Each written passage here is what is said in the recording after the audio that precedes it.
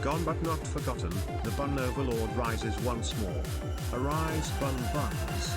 Our time is now. Our faith is rewarded. Behold, the dawn.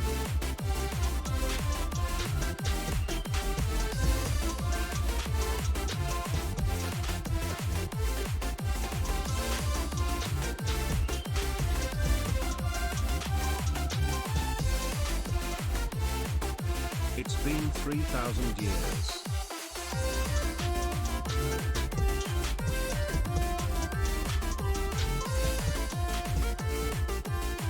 Let's go.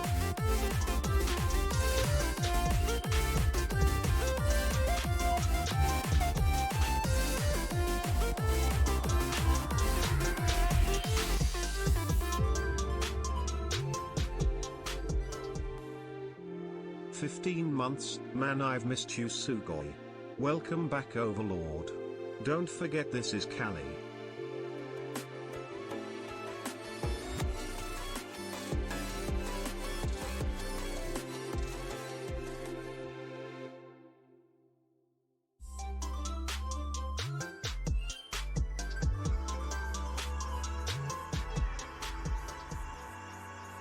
It's been 84 years since I saw Pink Bun stream. I remember that I'm crying and said goodbye to you now. 6 months past you back and hacking back, sheesh. Also forgot Falcon. Falcon is death, long live the Phoenix.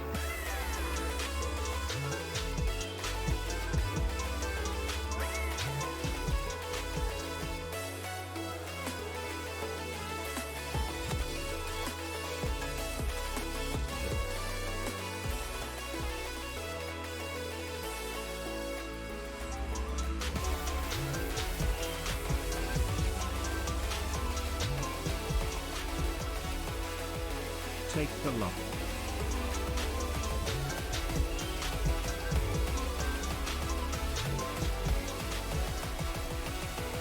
I haven't heard this music in a long while. I am crying of joy.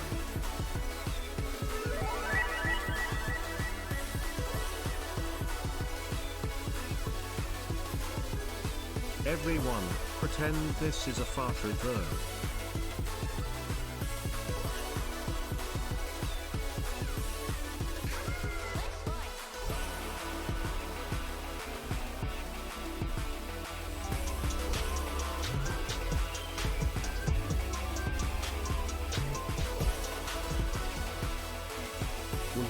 Yeah baby. That's what we've been waiting for, that's what it's all about. Rewind.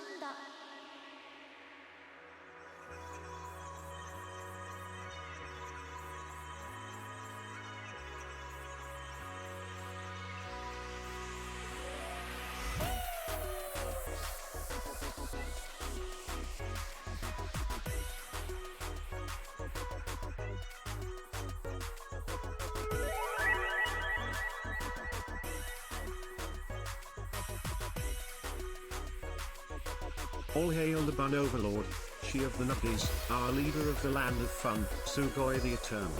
Lil Sugo I praise, Lil Sugo I praise, Lil Sugo I praise, Lil Sugo I praise.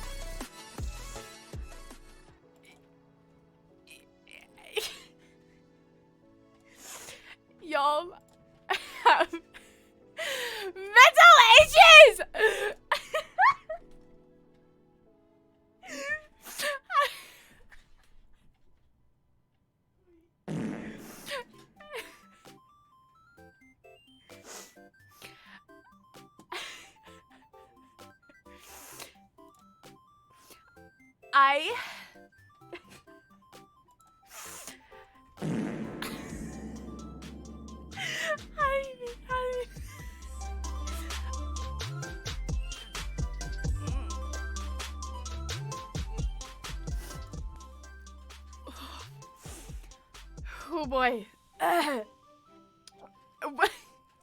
I can't even get the words out.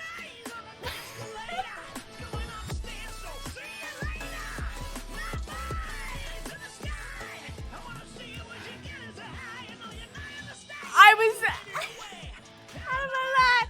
I was dead. Baby, now I see you again. Baby, alive, baby.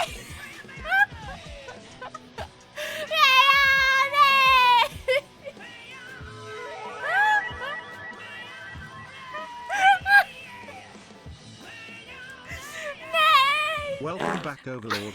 The Bun Army loves you less than 3.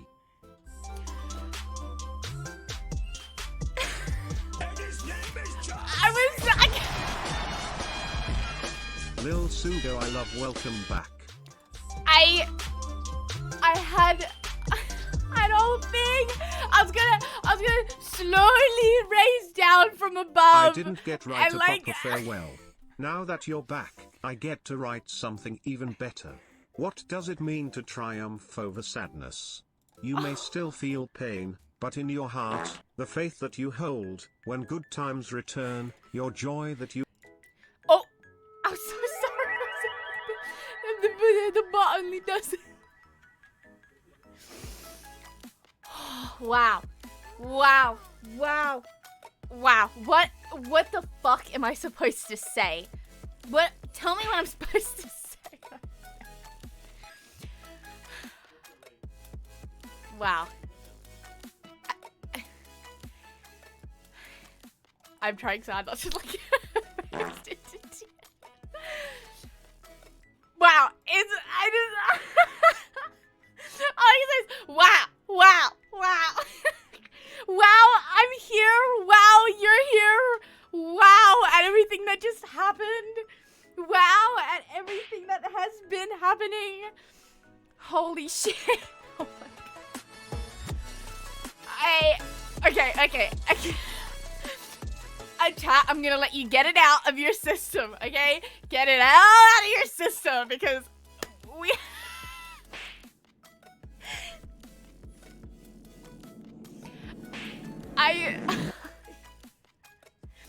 I missed you so fucking much. Can we just start off with that? Can we just start off with how much I missed you? Can we just like start with that? Okay. Oh, that's the wrong button.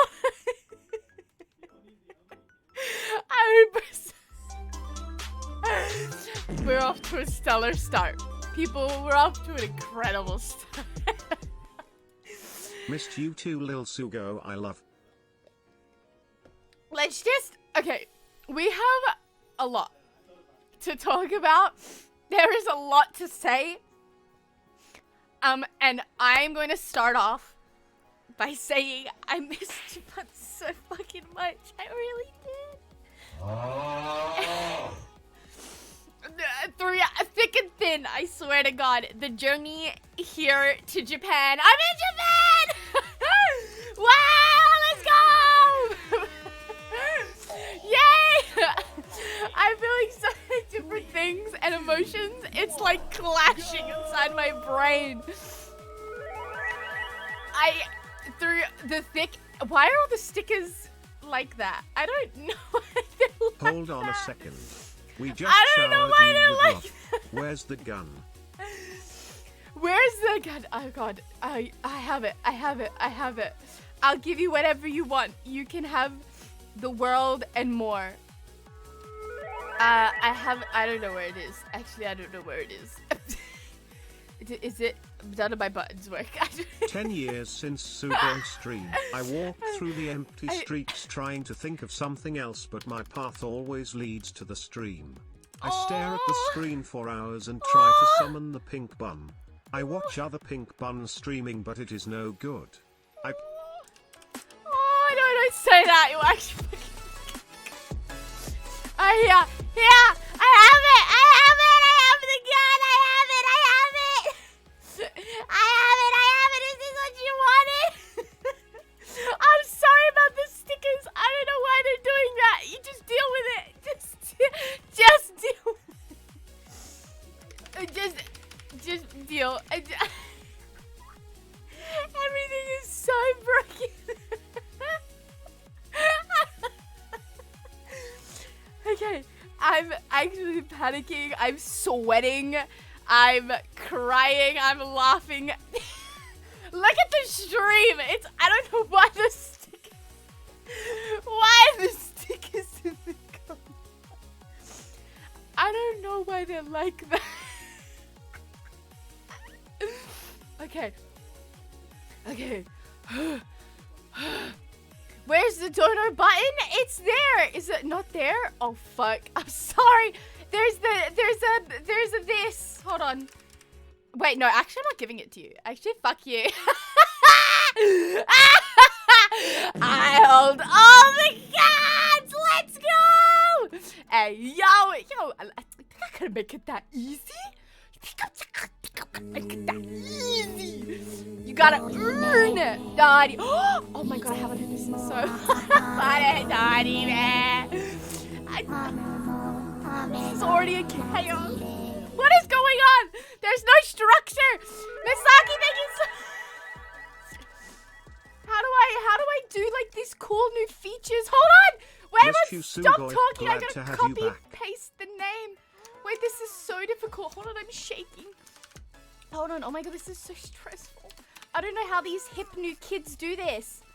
Did I do it? Yo, I did it! I did the shout out. Let's go! Okay, thank you so much for Okay, you can talk again. I did it. I got the name. You guys can talk again. Wow. Oh my gosh. Okay. Whew. Sweet baby raised dipping sauce. Okay. Yeah, I'm not giving you the. Welcome you guys have back. done enough. I'm not giving you the tip. You.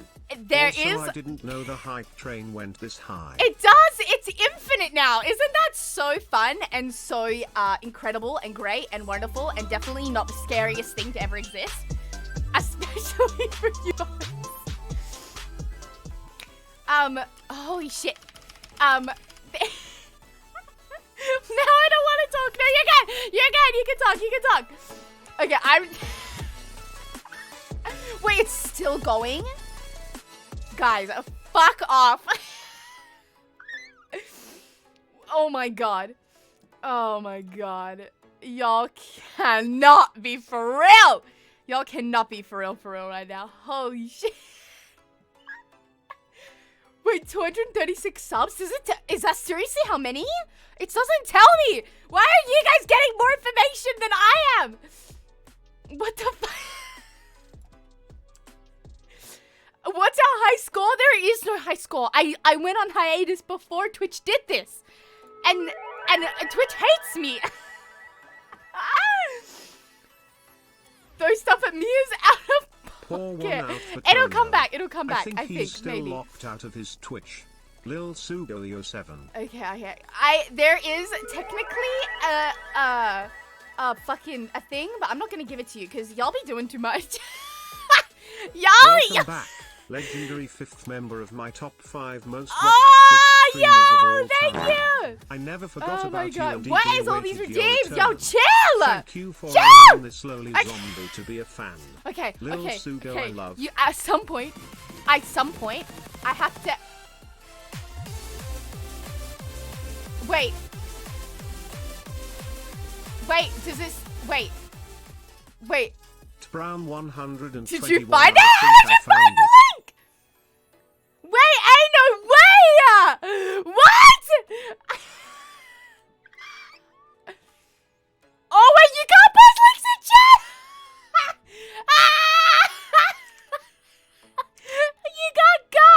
You can't post links in chat. You can't share it. No, you can't. People have BTTV. Oh fuck. Does that mean they can see it? I don't know, bro. Wait, it doesn't actually. Wait, it doesn't say. Wait, it doesn't say, like, how much. I think that might be for the best, though. Actually, I think that might be for the best. I actually think that might be better if it doesn't say how much. Okay. Okay, we need to.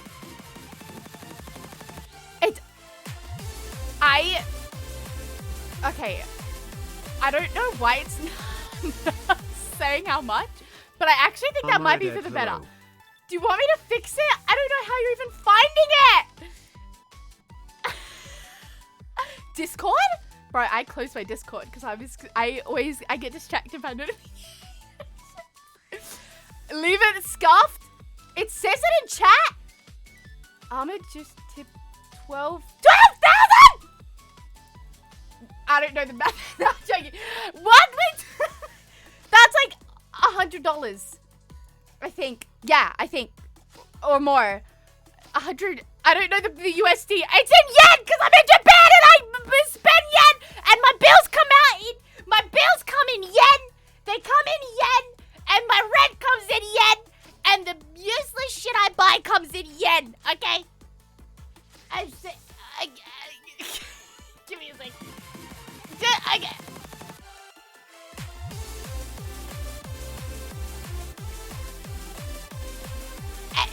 Everything comes out. Everything comes out in the end. So Tritoko missed you a lot, Sugoi. Glad to have you back, Tilda. I missed also, you can't silence our love. Thank you. I still don't. Usagibot is like having a go. Thank you so much for the donut. Thank you for everything. What the fuck? Anyway, yeah, it's in yen because naturally everything is in yen here, and it's a yen. Yes, 10,000 is ichiman. Yes, or man. Yes. Throw your men at Sugoi. No, please. Holy shit. Byan. Okay. Are you guys done? We gotta listen. We gotta wrap this up. There's a lot to go through, and it cannot just be like 6 hours of y'all doing this shit. Okay? It cannot just be 6 hours. Like however long we go take. It can. Hey, listen.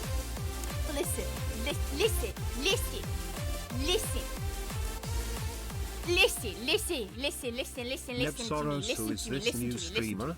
Let's fund her a Streaming for Dummies book. She might remember a thing or two. We are super happy to have you back, Bun. We missed you. I fucking miss you guys so fucking much. It's not even funny. It's not even fucking funny. Listen. Sugoi, do you never learn? We're never done. I don't learn. Can y'all fucking stop? Wait, I can see how much yen on this thing. Okay. I guess I'll fix that another time. That's not important.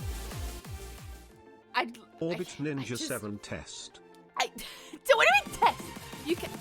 Where are y'all fucking getting this? Swear to God, I'm a come for y'all. I don't know where you live, but I'm coming. Okay. For you, I'm coming. No, I'm coming for you. I'm going to your place of residence.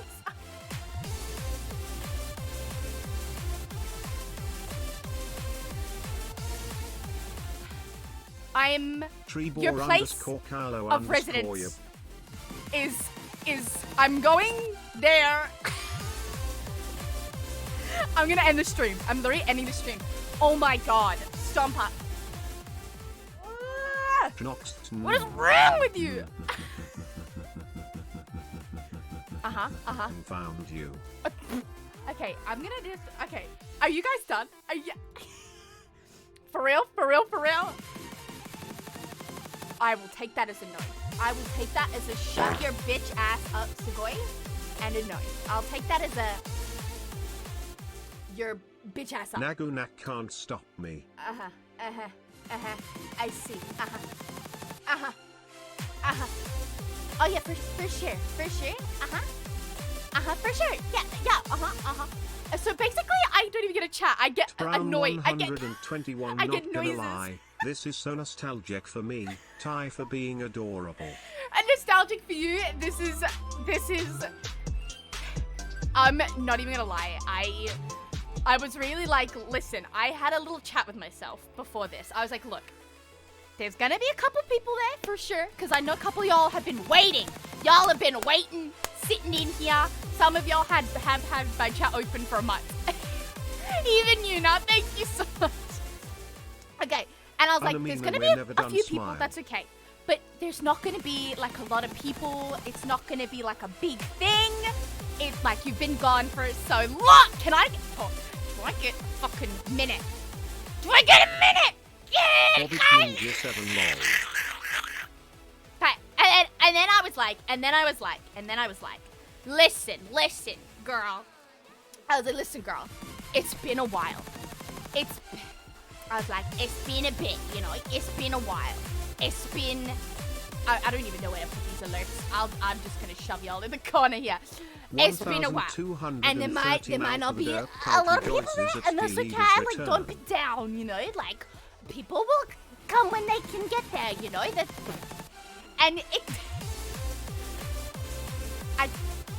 It's been 24 minutes. I haven't even started. I have so much to talk about. I hope you aren't getting tired of these alerts. So much to talk about. Ye of little faith. I know. I underestimate every time, and that'll never stop because I'm an underestimator, okay? I'm an underestimator, and I will always underestimate, okay? And there's nothing that can be done about that, okay?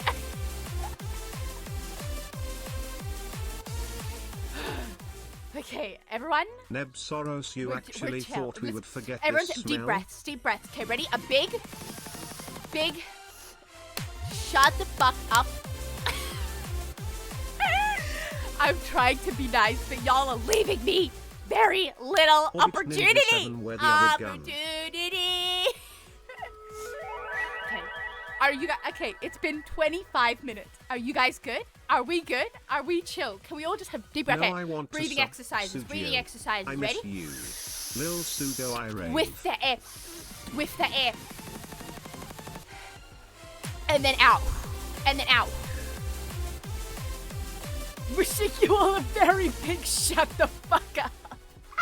That number man 81643, okay, welcome back, Sugoi. Big. Now shut up and take our money.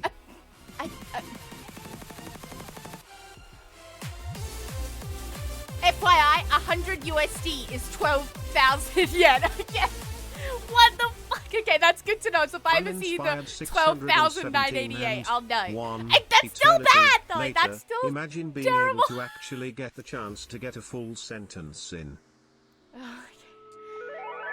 One day I will. I don't even need to be here. I could just take a picture of myself, ready? Like this. And then that's it. And then I just... Oh my god, are we in the clear? You guys hear that? Motherfuck!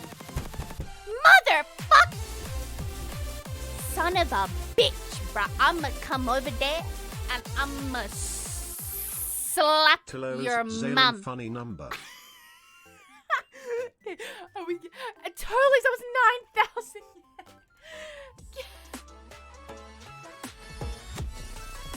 Chat. Yeah, I'm gonna...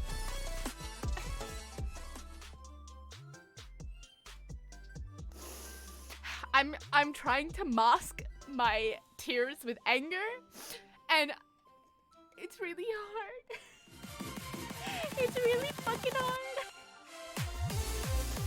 Cause I just wanna cry.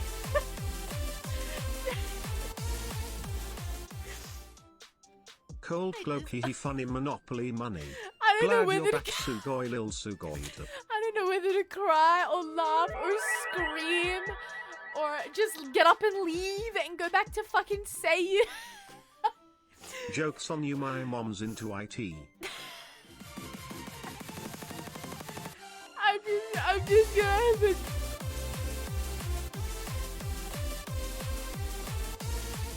You buns, can I just Gabercake buns are too good to 778 Sugoi. You buns Welcome are back. too good Missed for you me, so much and you're and so too glad good to have to the me. Overlord back. I don't deserve you. I don't deserve you. Not any single one of you. I don't deserve any of you.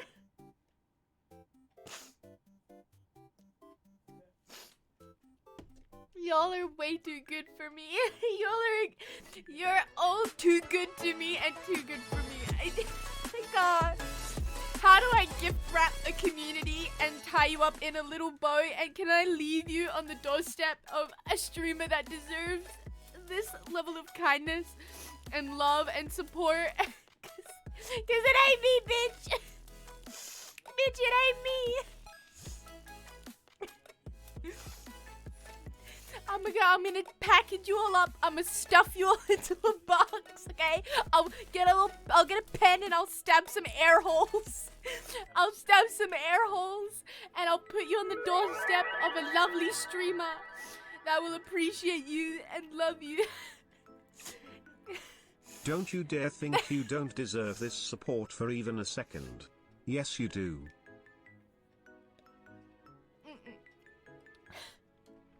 I really had to like convince myself like, hey, it's okay, you're not gonna be able to see like a lot of the buns today just because like it's been a long time. People move on, that's what happens, you know, that's not back to life. And I was like, and I really like had to sit down with myself and be like, hey, listen, bitch. I sat in the mirror and I was like, listen, bitch.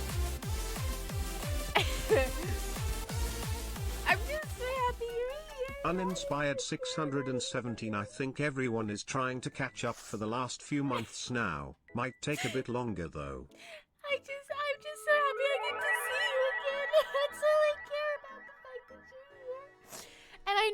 And I know I'm not seeing you, but seeing your names in chat, seeing you talk to me like this, that to me, that is being with you. That I'm Sugoi, now literally in you the know same you room can as never you. leave us again, That never is ever me again. seeing your faces, seeing your personalities, seeing you. That is what that is to me. And to the fact that I finally get to see you all again. I literally thought about what this moment might be like for Brown so long. 121. Even if you do And try this was and not get rid it. of chat, chat will always find its way back to Bun Overlord.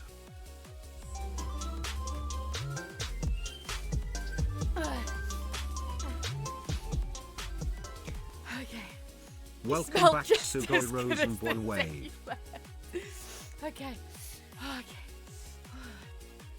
Buns. Oh, sorry, my arms a bit. Okay. I needed to drink, and I needed to. And we just needed to breathe. Okay. Let's all just take a deep breath. Let's do breathing exercise. I know some of y'all are crying just as much as I am, okay? I know y'all. Man, look at I know this y'all be crusty crying. bunch is cute, So take right? a deep Yes, breath. is. Look at that crusty cuteness. I made sure I was extra crusty.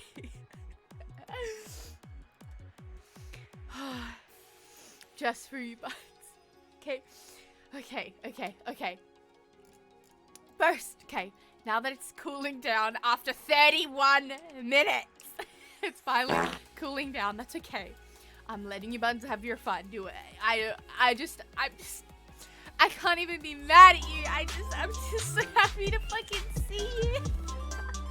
Nice Australian tag. I'm Australian though, because if I have just Breathe, the Japan Sugoi. tag, You got this. people are gonna Also no. ignore this See, number. I had to put both. You see, because I still speak predominantly English on my streams, right? So I come on stream and I'm speaking English, and I am Australian. God bless the community, and so man. that Happy it to be gives back a to little here like with all of you. expectation, and then a Japan stream because I am technically a resident of Japan now, and so it's a Japan stream. So I'm streaming for Japan, but I'm not always I want speaking to Japanese, cry, but but I'm at sometimes I'll work. speak I Japanese. can't Sometimes show my 日本語話せ emotion ま at す。 work, でも but when I get home, 英語 I will. 簡単ですよね。はい。Don't ask me to speak Japanese right now. English is hey, listen, bitch. English is barely coming out. English is barely coming out. Don't even ask me to speak Japanese right now, bro.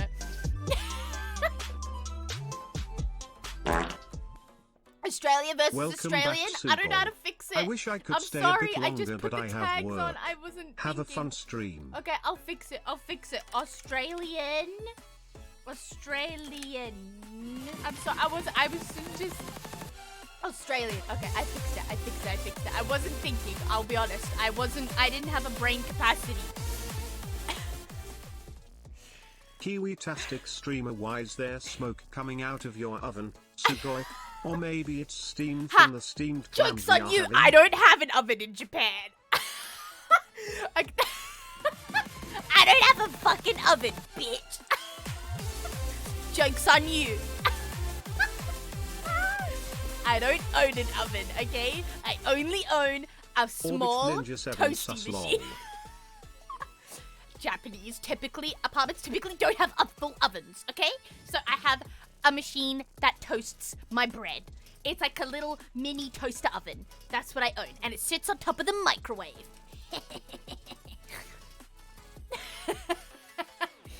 I'm feeling guilty. No, it's okay. I should have the correct tags. I should have been more on top of that. I'll be honest, I was so nervous about this. I did the tags last minute because I didn't know how to change my stuff before the stream.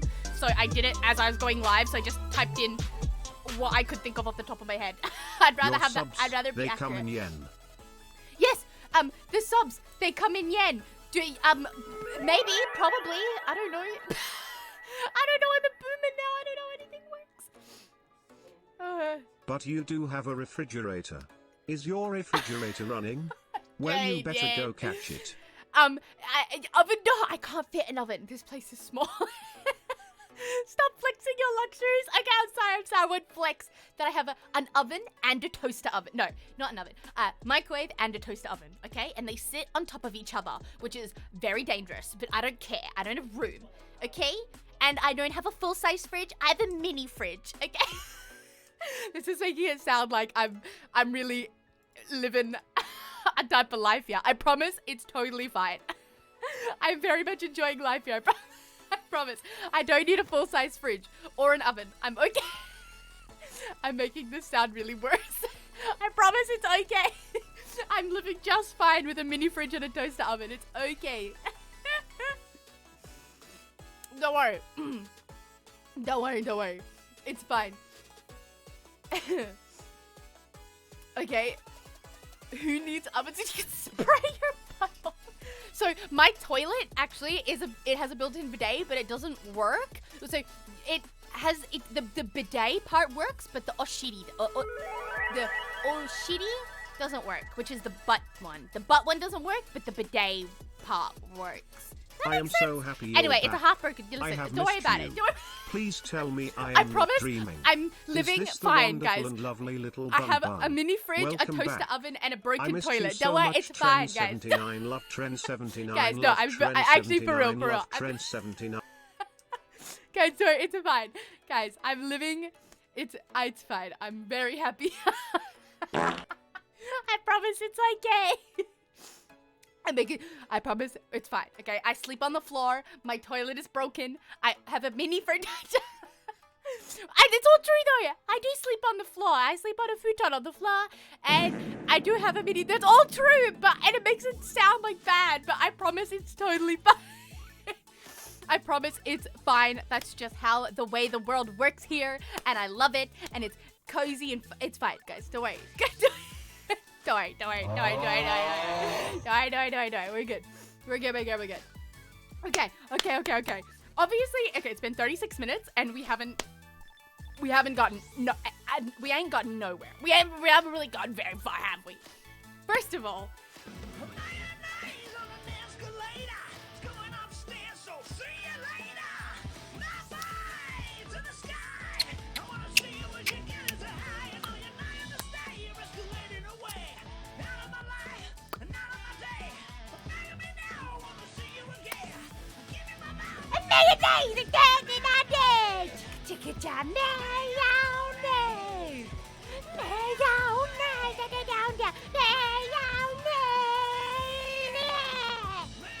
my god, why did my voice do that? Oh my god. Anyway. First of all, I am gonna have to talk over some of these because if I don't, we ain't getting anywhere. And let me tell you, let me start off by saying, make me feel you're describing shit. it you're in a prison cell. Make me feel like you're describing you're in a prison cell. No, I promise it's okay. I'm living a happy, fun, good life here. I promise I'm living fine. Everything is fine.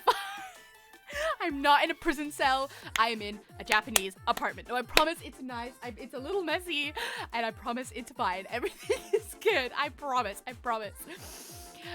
Just on paper it sounds bad, but in reality it's totally fine. It's perfectly livable. I'm very happy. Okay. First of all, holy shit. Thank you for being here. Thank you for joining me on my return stream. Hello, we're here. It's been 6 months. I think almost to the day. I don't think it's exactly, but almost to the day. 6 months. I have a lot to talk about. A lot is different. A lot is changing for better or for worse, depending on however you want to look at it. Some changes you'll like, some you probably won't. I can't help it. This is just the way my life is now. So there's a lot of changes that I want to obviously talk about so you know what to expect in the future. Okay, future. Has the toilet been broken all 6 months? Yes. It was broken when we moved in. Okay. 6 months, it felt like years. I know, but I'm here. I could have had a 2-year sub, but I unsubbed because you told me. Well, yeah, I didn't stream for 6 months, dummy. Of course I told you not to sub. Why would you sub for 6 months if I didn't even stream? I still didn't stream for 6 months. You silly goose. Anyway, we have a lot to talk about. I literally have a Google Doc, and it has everything I want to talk about in dot points because you know me. I get lost. I get sidetracked very easily. I'm literally sidetracking myself right fucking now. Okay. I get sidetracked, so I've got dot points to keep me updated, to keep me going and flowing and get the music rolling so that we can go through everything I want to talk about. The major thing I want to talk about that will come later. We're first going to start off with the stream, what's different, what's new. Obviously, the elephant in the room, I'm back. Why? How? What changed? What's different? What stream's gonna be like in the future? Is it gonna be like before? Is it gonna be totally different? Spoiler, it's different. But we're gonna talk about that. We're gonna talk about everything. We're gonna talk about the stream. We're gonna talk about the Discord. What's happening with streams? What's happening with the future? What's happening with Discord? And then I need to reveal to you the lie. Well, not the lie. It was just kind of just like it was like something that happened that I didn't tell you about because it kind of wanted to make it a little bit complicated. And that's like a whole story. And that is going to take up probably majority of today's stream. Is this whole ginormous story that I have to tell you about this whole thing. Okay. First of all, really quick, because I see a couple of people trying to do it in the chat. There is no exclamation mark Discord for today. Today is I knew today was going to have a decently big influx of people because it's the return stream, it's an event, it's a whole thing. I get that. It's not going to be like this every day or every stream. So I didn't want to open the Discord because kind of the biggest change at the moment is the behind the scenes is that I'm the only one here. Still remember that crazy Gartic phone stream you did before the hiatus? Those were such fun times. Not sure if anyone kept clips of that stream. I have all the pictures saved from the Gartic phone streams, but I'll continue. There's no exclamation mark Discord for today because I didn't want an influx of people joining the Discord and I didn't want it to be more than I could handle. The biggest difference from the back end of streams is that I'm the only one here. Hitori de, okay? Hitori de. Just me. Singular human being. Just me. I have no mods. It's only me. And that is on the stream. That is on the Discord. It's just me. It's not because it's not because I couldn't find people. I actually had a few people reach out to me, like, personally, like, by DMs and stuff, and be like, hey, if you do need mods or something like that, and you need help, like, I'm happy to jump in and help, and I really appreciate that. So I do have people that I can jump to if I find out it's too much. But honestly, you guys are so fucking good in chat. Like, you guys are fucking, like, you're good. Like, you're so well behaved. Like, I have absolutely been to streams where you have to delete every other message. Like, you gotta be on top of that shit. But you guys are so good and so well behaved. Honestly, I don't have to do much. Discord's a little different. Discord can be a little bit sussy sometimes. So basically, yeah, it's just me, and at the time being, I'm kind of happy with that. I'm kind of happy just kind of running the show completely on my own for a while. Like I said, if we do end up getting like a decent amount of people to every stream after this, and I do decide that I want like some help, then I will reach out to those people who offered a hand. But as of right now, I'm really fine managing things on my own at the moment. Like, if I feel like there's a message in chat that needs to go, you're gone. You know, if there's a message in the Discord that needs to go, it's gone. You know, it's like not more than I can handle. So at the moment, I am just completely running the show completely on my own in both the Discord and the stream. So if you can like, be extra good, that would be so helpful, because then I can be happy on stream and not have to constantly be like and be like watching chat like a hawk, like, hey, who's going out of line? Sugoi, welcome back, you adorable bun overlord. Are you going out of line? Happy birthday as well. Step out of line. Don't you be stepping out of line, boy. So if I don't have to do that, that would be phenomenal. But you guys are already so good, so just keep doing what you're doing and you'll be A-okay. So that's the biggest difference behind the scenes. Now, in the front end, that's not anything you buns have to worry about. That's like a me thing. Now, on the front end, that does concern you. Now, the elephant in the room we should address. And that elephant is me. I'm back. Why? What happened? What changed? And that's a whole story. Oh my gosh, that's a whole story in and of itself. Basically, there were a lot of factors, obviously the moving to Japan and everything like that, that were whether I could even come back whether I wanted to or not. And those factors had to be considered, and then it was an option of whether I wanted to, and I had to think about what was, what I had time for and what I wouldn't have time for. And the biggest thing was, as if you've been paying, I guess, attention, you would know that I'm actually currently studying Japanese here in Japan. So I go to school every single day for 3 hours in the morning. So it's not the whole day. It is only a 3-hour class, so it's not like a 9 to 5 or anything like that. But I do go to class every morning for 3+ hours and study Japanese with my classmates. And so that was the biggest thing. Like, that was a big reason why here I wanted to study Japanese in Japan. And so seeing what kind of workload my school was going to offer me was really important before I could decide whether I was going to come back or not, because I've never been to a school in a I haven't stepped foot in a school in a decade, let alone one in a different country. So I had no idea what the workload was going to look like, whether I was going to get full 1,000-word assignments every day or homework every day, or whether it was just going to be whatever I learned in 3 hours is good and then nothing afterwards. I had literally no idea. So that was a big factor as well. And I'm going to talk about my school and how it's going, because I know you both want to know and I'm really excited to talk about it. Now, yes, so the streaming. Now, it is not going to be like it was before, and that may make some of you a little sad, but for those who weren't aware or aren't aware, back before, for the last year I was streaming, or before the 6 months, it was my full-time job. I was a full-time streamer.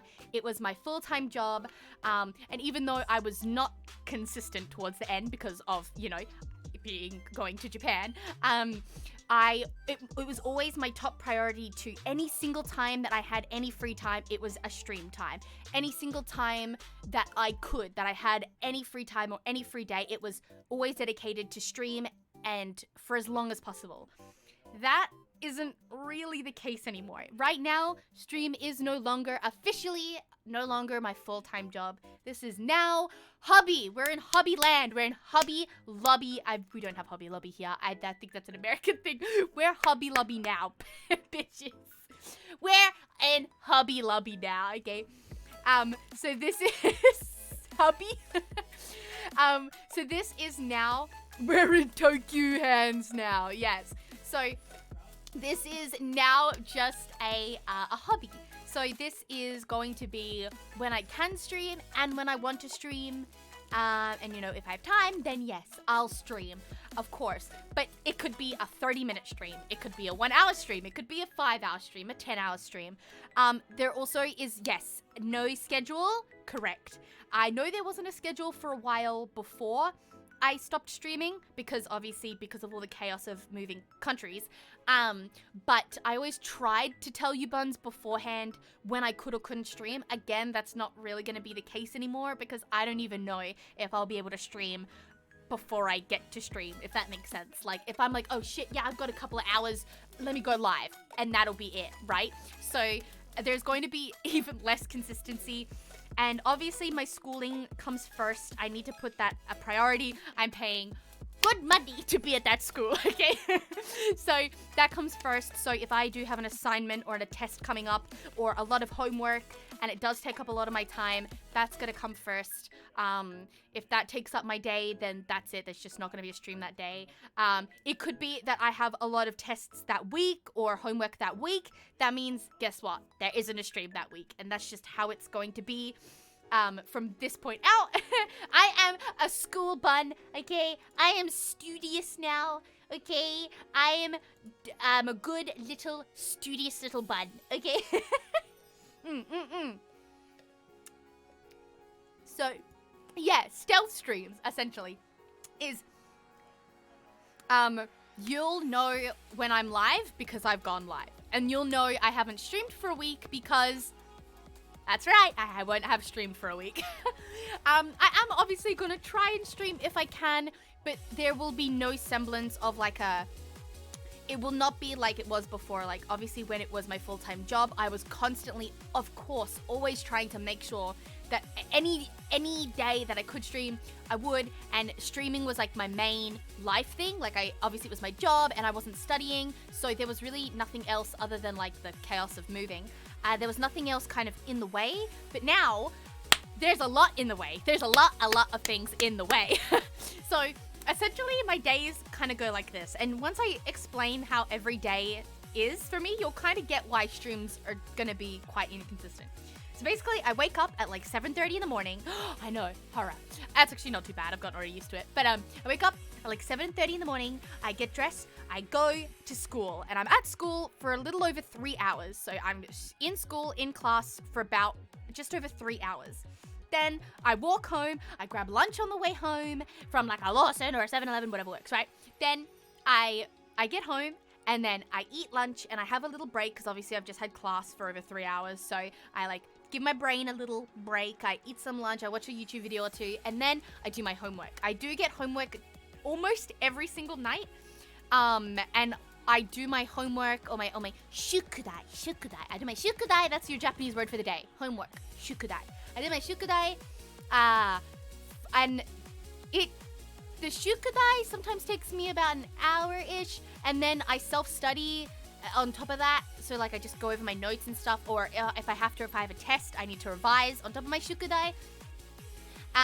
So I generally do after school studying for about 2 to 3 hours. That's including shukudai, that's including eating some lunch, taking a break, and then doing self-study, revising for tests. So I do my shukudai, I do my self-study for another 2 to 3 hours, and then after that, I go to the gym for 30 minutes to an hour, also every day, or 5 days a week. And then after that, I can stream. Yeah. So there's that. So if there's any energy left in me after that, then yes, of course I'll stream. But honestly, so yeah, there's plenty of time. Oh yeah, dude. But yes. Okay, actually there is a lot of stretch redeems. I am gonna do some of these stretch redeems. I am doing them in the background. I'm not specifically saying it, but I am hydrating and stretching in the background. I do see your redeems. I am doing them just cheekily in the background. Shukudai, shukudai, yay! Look at you both speaking Japanese. Good on you. Yes, my shukudai. Shukudai. This is turned into a finale all at once. Oh no. I do only have school Monday to Friday, but because and by the time I come home from the gym, so after all that, by the time I come home from the gym, it's anywhere between 3 to 4 p.m. So it's already like quite late in the day at that point. So when it comes to weekends, I'm like, yes, I finally get to go out. I'm so excited. Tomorrow, I'm going to IKEA for the first time in Japan. I've been to IKEA 1,000 times in Australia, but now I'm going to IKEA in Japan. Yeah. So the weekends, I like to go out and do stuff if I can. But yeah, so that's kind of it. A TLDR, streams are not going to be every day. Streaming every day is not going to be a priority because we are in Hobby Lobby now. We're running this bitch on Sugoi time. We are living in Sugoi time now, bitches. Yeah, basically TLDR from that, if I kind of got a bit lost, streams are not going to be a priority to be every day and as long as possible. If I have to do just like a once a week 30-minute stream, then hey, that's what it's going to be, you know? And yeah, if I have time, if I have the energy, and if I want to, if the stars align, then absolutely you'll get a stream. You won't be really notified beforehand if I do stream, and you won't be notified like, oh, hey guys, I'm not going to be streaming this week, because like I won't even know the level of homework I get each night until I get it. So it's going to be a lot of just like, if you catch me, hell yeah, let's fuck shit up. And if you don't catch me, then you missed me. I don't know. I'm trying to be cool, and be cool is so hard. It's your world, baby. We're just living in. I gotta live on Sugoi time, man. I'm living on Sugoi time. I gotta take it. I get home from an already great day to see Sugoi is back. This day just keeps getting better and better. Welcome back. Hey, I'm not the only one back. You buns are back too. Welcome back. I'm just happy to see you again. You have no idea how happy I am to see you buns again. Okay, you buns can pretend that you're happy to see me more than I'm happy to see you, but let me tell you, you'd be wrong. I'd win that bet, okay? I miss you more, okay?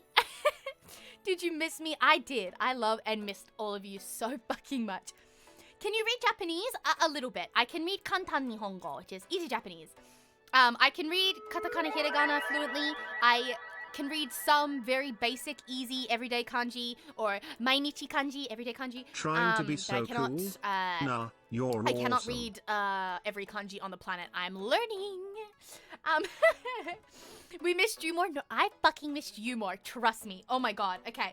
So, now that we've got that TLDR out the way, inconsistent streams even more than you're used to. So if you do catch me, I'd love to see you. I'm so happy to play games and laugh again. That was a big reason why I came back. I would play games, you know.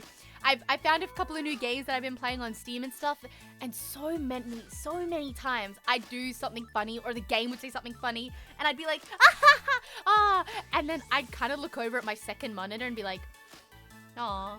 Like, you know, like, there's no chat there. There's no chat there to be like, I was like, man, I wish chat could have seen that. Or, man, I wish chat was there to laugh with me. Because, like, chat would have loved that. Or, like, damn it, chat would have fucking, chat would have loved that. Or, chat would have found that so funny. And then I caught myself doing that more and more. And I was like, fuck. And, daisuki, daisuki da yo. Minasan daisuki. I don't know why when I sang that. 私のくだりない日本語できますか? くだりない. I don't know what that means exactly. My brain is, you know, for going to school 5 days a week to learn Japanese, I know fuck all. I'm in the baby class, don't worry. I'm in the class where they're like, we're still, and I still get things wrong because I'm so bad. とっても大好き. Yes. Yeah.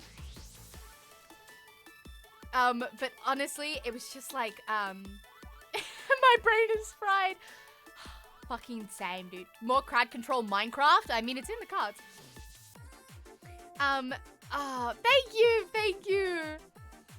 I just like, you know, I just fucking, man, how can I even, hold on, I'm gonna translate that now, because now I feel bad that I can't read that. I probably could, but my brain. Can you understand my stupid Japanese? I said, Kudaranai? I've never heard that as a word for stupid before. I don't know. I don't even know what kudaranai means. Neither. I've never heard that before. What the fuck? Is that translated? Because that must be using like a dialect or something. Because I've never heard of kudaranai as used as a word for stupid. Yeah, but I fucking, oh man. So the elephant in the room is I'm back, and basically there were a lot of factors into whether I came back or not. And today is a day of honesty. Obviously, soon I will talk about the lie, or the more accurately, the omitted truth, and that has a whole story behind it. And honestly, I probably would have kept this lie a secret. I say lie to be dramatic. It wasn't a lie. It was just something I didn't tell you.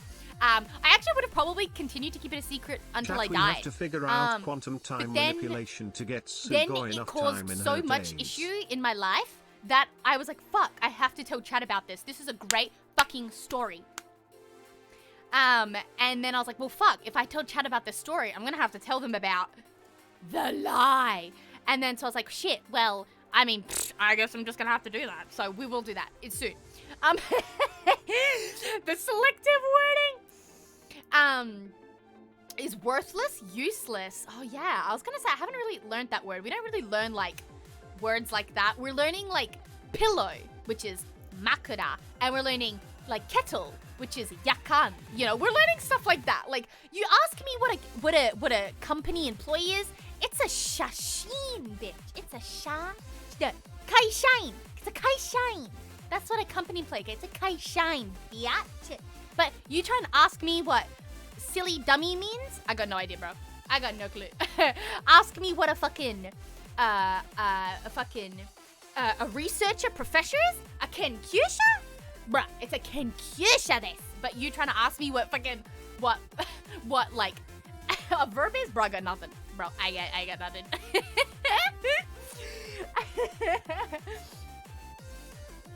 And we all insisted she was gonna have a baby. I'm still not pregnant, and I swear to God, I ain't getting pregnant. I'm not having a baby. Oh my God. In this climate? Bro, in this world, in this climate, in this economy, the yen is crashing. I sleep on the floor. I have a broken toilet. No, I'm joking. I actually love my apartment. I promise it's fine.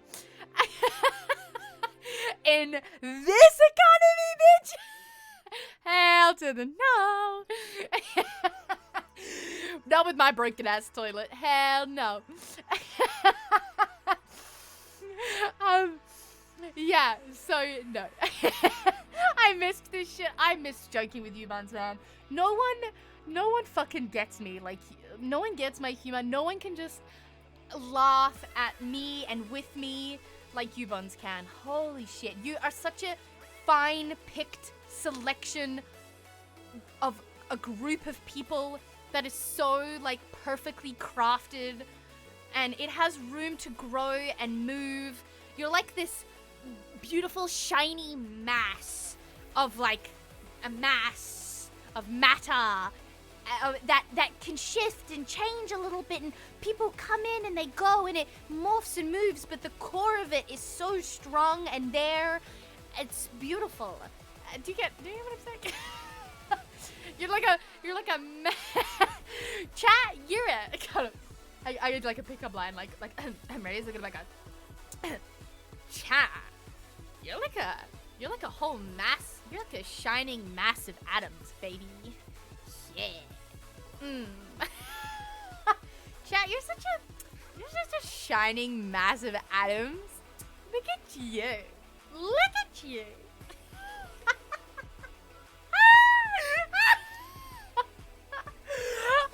You're all like, see? You're all just collective like, stop. Like, this isn't... this ain't it, bitch.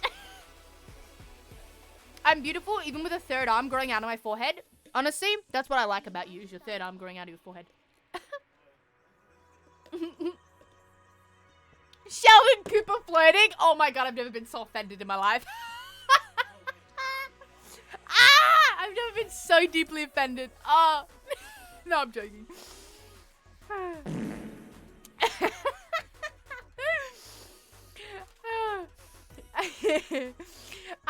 but All right, I'm losing my train of thought. Yes, I'm back. What led to me coming back? What was the decision? You know, what was that like? I'll be honest with you, Buns. So, okay, I'll bring you back to my mentality. Like, let's get down in with it. Let's get down in dirty with it. Also, I will go comfy because there was a comfy reading. Get nice and comfy in here. Okay, we'll get nice and good in here. Why do I look a little scuffed? Why do I look a little? Hold on, let me fix my little face. Hold on. I look a little scuffed. Hold on. There we go. Oh, there we go. The beautiful Blanky by Cry, by the way, everybody. By Cry Toko. She's in the chat. Okay. I'm watching. I can see. I know you're there. Oh, the gun's still here, by the way. So don't think that it's gone. Don't think that you're safe because the second you mess around, bam, you find out. It's like you know me. It's like a secret little department, right? Where like here and I'm cute and I'm like, oh my gosh, and then you fuck around and then you bam and you find out. You see what I mean? You fuck around and then you find out. So don't be fucking around, okay? Because you will find out. Okay. So, we are back. Oh my god. Crazy, right? Insanity. Some of y'all didn't think it would happen. Some of y'all were sure. And you can be right. If you bet money on it, then there you go. I'm about to fuck around. Hell no. So, let me bring you guys back. Oh, by the way, there's going to be a lot of talking on this stream, so if you get lost or have any questions, just throw them at me and I'll answer them as we go. Because I am going to be doing a lot of talking. I'm so excited to tell you the stories I have, chat. Holy shit, you're going to lose your fucking mind. But first, let's start with the chill stuff. So, I'm back. And it was kind of a mental roller coaster for me, to be totally honest with you, about whether I wanted to come back or when, or if it was even possible whether I wanted to or not. Because obviously before I got here, I didn't know what it would be like in school and what that would be like, especially because I knew that's kind of my number one priority right now. Oh yeah, and that daily schedule, by the way, is not including an arubaito. The English, part-time job. An arubaito is a part-time job. If I do end up getting an arubaito arimasu, then again, that is also going to cut into potential stream time. At the moment, I can't get one because I just don't feel like my Japanese is at a good enough point where I could have an arubaito. But if I do eventually get one, that is something that we'll have to maneuver around streaming as well. So we'll see. Looks like I couldn't throw stuff. Oh, sorry, I don't know why it's not working. Here we go. For all the throw stuffs that didn't work, here you go. Wah! I'm kind of being protected. By the blankie, though, I'll be honest. Okay. So, I'm back. What was that decision like? Like I said, it was kind of a mental roller coaster. So, I'll bring you back to what kind of my mental state was like when I first left streaming for Japan. Obviously, it had already been 8 really intense, stressful months on top of streaming. Streaming, trust me, were the good parts, but outside of streaming, it was just a constant busy and stress about making sure everything was ready to go in the right times and everything like that for obviously to uproot my entire life from Australia and move to Japan.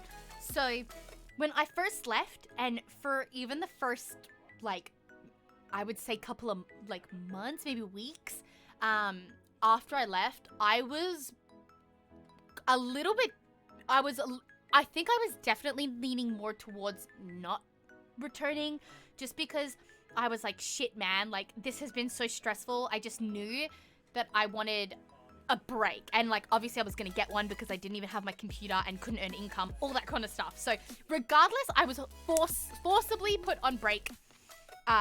Regardless of anything, okay? I was forcibly on break from streaming, whether I wanted to be or not. But the break, like the 3 months after I initially moved to Japan, if you buns may or may not know, I didn't actually have my computer, so I didn't have any of my PC or my monitors or anything like that. It was all being shipped over by sea freight, and that was already going to take about 3 to 4 months. So I knew I was going to be completely without a PC for 3 to 4 months. And I think that part was actually really eye-opening and actually really refreshing. I had kind of like a complete like technology detox. Right? So like I could have obviously like been a bit more active on the Discord and stuff on my phone and stuff, but it's like I really wanted to take that rare opportunity of not even having my computer to really take a break from even stuff like my phone. And because I was living so chronically online, I was so chronically online because my full-time job was so focused of obviously being online, having a social media presence, etc., that having just a complete detox for so long was so like a shock to my system almost. Like, and then having that happen in a totally new space, I was basically going outside every day. I was doing like 15 to 20,000 steps. I was exploring every nook and cranny of, as you once know, I live in Sendai City. I don't mind saying that I live in the city. It's a big city. So try and find me if you can, bitch. Find me if you fucking can, bitch. The important thing was the cat. Oh, I got a story about that too. Oh my god, I have so many fucking stories. But no, but seriously, if any of you ever come to Sendai, like literally hit me up. I'm totally happy to hang out IRL. No problemos, okay? Do let me know. But yeah, so I lived in Sendai, so I was literally exploring every nook and cranny, every new shop, every new building, learning how the mail system works, learning how the trash system works. If you don't know, trash in Japan is a very big thing. Everything's divided into bags.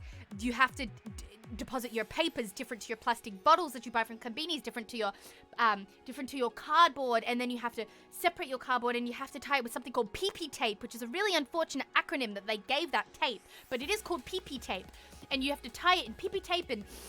And it's like, yeah, there's a lot to learn. There's a lot of obviously, and other than that, there's a lot of just generally everyday customs that you need to change if you're from a Western world. Because I wasn't just going to come over here and be like, well, I'm going to fuck shit up in my own way. I was like, came over here totally ready to learn the ways of the Japanese and totally assimilate, you know? And I think I've done a good job. I feel like I recycle good. I feel like I do good, like when interacting with people. I think I bow appropriately. I think I say the right things, at least in small scenarios, so I'm good. It is literally PP tape. That's literally what it's called. It is the plastic tape you buy. It's really cheap, but you need that tape to, when you have a lot of boxes, you flatten all your boxes and you put them into piles of similarly sized boxes, and then you tie it sideways and long ways, horizontally and vertically, into a bow, and you tie it with PP tape. And then you put it outside the morning of the trash collection. And it's a whole thing. It was... Yes, polypropylene tape. Yes, polypropylene tape. It's why it's called PP tape. It's an unfortunate acronym, but it's called PP tape. PP tape. PP tape. And so it was a lot of learning the way of life. Obviously learning very essential one-word answers to like be able to order food or to be able to go through the checkout at any place, whether it's a konbini, whether it's a shop, whether it's a restaurant, you know, learning how to order properly, learning how to just respond properly, even if it's just very minimal. There was a lot of things I just had to learn really quickly, really fast off the bat, so that I could, you know, set up things everyday life. Mossburger, I've been eating Mossburger. We love Mossburger. I love my ebi burger with my oni potato setto, and I get my coffee drink. So good. I get an ebi burger to oni potato, which is you get onion rings and potato chips, so oni potato setto. And then with that set, you get a drink, and so I get my coffee drink, and it's iced, and it's delicious, and I love my Japanese coffee. It's so good. Do they have a Coco's curry? Yes, they do. John and I have one. It's in the city. It was yummy, actually. We really enjoyed it. Coffee, yes. You gotta tell us your favorite food. I will. It's not the size of your PP tape. It's the motion in the... Coco's is really good. Yeah, Coco curry is really nice. We've only been there once because we're trying to try like different things. But yeah, it was really good. We want to go back there.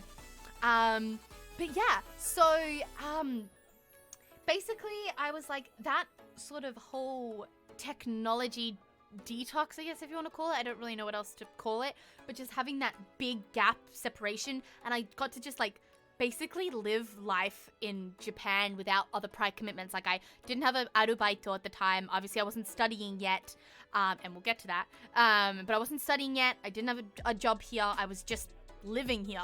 So that really helped me. And then obviously, as I mentioned before, then eventually, and at that time, my mindset was still more of like, I don't know if I'll come back. Like it wasn't really at the forefront of my mind. A lot of other things were at the time. But obviously, whether or not I was coming back to streaming was always scratching at the back of my head. Always. From the moment I pressed end stream 6 months ago until today, it was always scratching at the back of my mind, you know? But it was quite back there for a while, like far back there. Like couldn't feel the scratching very much, you know? And then it was really when I got my computer back that it kind of, from the very back of my brain, it began to scratch the front of my brain, if that makes sense. Can you PP tape all those boxes? Hey, sometimes it can't, man. You gotta use multiple rounds of PP tape. Yeah, I kind of started to think about it a lot more. Obviously, it was at the forefront of my mind. And then I found myself opening up things like OBS and Slobs and VTube Studio, and I found myself tinkering. And I would just tinker with the stuff I had and update some small things and change up some small things, and like some of it you may not even notice, but and I found myself tinkering, and I was like, oh, you know, just let me like update my stuff, because, you know, if I do decide to, like, my brain was like, well, if you do decide to come back, you know, you don't want to be a boomer, and like, or if I do decide to come back, I want to be like ready straight away. I don't want to have to spend like a whole month updating and fixing all my stuff. So I was slowly, like, you know, fixing all my stuff and going through everything as I went. And so over the last like few months, I've been like slowly tinkering with some of the stuff. But yeah, it was just like slowly becoming more and more at the front of my mind, and it was nagging at me. And then I think it really started when I'm gonna go to bed. Happy to see you again. Oh, thank you, Numberman. Thank you so much for everything. Have a good night. Piass me to you and everyone that is going to sleep. I know it's not a really ideal time for a lot of you, so I'm sorry to keep you up so late. Please go get some good rest. Bye. But yeah, so it became like a more nagging feeling. I was like, and then I would start playing new games, and I'd be like, oh man, this would be so fun to stream. Like, for example, I've started playing the game Papers, Please, because it was on sale, and Potion Craft, because it was also on sale. And those games have been so fun. I'm enjoying them, and I just, every time I play them, I'm like, oh, chat would find this so fun to watch, or this would be such a cozy stream, like, you know? And then and then, I don't know, then it would just like, and then from being predominantly on a maybe not, or maybe I won't go back, it kind of almost flipped entirely into like a, man, I think I do want to go back. Like, I think this is a sign telling me like, this is me realizing that I do want to go back, because I don't think at any point, even from when I was thinking like, oh, maybe I won't, there was never a point where I felt like I was done with content creation as a whole, like in its entirety. Like, Yubun saw the Japan vlog. I did post that in the Discord, and anyone who joins the Discord in a later stream can obviously go and see it as well. And that type of content creation was really fun. But then, yeah, it just became more and more of like a, oh my gosh, chat would really find this funny. Oh my god, I wish I was streaming that, because that would have been so funny. It was so hilarious. And then it just eventually evolved into like, I just had this like epiphany one day sitting at my computer, and I was like, oh my god, I want to go back to streaming. Like, I'm ready to go back, but I couldn't, because I hadn't started my schooling yet. And that was a big factor, because if my schooling was really hectic, like I said, if I was getting assignments every day and multiple tests every week, and I had to study, you know, and it was going to take up too much time, then even if I wanted to, it just wouldn't fit in the cards, at least not for a while. And so, yeah. Hold on, I'm getting warm. Hold on. And, Sugoi relapsed into streaming addiction. Yes. And so yes, welcome everyone who's just coming in. I am back. I'm just sort of talking about the story of when I came to the official decision to come back to streaming. And then after that, we're going to talk about the lie and the giant story that I'm going to spend 2 whole hours talking about, but it's going to be fun. Anyway, I will wrap this up. Yeah, eventually it just became like oh my God, I want to come back. I had the realization that I wanted to come back, but I needed to start my school and I wanted to give it some time, right? I wanted to give it at least a week or two. And this week was my official 2 weeks, finished my second week of school. And then I realized, like, wait, I was at school all last week and I was like, oh, wait, I have been getting homework and having tests every day, but it's not anything I can't handle. Like, does this mean I can go back? Like, is it ready? Are we ready? And then, yeah, and that's when I made the announcement. I made the video. I let you buns know straight away. I was like, that's it. This is it. Everything has finally fallen into place. School has started. It's not too hectic that I can't handle. And if it does get to a point where I can't handle it, then I just have to stop streaming for a couple of weeks or however long and then come back when it's more chill. School was a point where I could handle. I was fully settled in. I had everything set up. I had been updating my stuff behind the scenes for the last couple of weeks or months, just tinkering with my stuff, so everything was ready. All I had to do was say it, and I was so nervous. John had to press the enter button with me on the announcing my return because I was so freaking nervous. I was like, shit, I don't know how anyone's gonna react. Is everyone gonna say it's too soon, or is it too far away? How long should I announce before I actually come back? But I'm happy with how everything turned out. So,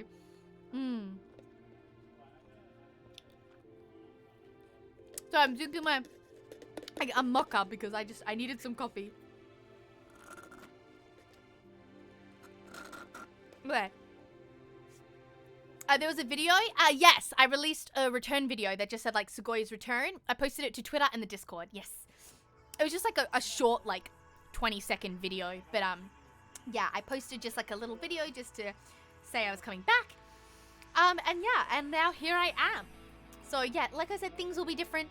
Streams will be a lot more inconsistent and whenever I can do them and whenever I'm up to doing them. But I am so keen to get back into it. I'm so keen to just have fun and laugh and chat and just have a fucking good time with all of you. It's gonna be really great and I'm so excited to have back. Hell yeah! Oh yeah, the vlog is a Discord exclusive. Yes. Yes, yes, yes. Okay. Are you buns ready for the reveal of the lie? Okay. Again, it's not, I didn't lie to you. It's just something I think I might have mentioned it once, but it was something I kind of just kept to myself because it would have made things really complicated. So the lie. No, come on, hold on. I got a soundboard for this. Hold on. Lie. That, the lie. Come on, I gotta have something better. Okay, here we go. The lie. That's pretty good. Okay, ready? Okay, it's time to talk about the lie.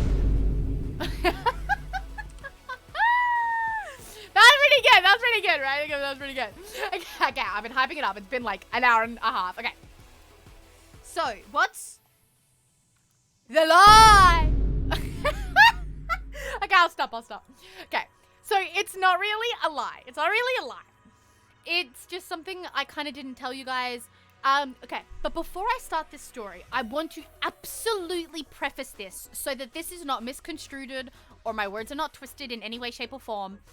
That everything that did happen leading up to the final stream, so if the buns who were there at the final stream or in that 2 weeks leading up to the final stream, I want to just preface this 100% by saying every reaction I had to the things that happened, and everything that did happen leading up to that was all 100% real. I was really unsure if I would get my visa. I was really, and that genuine screaming reaction.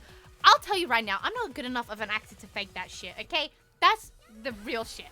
But the details of things I kind of left out because it was kind of really complicated to tell you at the time. But I just want to preface this 100% that everything I spoke about and everything that did happen in the lead up to the final stream before I left is 100% real. It was just kind of the more gritty details that I'm going to talk about. So, let me bring you back to the 2 weeks, during the 2 weeks leading up to, during the Goodbye Donathon, the 2 weeks leading up to the final stream. For the buns who was there, during one of the streams, I received my passport in the mail back from the Japanese consulate of Australia, of course, to give me a visa to go to Japan. And that genuinely did happen, and I genuinely did open my passport for the very first time on stream and had a genuine reaction to seeing my visa to get into Japan for the first time, and that was literally mind-blowing. I screamed so much, I like ripped my vocal cords. And a lot of you buns were there, you saw it, you were there, you saw the genuine reaction. The only slight detail that I kind of left out, and don't hate me, Ubu, is that I'll stop. Is that the type of visa I was receiving that day was not actually my permanent visa in Japan. It really was a genuine reaction because that visa was the first step into becoming a resident of Japan, which I am now, by the way. I am now. That's no lie, no cap on a stack. But the type, and this is why this, and I'll explain why this is important, but the type of visa I was seeing for the first time was not a permanent visa. It was actually a glorified tourist visa. But I genuinely actually really wasn't sure if I was going to get it because of the things I said at the time, which was the lady being sus with me at the consulate. And she was like, oh, I don't know if they'll accept your passport because it's like dirty or something. And I was like, what the fuck do you mean I have a dirty passport? What are you trying to say, bitch? I didn't say that, obviously. I was like, okay, yes, thank you, ma'am. Please beg them for me. But the type of visa I received, so I really genuinely wasn't sure if I was going to get it. So obviously the reaction at the time and opening it for the first time was very real. But the type of visa I was receiving that day was only a visitor's visa. Now, at the time, back then, like 6+ months ago, Japan was still completely closed off to any type of tourism. And because obviously every detail in this story will be important.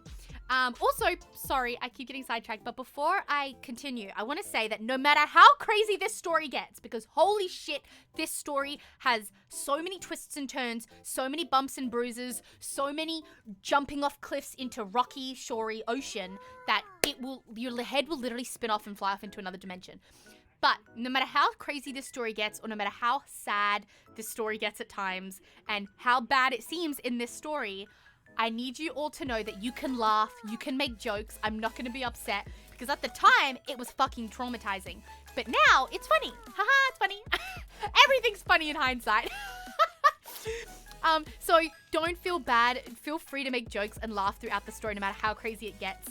Because that's what it is now. It's a story. It's not my reality. It was for a time, but not anymore. Because at the end of the day, guess what? Spoiler alert for this story, chat. It all works out in the end. I'm here in Japan. I am a official long-term resident of Japan. I have my full visa. I have my residency card that I keep forgetting the name of in Japanese because I'm terrible. I have my juminhyo, which is like oh my god, I don't know how to explain what a juminhyo is in English. And that's not me being, like, silly. That's, like, for real. Because in Australia, we didn't have one. It's equivalent to an American Social Security number, maybe? It's, like, a series of numbers and letters that identify you as, like, a resident of a country. Australia doesn't really have those, so I don't really know what to call it. But my juminhyo, yeah, it's like that. I have that, you know? I'm identified, bitch. I'm stamped, you know what I mean? So you can laugh and point jokes. I lived, bitch. Oh, dude, let me tell you, I'm a sibby saying I lived, bitch.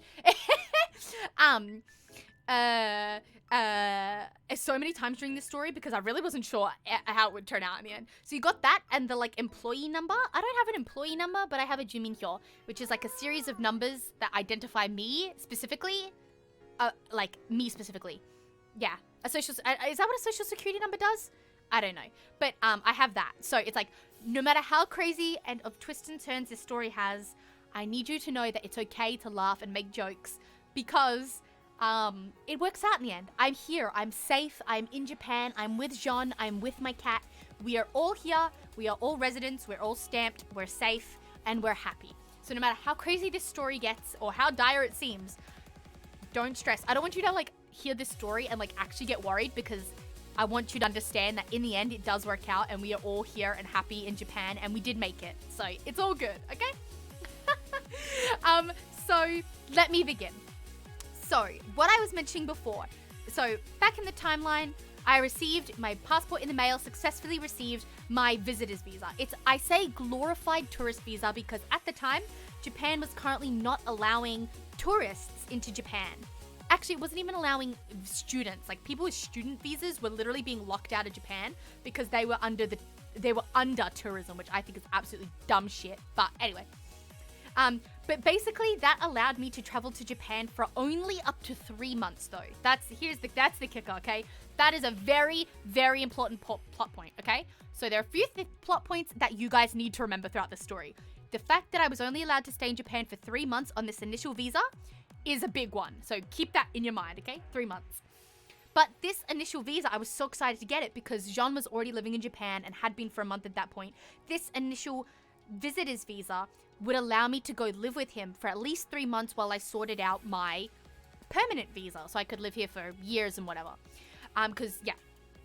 So I was obviously very excited and screaming and happy and crying because I finally got to see Jean again and I'd be able to go live in our apartment in Japan, which I'd only seen in 2-pixel videos on like FaceTime, you know, so I was very excited.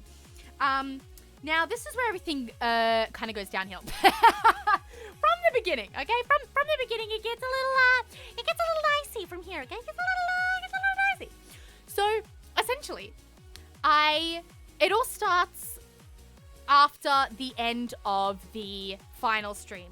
So you buns actually weren't really a part of this. This was a story that begins at your end. So let me take you back in time. I have received my passport with a visitor's visa that allows me to travel to Japan for only up to 3 months, okay? It's a temporary visa, and by the way, the only reason I was allowed in Japan as a tourist is because I already had a spouse or family member, which it was spouse in this case, living in Japan. So Jean was here on a permanent visa, which he still is, and the only reason I was allowed in as a tourist or on a visitor's visa is because I already had a spouse/family member living here in Japan. So that's why I was allowed in as like a tourist and other people weren't because they were just trying to come over to like sightsee and stuff. But I was coming over still as a tourist in the eyes of the law, but trying to come here to live with a spouse, right? So that's why I was allowed to, by the way, if that confused anyone. So anyway, here's where it gets dicey. So I say goodbye to you, chat. We have my final stream. I say one of, if not the hardest goodbye I had to say while still living in Australia. Obviously, my family was a really big one as well. But yeah, I just said goodbye to you guys. And now it was the couple of days leading up to my actual flight off to Japan. The couple of days is hectic. I'm still living with my mum, where I'm packing furiously, trying to shove literally 24 years of my life into a single suitcase. It's not fun. It's not easy. Trying to decide what comes with me in the suitcase and what get puts into a giant box that I don't see for 3 or 4 months, or maybe never if the company loses it. You know what I mean? So I had to really decide, like, my most prized absolute possessions came with me in a suitcase that would be with me every step of the way, and everything else I had to hope and pray to absolutely every god that exists that it would get to me safely in 3 to 4 months' time, right? So, so essentially this story begins from there, and it officially begins at Adelaide Airport. Now, I don't mind saying the city I used to live in now, because obviously I don't live there. Adelaide's also a big city in Australia, so good luck trying to find anyone I know. Honestly, if you run into them, punch them in the nads for me, because I don't want to know anyone anymore. And if anyone says they know me from there, they don't. So essentially, I get to, the day is here. It's finally time for me to fly to Japan. I'm finally about to go see John again after not seeing each other for a month, which is the longest time we've been apart since meeting for the first time. So that was a big deal. I was finally ready to just leave and just start my new life in Japan. Very excited. It all goes sour at the airport. At the airport. So at Adelaide Airport. So we call it Adelaide because it's so rad that, you know, anyway, we get to Adelaide Airport. It's me, Mama Goy, and Bro Goy, okay? So it's us three at the airport. I have my luggage. I'm finally ready to check in. My flight, if you buns have watched the vlog in the Discord, you'd know my flight plan was from Adelaide to Melbourne, Melbourne to Tokyo. Okay, Tokyo Narita. Oh my god, I don't even know where to begin. So it all starts at Adelaide Airport. It's me, Mama Goy, Bro Goy. We're all there. My mum decides to go wait, like, off to the side, and me and Bro Goy decide to walk together through the check-in line.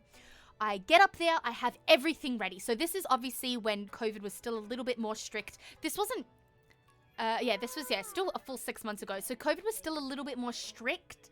And I,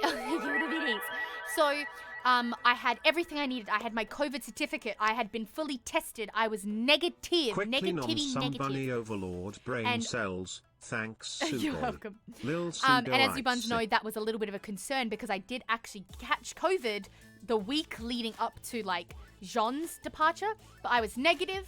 I was good to go. I was at the check-in. The lady at the check-in goes, do you have your passport? Here you go. Bam! On the table. She goes, do you have your My SOS app, which is like the COVID quarantine app? Essentially, you just need to do like a questionnaire to be like, I'm not coughing. I'm not bedridden. I'm not fucking dying and or sick, etc. Why am I pointing a gun? Ask chat. So the lady's like, do you have your passport? Done. She's like, do you have your My SOS app? I was like, done. And she's like, oh my gosh. And she starts praising me. She's like, and this is, I should have known. Red flag number 1. She's like, oh my gosh, you're so organized. You're the most organized customer I've had all morning. And I was like, and it's about midday, right? She's like, you're the most organized customer I've had all day. I was like, really? She's like, yeah. You would not believe the amount of people traveling to Japan. And I go, do you have your My SOS app? And they go, and they don't even know what that is. And I was like, oh my gosh, really? Because literally you look anywhere at that point in time, Google flights to Japan, anywhere on the internet, the first thing they'll say is download the My SOS app and fill in the questionnaire to be allowed into Japan. That's like everywhere. So the fact that people didn't know what that was a concern. But anyway. But she's like, oh yeah, you wouldn't believe the amount of people that just do not have their stuff ready. She's like, you're so organized. That's incredible. I was like, yep, I have severe anxiety. So I need to have everything. I need to have so much documentation that a satellite from the fucking moon could pinpoint, that could look at me from the moon and be like, and know every single detail about me. Like, it could be that dire of a situation that I need to have so much documentation that no matter what happens, I can prove that I'm me and that this is where I'm going, this is who I'm going with, this is where I'll be, etc. I just, everything has to be like beyond, right? So, anyway, I have all thing. And then this point is the first problem. She goes, do you have a return flight? And I go, no. And she's like, And I go, well, I do plan to obviously, like, you know, I said, well, I plan to live there for the full 3 months of my visa, right? So I thought that might be a bit too ahead, and my husband's living in Japan, so, like, I wanted to go to Japan first and then, like, discuss with him when the best time for me to fly back would be. And we'll get to that. And, like, to do that. And she's like, okay, yep, no problem. She goes, but she's like, oh, yeah, that's fine, no problems, but you may be denied at the border. And I was like, huh? And she's like, yep, so you may be denied entry into Japan without a return flight. And I was like, and she's like, yeah, so you're going on a tourist visa and, like, it's customary to have a return flight. I'm like, yeah, but, yes, like, yes, but also no, because I'm going to be living there for the full, 3 months, and that's going to be 3 months away. And so I was just going to do it while I was living there. I was going to go there, and then while I was in Japan, I was going to book the other one. And then she's like, you can if you want, but you may be denied entry into Japan. And I was like, that's not good. That's not good. So I'm already, as you can imagine, just hearing that, I immediately burst into tears. My brother's, like, looking at me like, whoa, like, I don't have the mental capacity for this. And I'm like, oh my God, what do I do? And the lady's like, it's okay, look, like, don't worry about it now. And she's like, just see how you, like, you know, she's like, you might not be though, you might not be, but it's a possibility. She's like, I have to inform you, as a check-in attendant, I have to at least tell you that there is a potential for you to be denied at the border. And I was like, okay. And I was like, look, and I somehow pulled myself together. And I was like, I will figure it out. I said, if they try and deny me, I will literally buy a return flight back to Australia right then and there in front of them. Like, I will go onto fucking Flight Centre fucking Webjet and I will instantaneously buy a flight if I have to, like, right there on the spot. Like, if they try and, if I get to Japan and they're like, no, you don't have a return flight, I'll buy one right there. And she's like, okay. And then, so I'm already panicking and sweating and crying from this. And then she's like, okay, so we sorted that out. And she's going on her computer, right? She's fucking, she's going, she's typing, right? And then she's typing, and then she cocks her head a bit. And keeping in mind, my flight plan is Adelaide to Melbourne, Melbourne to Tokyo, right? So domestic, short domestic flight, and then long international flight. People who've watched the vlog in the Discord know, but that's what it was for those who haven't seen it. So she cocks her head a bit at the computer. And without even looking at me, and when I saw her cock her head, I was like, oh, something's wrong. Something's wrong. Oh, if you think this is crazy, just fucking wait. And I was like, she cocks her head, and I was like, oh, something's wrong. She's cocking her head, and she's looking at the screen weird. Something's wrong. My flight's cancelled. She's, the plane's exploded. Like, what's going on? And without even looking at me, I'm telling you, she did not even look at me. She picks up the phone. And she goes, hey, Mark? And then, I don't know what the fuck the guy's name was. She's like, hey, like, Mark? Yeah, I've got a lady here who, yeah, can we change that? Can I have permission to change that real quick? Cool, thanks. And hangs up. Still, without looking at me, types on a computer. And I'm sitting there like this, like, excuse me, hello, ma'am? Hello? Excuse me? What did you just change? What's going on? Can you tell me what's going on? Who's Mark? Why'd you call Mark? Who the fuck is Mark? Why did you call Mark? What's going on? And she's like, oh, don't worry. I just, she's like, so when you booked your flight, however fucking many months ago, she's like, Qantas, so my flight from Adelaide to Melbourne was with Qantas, I think it was Qantas. And she's like, Qantas put you on a Qantas Link flight. So, and she's like, and I don't like those, so I switched you from a Link, from that, to an actual aircraft, to like a Boeing 757. And I was like, I'm sorry, can you back up here? I'm not an aircrafteer. I'm not an aircrafter. What the fuck is a Qantas Link flight? And she's like, oh, it's a propeller plane. I was like, what? She's like, yeah, those are, Qantas Link flights are like, they're a lot cheaper, but they put you on a fan engine plane. It's not a jet engine plane. It's a propeller engine plane. And I go, huh? And she's like, oh yeah, I don't, and she just looks at me. She's like, girl, I don't like those. I don't trust those planes. So I took you off that flight and put you on a Boeing 757, like a jet engine plane, like a normal plane, like that you'd fly anywhere to. And I was like, oh, thank you. Do I have to like pay extra for that? Because, you know, and she's like, no, I did it. I just did it for you. Like, don't worry. And I was like, oh, cool. I got an upgrade. Like, hell yeah. You know, I was like, whoa, yeah. I got upgraded from a fucking propeller plane to like a jet engine Boeing. Woo! A Boeing 757. Let's go! Let's go, Boeing! Anyway, and so I was like, oh, cool. That's awesome. I had no fucking idea. And I even checked my ticket. Nowhere on there does it say Qantas Link. It was just a flight. So I don't know where the fuck I must have clicked to be like, put me on a propeller plane, please, or please put me on a propeller engine plane. I don't fucking know. Anyway, she's like, yeah, I don't like those flights. I don't trust those planes. She's like, I don't trust those flights. I don't trust those planes. They're like rickety. She's like, they're rickety. I'm putting you on a Boeing. And I was like, oh, cool, sick. And she just did it for free. And I was like, cool. And then now that's good. I was like, ooh. And then I was like, oh shit. She slides. Now, for context, before I tell you about her giving me the plane ticket, my new plane ticket, by the way, from Adelaide to Melbourne, at this point, it was about midday. So me and my family, my original flight was boarding at like 2:30 or maybe even 3 p.m. Me and my family got there, obviously, a couple of hours early. The plan was, because obviously this was going to be one of, if not the hardest goodbye, is saying goodbye to my mum and my brother. They are like my world, right? They are, to me, other than obviously Jean and my cat, which are my family, my mum and my brother are my family. Like, they're the only, they're my family. They have all I got. And so saying goodbye to them, having no idea when I'd see them again next, was like already pretty heartbreaking, and that was already nagging at the back of my mind.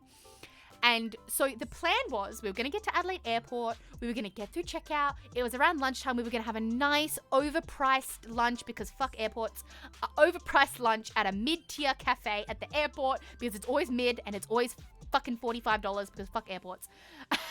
And fuck airport pricing. Fuck airports and fuck airport pricing anywhere. It's all the same. Fuck you, airports. Anyway. And we were going to go have a nice lunch, then go to the terminal, sit for a while, reminisce, cry, say our goodbyes, and have just a good last couple of hours together. Now, keep that in mind. That's that little asterisk. She slides the ticket to me. She goes, here's your new flight ticket. Because before she'd put mine in, my original one on, and then she grabbed it back and then switched me to the Boeing 757 flight, or the Boeing flight. She slides my ticket across the counter. She's like, here's your new flight. And I was like, cool. And she goes, yep. And she points and she goes, yep. So it boards at 12:15. It's 12. I look at this. I said, like 15 minutes from right now? And she's like, yes. I bolt to the fucking... And my mum, by the way, my brother was the only one next to me. My mum is walking around, hands behind her back, just chilling, walking around the airport, looking around, not a care in the world. Me and my brother start fucking sprinting across this airport towards my mum. My mum's standing there panicked like, what's going on? Why are you running? And I'm like, Mum, fucking red alert, lady. We need to go. You need to move it, lady. Move. And she's like, what the hell? Like, you know. I was like, let's go, lady. We got places to be. And I don't know how my mom puts up with me, bro. But I was like, lady, we got places to be, or we need to fucking go. And we book it through, like, security. And luckily, there was no line or anything. It's like midday. Who the fuck catches a flight at midday? Fucking nobody. So we weave and bob through the security. My mum's like, and my mum being the impatient lady, she's like, what's going on? What's going on? Like, why are we running? And I try to tell her, I was like, sorry. And I'm like running. I'm like, I may be denied at the border of Japan. I was put on a propeller plane. But the lady, she sent me on a Boeing 757, which is really kind. Free upgrade. But it leaves in 15 minutes. And so we're like sprinting across this airport. We get to the terminal. We're like dead. And then literally like 5 minutes later, they're like, flight number, whatever fucking flight I was on, they're like, boarding now, begins boarding. And we just look at each other and we all just start like crying. And I have to give the most hurried. I was sweaty. I was crying because I have no idea when I'm going to see my family again. And I was also crying because I finally get to see, Jean again. And a lot of whirlwind of emotions, and potentially I was stressed because potentially being denied at Japan. I haven't even been on my first fucking flight yet at this point, chat. All this has happened. I have not even done my first leg of the flight. I have not even left Australia at this point. So, and by the way, this is a fraction of the story. This is the tip of the iceberg. So if you think this is hectic, just wait. It gets worse. It gets much, much, much worse. Okay. So anyway, I'm so glad I finally get to tell this story. This is insane. So at this point, I'm boarding this flight. I'm hugging my mum and my brother goodbye. My brother he's a steel wall man. He's like, you can tell he's upset, but he's holding it together for dear life. My mum not doing the same thing. She is bursting at the seams. She's just a bag of blubbering tears. I'm also a bag of blubbering tears. I'm like, I don't know when I'll see you guys again. Hopefully soon. I love you. Like, we'll see each other again one day. Like, I don't know when, but I'm gonna go live my dreams in Japan. Goodbye. I love you, And I go on this plane and I wave goodbye for the final time, and I'm off. I'm finally on this plane. Okay? And then I'm finally on my flight from Adelaide to Melbourne. So, here is where the seeds on this flight, sweet fucking Lord, on this flight. I don't know who put me in this predicament. The devil, I have the devil watching over me on my shoulder. He's constantly making sure that every little bit of my life is not happening. On this flight, the seeds of chaos, I sow the seeds of chaos for the future on this flight. Holy shit, like before an avalanche, you slowly see a few snowballs rolling down the hill. These are the few snowballs that happen on this flight. So, I'm on this flight. I'm obviously sad. I'm crying. I just had to say goodbye to my family. This is the longest I would have ever been away from them in my entire life. Even when I moved out of my house, I lived a 2-minute drive down the road from my mum, right? So I was never that far. I never went more than like a week without seeing my mum or my brother. Even when I moved out of my house even when I moved out of my parents' house, right? Like, even when I was not living at home. So, not knowing when I was going to see them again, obviously I was like, damn, a little heartbroken. I was also extremely stressed about potentially being denied at the border of Japan. Now, what I didn't know at the time, which would have stressed me out even more, so ignorance really is bliss, but what I learned later, much later, is that getting denied at the border of a country that you're trying to enter is not like oh, you can't come in, and then you immediately rectify the reason that you can't go in, and they just turn around and go, oh, let me let you in. For some reason, I thought that's how this worked. I don't know why, because I'm fucking stupid and not well-traveled. I didn't know. So in my mind, I was like, oh, well, I could just wait till I get there, and if they do deny me, I'll quickly book the flight, show them, and they'll let me through, no problems, for sure. I will let you guys know, just in case, this ever happens to you. That's not how that works. What happens is if you get denied at the border for a country that you're trying to enter, you don't just get denied for that time. At least in Japan. I do not know any other country in the world. I don't even know what it's like for Australia. I only know Japan because that's where I was going into. If you're denied at the border of Japan, it's not just that, oh, you have to go back and then come back. You can be denied for up to 2 years or even over 2 years, depending on the reason you were denied in the first place. It's not just if you can rectify the reason that you're not coming in, then we'll just let you in. No. If you get denied at the border, you get denied for years. It does not matter if you're a citizen, a resident, a spouse, a fucking scene. It doesn't matter. You could be the fucking president of a country. Maybe they get special treatment. I don't know. But it doesn't matter who you are or where you're from.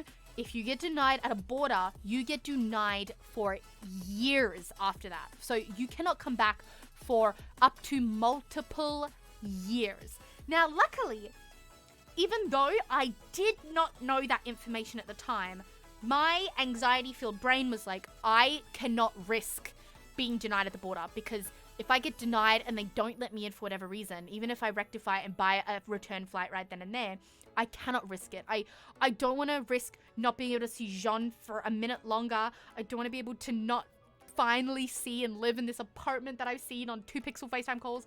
I was done. It had been such a long 8 months. I was like, I don't even want that risk to exist. So on this short 45-minute flight from Adelaide to Melbourne, I booked a return flight from Japan to Melbourne. I did have a sense to book to Melbourne, and we'll get that. So I did. I booked a return flight from Tokyo Narita to Melbourne and I booked it like literally, thank God the plane had free Wi-Fi. Jesus Christ, or else I would have been fucked. But they don't just slam the door, they change the lock. Yeah, exactly. So, yeah, no, exactly, Uninspired. That was kind of my original purpose. I was like, let me just book the shittiest, cheapest flight I can find, and I'll just change it later. So I booked it still ended up costing me like a decent amount, but I booked the cheapest flight I could possibly find, because we're still talking from Japan to Australia. It's 10 hours. It's not a short trip. It's not just a hop, skip, and a jump. It's a long fucking flight. So obviously it still costed a bit, but I was like, I literally said to myself, this ticket could have been triple the price and I still would have bought it, because I could not, after all this heartache and stress of trying to get there, I was so close. I was one flight away. I could finally taste the Japan air. I could not risk fucking it up, right? I almost fucked it up when I got COVID. I could not risk fucking it up. I just couldn't. So I bought the flight home, and then I was like, okay, hopefully, even though I'm buying it literally 2 hours before my flight to Japan, hopefully it'll still register and they'll see I have a return flight and all is good, right? So then you would sell your liver. I would. I honestly would have. And feasibly, you could not have booked a flight to Korea so long as out of Japan. That is a excellent observation, Serene. I'm giving you a round of applause for that. That's very good that you pointed that out. Because yes, and also no. And we'll get to that. I will actually, that exact thing is a plot point later on. But right now, all I could get was they wanted a return flight. So I gave them, and I didn't want to risk it being like, oh, but you're just flying to a different country. I just was like, I'll book from Japan to Melbourne. I have a flight booked. If I can cancel it, get a full refund, book a different flight later, as long as I have a flight booked. It didn't matter, right? So I booked it, and then I put it aside, and that was good. I had my... So if in the vlog, if you go back and watch the vlog again in the Discord, if you notice that I look really tired, like my eye bags are fucking black and blue, that's why, because I was stressed beyond comprehension. So if I look a little disheveled and stressed in that vlog during those initial flights, that's why, because all this was happening. And so I get to Melbourne Airport. I'll be honest, I don't remember a fucking thing from Melbourne Airport. I remember nothing. I get on my flight from Melbourne to Japan. And this is it, right? I land in Japan. I'm in this long ass line to go through customs. I am praying to fucking God that no one turns around and is like, oh, you only just bought this return. Like, I didn't know what they could turn around and say. I had no idea.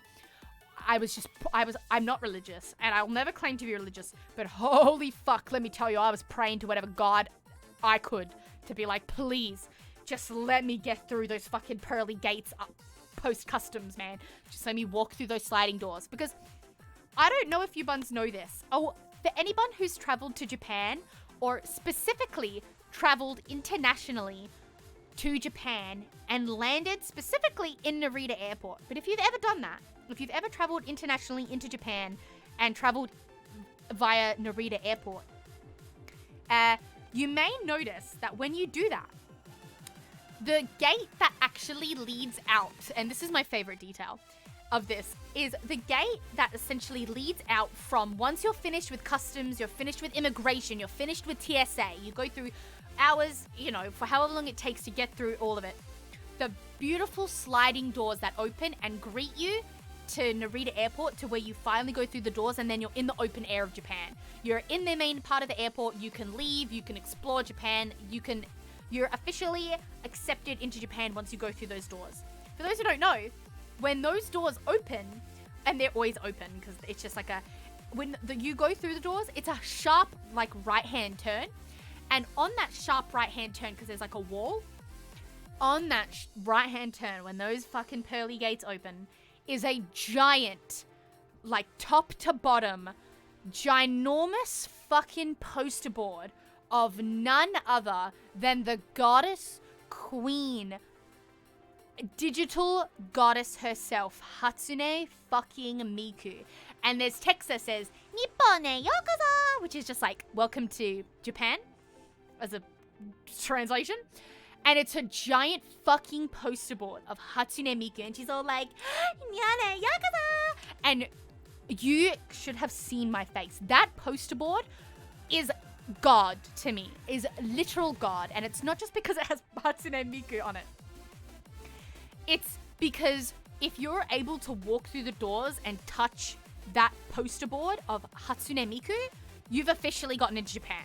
You haven't been denied at the border. You haven't been pulled aside. You've made it through customs. You've made it through TSA. You've made it through the airport. You've made it through immigration. You've been checked. You've been cleared. You have your baggage at this point. That is directly into the open air of Japan. Once you are able to walk through the doors and touch that poster board of Miku, you're good. You are in Japan. So there's little old me, 6 months in the past, standing at the final step of immigration from initially getting into Japan. The lady has my passport. She's checking my stamps. She's checking my visas. She's checking my dates. She's checking my name. She's checking everything. And all I can do is stare off to the side because I could see it directly from where I was. I have a funny feeling you might steal that poster someday, ALittleSugoi. Honestly, maybe I fucking will. If they ever get rid of it, hey, I'll take it. But she was checking, and I probably should have been looking at her because she was fiddling with my stuff. She was asking me this and that. And I was just staring off to the side like this, just staring deathly into the eyes of this giant fucking poster board of Hatsune Miku and being like, in my brain, please God, if there's a God, they will let me get close enough through those doors to touch that poster board and just finally this nightmare will be over. Spoiler alert, it wasn't. Into Japan, and I'm finally there. I finally get to live in Japan. Even if it's temporarily, even if it's just for 3 months, it doesn't matter. That didn't matter to me. It could have been one day. It doesn't matter. I was like, this, I finally get to, and right beyond that poster board as well, by the way, chat, not to be mistaken, is Jean. Jean came to the airport to see me, to come and get me. So Jean, I didn't realize how close he was. He was literally right behind the fucking poster board. But on the other side of the poster board was Japan. It was my dreams. It was Jean. Everything was behind that poster board. And so the lady was checking my passport, and I was just staring. I remember this so vividly. I don't remember anything else. I just remember this so vividly, staring at that fucking poster board, being like, please just let me be able to touch that poster board. Let me through those doors to be able to touch that poster board, please. And this nightmare is finally over. She hands me my passport, and she's like, dozo, which is like kind of like, they say dozo and then gesture to like where they want you to go to. And she says dozo, and she gestures to the Hatsune Miku poster board. And I'm like, and I was like, I look around and I'm like, that's it? Because there's obviously security guys and vests everywhere, because it's fucking customs, it's TSA. And I like look at this guy, and I was like, is that it? Am I done? Am I through? Because there's like a little bit of a gap between you and the doors. And the guy like nodded, and he's like, dozo, like kochira onegaishimasu, like this way please. And I was like, and I walk through those doors, and I stand in front of that Hatsune Miku poster board, and I just start crying and crying and crying, and I walk around the corner.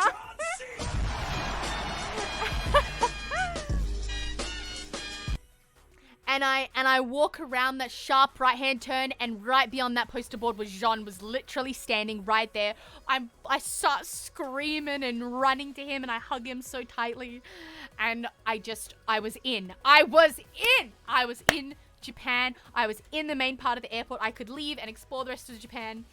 I was so fucking happy. The elation I felt was literally beyond anything I could have possibly ever imagined. It was beyond insane. So there I was finally in Japan. I was finally there. I am now living in Japan for the next 3 months, officially on a glorified tourist, aka a visitor's visa. Now, some crazy things did happen in the 3 months that I was initially in Japan, my initial 3 months. But I'm actually gonna skip that, because so that we can keep the main plot. Those are side quests, and Licorice was a side quest. Now, I'm glad you guys asked about her. She is also here in Japan. She's like right behind me. She's sleeping. She's cold. It's cold here. She's fine. But she was and was another thing that went horribly, horribly wrong. But I think I'll talk about that maybe after, if we're still up for stories. I will tell you guys about the journey that she had and that we had with her.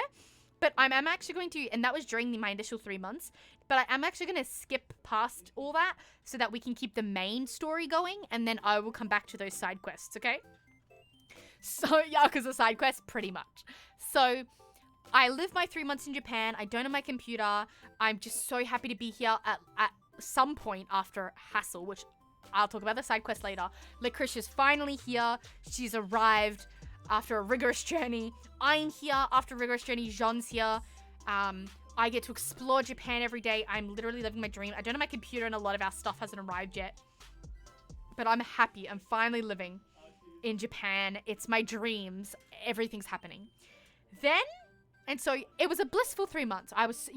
Exactly right. I was soaking it in. Yes, I am back. Hello. Welcome back to you too. And then disaster strikes. No. Well, yes.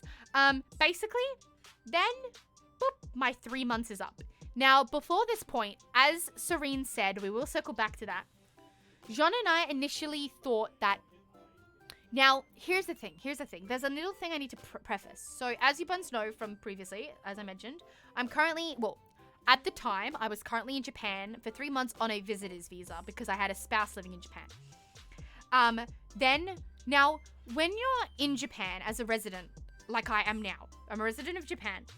I'm not a citizen or anything, I'm just like a resident. So I'm just living here with a residency card, but I don't have like a Japanese passport or anything. I'm not like a citizen. But when you're a resident of Japan, if you're trying to switch and swap your visa into a different visa that also has residency, like, currently I'm on one type of visa. If I wanted to change that to a study visa or a work visa or a blah, that's a fucking easy, no problem. That's a hop, skip, and a jump to my local fucking immigration office 15 minutes down the road. No problem. The problem is, I was living in Japan as a visitor, aka a tourist. In the eyes of the law, I was a tourist. Now, going from a tourist visa to a actual resident level visa is different. You need to do that. You need to leave the now initially Jean and I were like, oh, I only need to leave the country.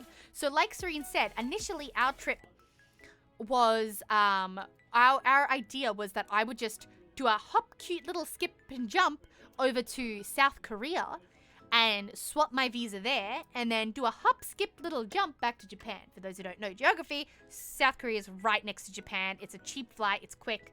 No problem.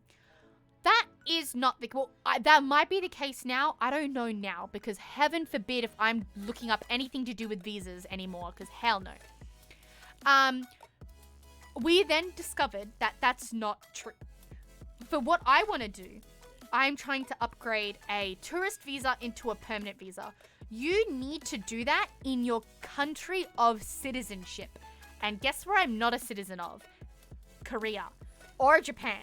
I'm a citizen, even to this day, I'm still a citizen of Australia. So I basically kept my flight from Tokyo to Melbourne. And so I needed to apply for that permanent visa in my country of citizenships. So it's poopy doopy. And so I flew back. And I don't know if this was different because of COVID or what, but that's what all the government official websites were saying. They're like, must be applied for at your place of residency. So I was like, fuck. So I did end up flying so during this whole period, and I did not ever tell you buns about this. This is technically the lie, which is during the whole 6 months that I've been gone, almost an entirety of one of those months was made up of me traveling from Japan back to Australia to sort out my fucking visa. So this is where the biggest disasters come in. So basically I'm 3 months in, boop, my 3-month temporary visa is up. It's time for me to go the fuck back home and apply for a permanent visa. Now, I luckily on that quick flight from Adelaide to Melbourne, I had the sense to book it. So when I initially applied for my tourist visa just for the 3 months, I did so in my original city where I lived, Adelaide, right? Because why wouldn't you? But half the time it took for the visa to be approved was for the people in Adelaide to send it to the Consulate of Japan in Melbourne. So the main Consulate of Japan is actually located in Melbourne. So when I applied initially, like months and months and months ago in Australia, when I was still living there, I applied in Adelaide. And half the time my visa took was them just shipping it to Melbourne, them stamping it accepted, and then shipping it back. So in my brain, I was like, why don't I just fly directly to Melbourne? And then apply in Melbourne. I'm still in my country of residency. I'm still in Australia. But I'll just apply directly at the consulate in Melbourne. Why fly all the way back to Adelaide and then have a couple extra days of them shipping it, and then sending it back when I can just apply directly at the source, right? Smart. So I take this flight from Tokyo to Melbourne. I booked with this place called like fucking, I don't know, something World Travel or something. I don't remember. I arrive in Melbourne. Now, also, another thing is that, isn't Adelaide it is not. Adelaide is not the capital of Australia. In fact, it is so unknown that most people do not even know Adelaide exists in Australia. No one goes there. The capital of Australia is Canberra. That's what you're thinking of. It's Canberra. But anyway. Yeah, close but no cigar. But no, it is not. So I was like, let me apply. What happened to the Wi-Fi booked flight? Yep, so that's that flight. So the flight I booked on the Wi-Fi was from Tokyo to Melbourne. And then once I was in Melbourne, I was going to book for my permanent visa in Melbourne directly to the consulate there. And so Such interesting Aussie law, yes. And so obviously there was some pre-preparation. I pre-book an appointment with a travel agency, not a travel agency, an agency that obviously like processes visas. I book with them. I'm like, hey, I'm flying in this date. I would like to book an appointment at this date, this time to send my passport in to the consulate to be approved for a long-term Japanese visa. They're like, cool, yep, bring all your stuff, bring this, that, and we'll be there. I was like, cool, perfect. Then I also needed a place to stay. Luckily, very luckily for me, Jean and I have a mutual friend, a couple that had recently moved into a newly built house that had a spare guest room, and they offered to let me stay there for the entire time I was in Australia. Because obviously I wasn't flying to Adelaide, so I didn't have a house to stay in. So they were like, hey, we live in Melbourne. We live a little bit outside the city, but you can stay in our guest room. And I was like, oh my God, thank you so much. Yeah. So a mutual friend of mine and Jean's, they let me stay in their guest room, which was so kind of them. That was them letting me stay in their guest room was the highlight of that Australia trip. That Australia trip was so awful that just them letting me stay, that having a nice place to go home to, essentially, after the terrible, terrible time that I had there, spoiler, was the highlight of my trip. Holy shit. So they let me stay in the guest room. They were so cute. They had a note. They bought me a bunch of candies and snacks that they had on the bed ready for me. It had its own bathroom. It had a little veranda. Like, it had its own little mini backyard. It was so cute. The house was so nice. I was like, hell yeah. And so, yeah, no, that was very, very nice of them. I made sure to thank them a bunch, and I bought them a whole bunch of stuff. I bought them a whole giant gift bag of stuff from Japan, from all their favorite animes and stuff like that. So I did make sure to thank them, but that was very nice of them. So I had accommodation at a mate's place. I was crashing in a mate's place, in their guest room, and I had my visa application booked. All seemed good. Also, on top of that, Mama Goi and Bro Goi come back into the story. They heard that I told them, I was keeping them updated, that I am flying back to Australia, well, Melbourne. So they both, because they're absolute angels, they both take time off from their job and their work to fly to Melbourne at the same time I was going to be there. I didn't plan it. It was just I just was flying back the day before my visa expired. It wasn't an important date for me. But they both took time off from their job and work to fly to Melbourne to be there for a few days while I was there so they could see me. It's been lovely to see you back streaming. I've had an amazing time. I need some sleep. All good, Sim. Have a good night. Bye-bye. So, Mama Goi and Bro Goi were also there. They came and saw me in Melbourne. I got to see them again. It was so heartfelt. My mum cried when she saw me again. It was lovely.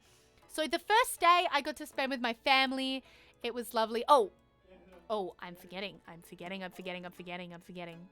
I've gone too far. I'm going too far. But yeah, anyway, Mama Goi and Bro Goi were also coming. So basically, I had a lot going on in Melbourne at very specific dates, right? This couple that were housing me, they knew what day I was coming in. This couple as well that were letting me stay at their house, also offered to pick me up at the airport and drive me to their house, which is so, so kind of them. They literally did not have to do that. I tried to tell them, I'll Uber, I'll taxi, I'll pay, it's fine. And they were like, no, I'm going to take the day off and pick you up from the airport and we'll drive you home. And I was like, oh my God, you're too kind. They're still literally some of the nicest people ever. I'm so happy to know them. So basically, I had a lot of timed events in Melbourne. So it was very imperative that I got to Melbourne on time. This is where the issue comes in. Now, remember when I mentioned a couple of however many hours it's been since I told that part of the story, but on my Wi-Fi booked flight, where I booked a flight on a flight, I picked remember when I picked the absolute cheapest flight possible? Because I was just trying to book a flight and I was like, I'll change it later, but then didn't. Well, that's where I went wrong. So, the day comes, I take a Shinkansen all by myself because Jean has work to Tokyo. I drop my ticket in the middle of Tokyo Station for my second Shinkansen, cry, run back, find the ticket on the floor because people in Japan are saints and they don't just take shit, find it on the floor 15 minutes later, manage to catch the Shinkansen, so I'm crying on a Shinkansen all the way to Tokyo. Very fun times. Incredible. And I get to Narita Airport. Now, the company I booked with, now, the moment I say the name of this Australian company, you're going to go, oh, you're going to groan. You're going to go, oh, God. If anyone's ever heard of them, if anyone's ever been on a flight with them, you're going to immediately groan. The flight was booked with Jetstar. Now, I did know this when I booked, but I told you I was planning to change it. I booked the cheapest, shittiest flight I could find because I just needed a flight. So I had booked with Jetstar. Now, if you know anything about this dog shit, absolute steaming pile of useless crap that they call an airline, you'll know that they are so cheap because they're late. They are terrible. As in, you are guaranteed to have a delayed flight. Like, it's not a maybe or an if. It is a guarantee. I get to the fucking airport. It's 9 p.m. I had a late flight because it's a 10-hour flight from Japan to Australia. So I was going to fly overnight, sleep the whole way, no problem. 9 p.m. comes. I'm sitting in the terminal. Nothing. 10 p.m. rolls around. I'm in this fucking terminal. Nothing. We get told, I think, about 2 hours of delay. After 2 hours of delay, I believe we get told it's due to them fixing an emergency light that isn't working. 11 p.m. rolls around. I'm looking around. No flight. Oh, by the way, this flight, I forgot to mention as well. I'm so sorry, there's so many details. Please bear with me. This flight isn't a direct flight. This is a flight from Melbourne to Canberra. No, sorry. Tokyo Narita. So this is from Tokyo to Canberra, which is the capital. By the way, just keep that. It's the capital because someone said it wasn't. Adelaide to Canberra. Tokyo to Canberra, Canberra to Melbourne. So at this point, I have well beyond missed my connecting flight. No, not Canberra. Cairns. Fuck. God, there's so many. I'm sorry. I'm so sorry. There's so many small details that I have to remember. It's impossible. This flight that I booked initially in a panic was Jetstar. It's from Tokyo to Cairns. Cairns to Melbourne. So my final destination is Melbourne, but it goes from Tokyo, Cairns, Melbourne. And by the way, I've never been to Cairns, okay? I don't know what Cairns is like. I don't know if it's nice. I don't know if it's a shithole. I don't know anything about Cairns because I've never been. So even though I've lived in Australia all my life, never been. So I was like, oh, cool, Cairns, fun. It doesn't matter. I'm going to be in the airport for like an hour before my flight, so I'm not going to get to explore. Ha! Spoiler alert. Oh, I really got to fucking explore Cairns. Anyway, great place. Anyway, I'll get there. So I'm in Tokyo, Japan. I'm in Narita Airport. I'm in my terminal. It's a fucking dingy basement terminal. I don't know why, but it is, probably because it's fucking Jetstar. It's all they're willing to give them, which is fair. It's already been 2.5 hours. They're still fixing this fucking emergency brake light. 11 p.m. rolls around. I was supposed to board at 8:30 p.m., by the way. 9 p.m. rolls around. 10 p.m. rolls around. 11 p.m. rolls around. 11:30 rolls around. Midnight fucking rolls around. We finally board at, I think, 30 minutes past midnight, I think. So I think the delay was about almost 4 hours long. By this point, by the way, my layover was only 2 hours. I have well and truly missed my connecting flight from Cairns to Melbourne. But I get on this plane finally. We take the fuck off. We land in Cairns. I land in Cairns at about, I think it was less than 10 hours because we flew to Cairns. I ended up landing at about 8:30 in the morning the next morning. So we fly up at around midnight. We land at about 8:30, 9 a.m.-ish. So keep that in mind. Put a pin in that. 8:30, it's 8:30 to 9 a.m. A.M. Gozen hachiji kuji. Okay? In Japanese. Put a pin in that. It's about 8:30, 9 a.m. I get to Cairns. I'm tired. I'm like, who the fuck do I talk to about my missed flight? I have a flight that I'm owed from here to Melbourne.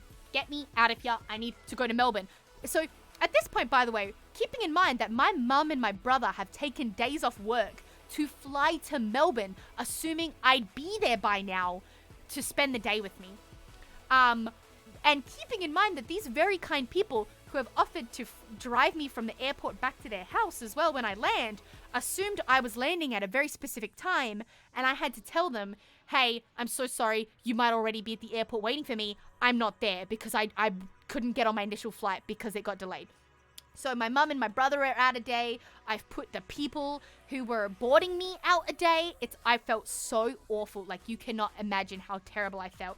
Like I said, all my events were very timed in Melbourne. Like, they're all very specific dates, specific times. So being put back like this was a real bad inconvenience.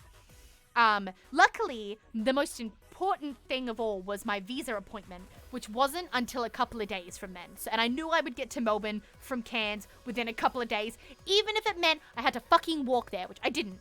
But, you know what I mean? The most important thing, which is the visa appointment, was not at jeopardy at any point, but I was still putting out a lot of people who were trying to see me and trying to come to me, and I wasn't there. So that was really stressful. And that's that. I'm actually just going to quickly play a 30-second ad so people don't get pre-rolls as well, because that's shitty. Yeah, so that's a small blessing. Yeah, that's a small victory. It is a small victory. So I'm in Cairns now, and I'm like, it's 8:30 in the morning. I'm tired. I'm not jet lagged, and I can't say I'm jet lagged at any point in the story because Japan and Australia are actually only like an hour or a half an hour difference or something like that. Like, Japan and Australia are on a very similar dateline, so I was not ever jet lagged at any point. I was just tired and stressed throughout all of this, but never jet lagged specifically. But it's 8:39 in the morning. I'm tired. I'm looking around this fucking airport that I've never been in a city that I've never been in. I'm looking around. I'm like, who the fucking fuck do I speak to about my flight?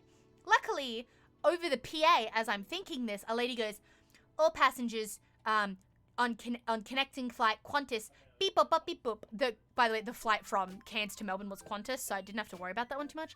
But they're like, all passengers, because obviously each airline works in conjunction. They know when a flight's been delayed and then people miss the connecting flights. They're like, all passengers on Qantas flight, beep boop beep, maru, just like blank, blank, blank. All passengers on flight, maru, please report to the Jetstar counter to be placed on an alternate flight. I'm like, beautiful, perfect. I turn around, bam, the Jetstar counter's right fucking there. I'm like, beautiful. I was at baggage claim, by the way, and it was right behind baggage claim. I was like, oh, beautiful. I'll just get my baggage, I'll walk to the counter, get maybe some little juicy compensation, because fuck Jetstar, I'll take all the money they've got. They don't need it. I'll take their money. They don't fucking need it. So you were dying, but not from jet lag. Exactly. So I was like, oh, cool. I'll take their sweet, sweet money, and I'll get put on a flight. Sick. Amazing. Now, I was at this baggage claim, and I was waiting for my baggage, and I was waiting for my baggage, and I was waiting, and waiting, and waiting, and waiting, and waiting, and then some more, and then waiting and waiting, and like 45 fucking minutes later, I literally had the last piece of baggage come. Now, honestly, my stopover was so short that if I had actually made the initial flight, my baggage taking that fucking long, I think would have made me miss my original flight anyway, even if it wasn't delayed by 4 fucking hours. So honestly, who knows, man. Literally the last baggage, it was so baggage.got. That's what I'm saying, man. I finally get my baggage. It's there. I was like, thank God. I dragged my ass to the counter. I'm like, hey, I was supposed to be I was on Jetstar flight, beep bop bop, maru, and my connecting flight was flight maru, and I missed it because you guys were delayed by like 5 fucking hours. And they go, yep, we'll put you on a new flight. And then as she was trying to look for a new flight for me, keeping in mind it's still early morning at this point, the guy looks at me and goes, oh yeah, and we have compensation for you missing your flight. Because I was peeved. I was like, yeah, look, I had shit to do in Melbourne. Like, I had timed event. I have people waiting for me in Melbourne. I got important shit going on. And he's like, don't worry, here's your compensation. Now this bit. Are you ready for this? Are you fucking ready for what I'm about to tell you? This man goes, gives me a smug look like, Here's your compensation, ma'am. Slides across the counter 2 $8 food coupons. 2 $8 food coupons. I got $16 of food coupons as compensation for them being 4.5 hours fucking late. 2 food coupons! Monty! New phone. Who dis? Wait, everyone spam hearts for Monty. Monty, who just subbed, that's the very kind man who let me stay at his house, by the way. That's the man who let me stay at his house. That's a steal. Hearts in the chat for Montals, please, chat. Hearts in the chat for Monty. Thank you for letting me stay at your house. You gave me a home to come back to, even though my time in Australia was absolutely dog awful. So, absolutely hearts in the chat for Monty. He's the very kind man, him and his girl. Him and his wonderful partner, Sam, let me stay at their house. So yeah, that's who let me stay at their house. I was telling Chat about you. I was like, they're the kindest people I've ever met. They let me stay at their house and they drove me home from the airport. So, Chat was very, very happy that day I had somewhere to stay. I don't get what's wrong, seems fair. No, same. So anyway, yeah, this man slides 2 $8 food coupons. I'll tell you what I got to eat. But trust me, it gets worse. Don't worry, it keeps getting worse. Just wait. So he slides the 2 coupons, and I go, and I literally, I'm not like this. I am not a confrontational bitch. I'll tell you that for real. For real, chat, no cap.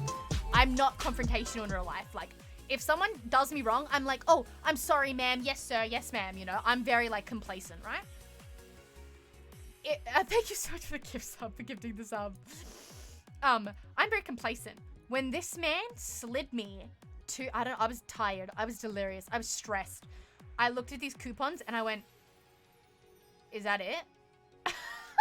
and he goes, yeah. And I was like, okay. And I was like, and what can I use this on? And he goes, I could only use it at restaurants within the airport.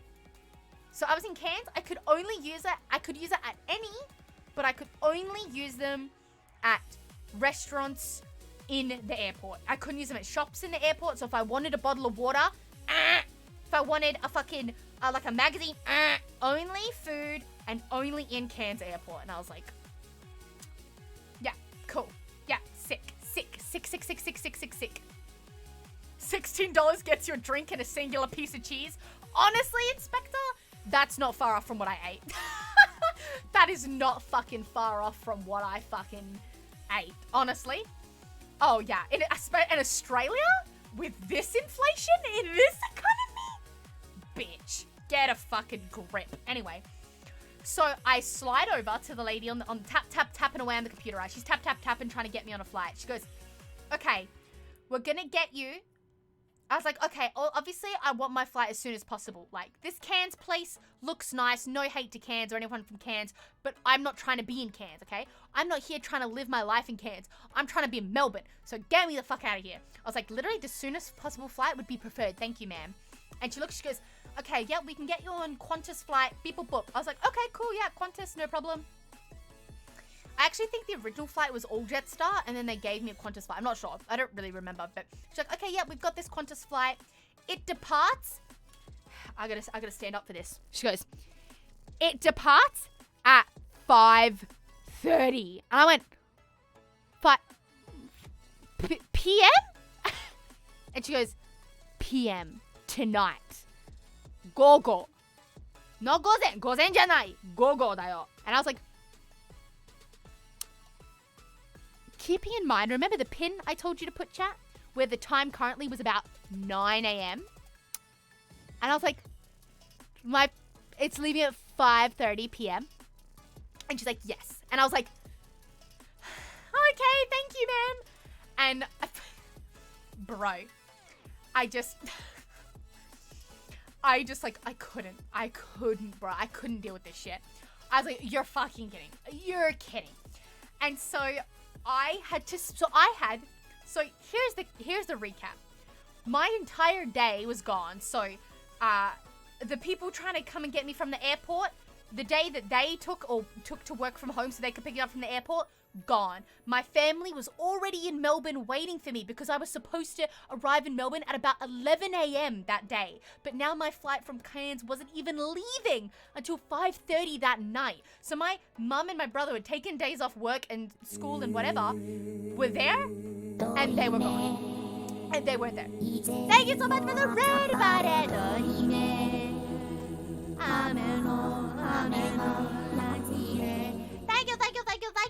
Thank you so much. I don't want to get lost in this story. Hold on. Yeah, and so my mum and my mama Goi and bro Goi were there, and they were in Melbourne waiting for me. I had to tell them, I'm sorry guys, you just have to spend the day with each other. I'm not gonna be there. I'm not coming until 5:30 at night. I'm leaving. I'm not gonna arrive in Melbourne until like 7:30 because there's also a time difference from Cairns and Melbourne as well. So, and oh my god, nightmare. Basically a nightmare. And it's just like, it's just a nightmare beyond a nightmare. And so I had to muck around in Cairns now for the next like 8 fucking hours with $16 of coupons for a whole day. So I was like, this is gonna get me 1 meal. I'm not gonna try and stretch this out. I'm just gonna buy 1 meal with this measly $16 of paper. So, yeah, so I went to this local cafe. I got like a egg and bacon McMuffin and like a bottle of water or something. I just like a local thing, and that's all it got me. I pretty much spent my whole $16 there, and that was it. And poof, it was gone. And I finished eating, and I was sitting in Cairns Airport looking around like, now what the fuck do I do? So basically, I kind of took advantage of now being in a country where I could speak the language, which is not what I am in Japan. So I was like, you know what? I looked on Google Maps. There's a local a giant shopping center that's like a 10-minute drive from the airport. I booked my ass a taxi. I taxied to this mall. I chatted up a storm with the taxi driver. He was like, hey, do you mind if we take a scenic route and it would add like 20 cents to your bill? And I was like, you know what, mate? Let's fucking do it. I was beyond done. Like, you don't understand. I was beyond any concept of reason, of time, of money. Everything was a nothing burger to me now. I could feel nothing. This man was so nice. He was taking me the scenic route along the coastline, the beaches. He's like, is it right? It'll tack on an extra 20, 25 cents onto your total. I said, mate, go for it. Let's fucking take that scenic route. Take me on 10 scenic routes. I don't care. He takes me on this beautiful park scenic route. Gorgeous. He drops me off at this shopping center. I walk around this shopping center that pales in comparison to anything Japan has to offer. I'm just going to be straight up with you. I'm looking around. I'm like, oh, I remember that brand from when I used to live here. Looking around. It was like a museum. It was more like a museum to me than a shopping center. I was like, oh shit, there's like fucking Cotton On Body, and oh shit, there's fucking Kmart and Target, and oh shit, there's a fucking reject shop. You know what I mean? It was more like a museum, right? It was like a museum of me just pointing to different stuff. Sugo, I love ALittleSugoi. I remember that. Thank you so much for the sub. Thank you. It was more just like me pointing to shit and being like, I remember that. Yeah, I remember that from when I used to live in Australia like 3 months ago. I was like pretending that I hadn't been to Australia in 20 fucking years because I'm bougie like that. But I was like, oh my god, I remember that shop. And no, there was nothing. I was like, oh, I'm in Australia. Let me quickly buy something from that one shop that I love that I won't be able to get in Japan or whatever. No, there was nothing. Nothing. Hello again. Hello! Thank you so much for the sub treat. Thank you. Arigatou gozaimashita. Not even Tim Tams. Guess what? Japan has Tim Tams. Just go to the international section. Because you'd think, oh, every country has like an international candy section. That's what Japan has. And guess what's in there? Fucking Reese's Peanut Butter Cup cereal and fucking Tim Tams, my dude. I don't even need to go back to Australia. They've got fucking Tim Tams at my local fucking Don Quixote. You know, it doesn't matter. You know what I mean? I didn't even like Tim Tams that much anyway, I'll be honest. So, it's the same dip. It's the same dip. So, yeah. So that's that, right? So I'm just trying to fucking walk around. I'm just like, I feel nothing for this place. I have no idea where I am. And I'm wandering around, and then, you know what I do? You know what I fucking do because I'm so bored at this goddamn fucking shopping center? I go and watch a movie. I literally buy a ticket, I buy a bucket of popcorn, and I take my ass, hitori there, alone, into a theater to watch the most god-awful movie I could pick, which was Halloween Ends with Jamie Lee Curtis and Michael fucking Myers, the hacksaw guy.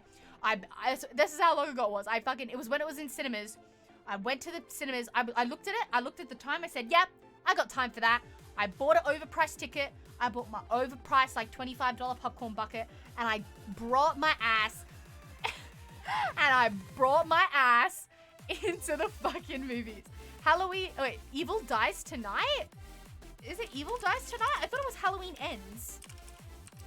Like, Evil Dies Tonight. Is that the one I went to go watch? Hold on, let me. Evil Dies Tonight. No, I don't think it was this one. I think it was Halloween Ends. No, it was Halloween Ends. Is it the same thing?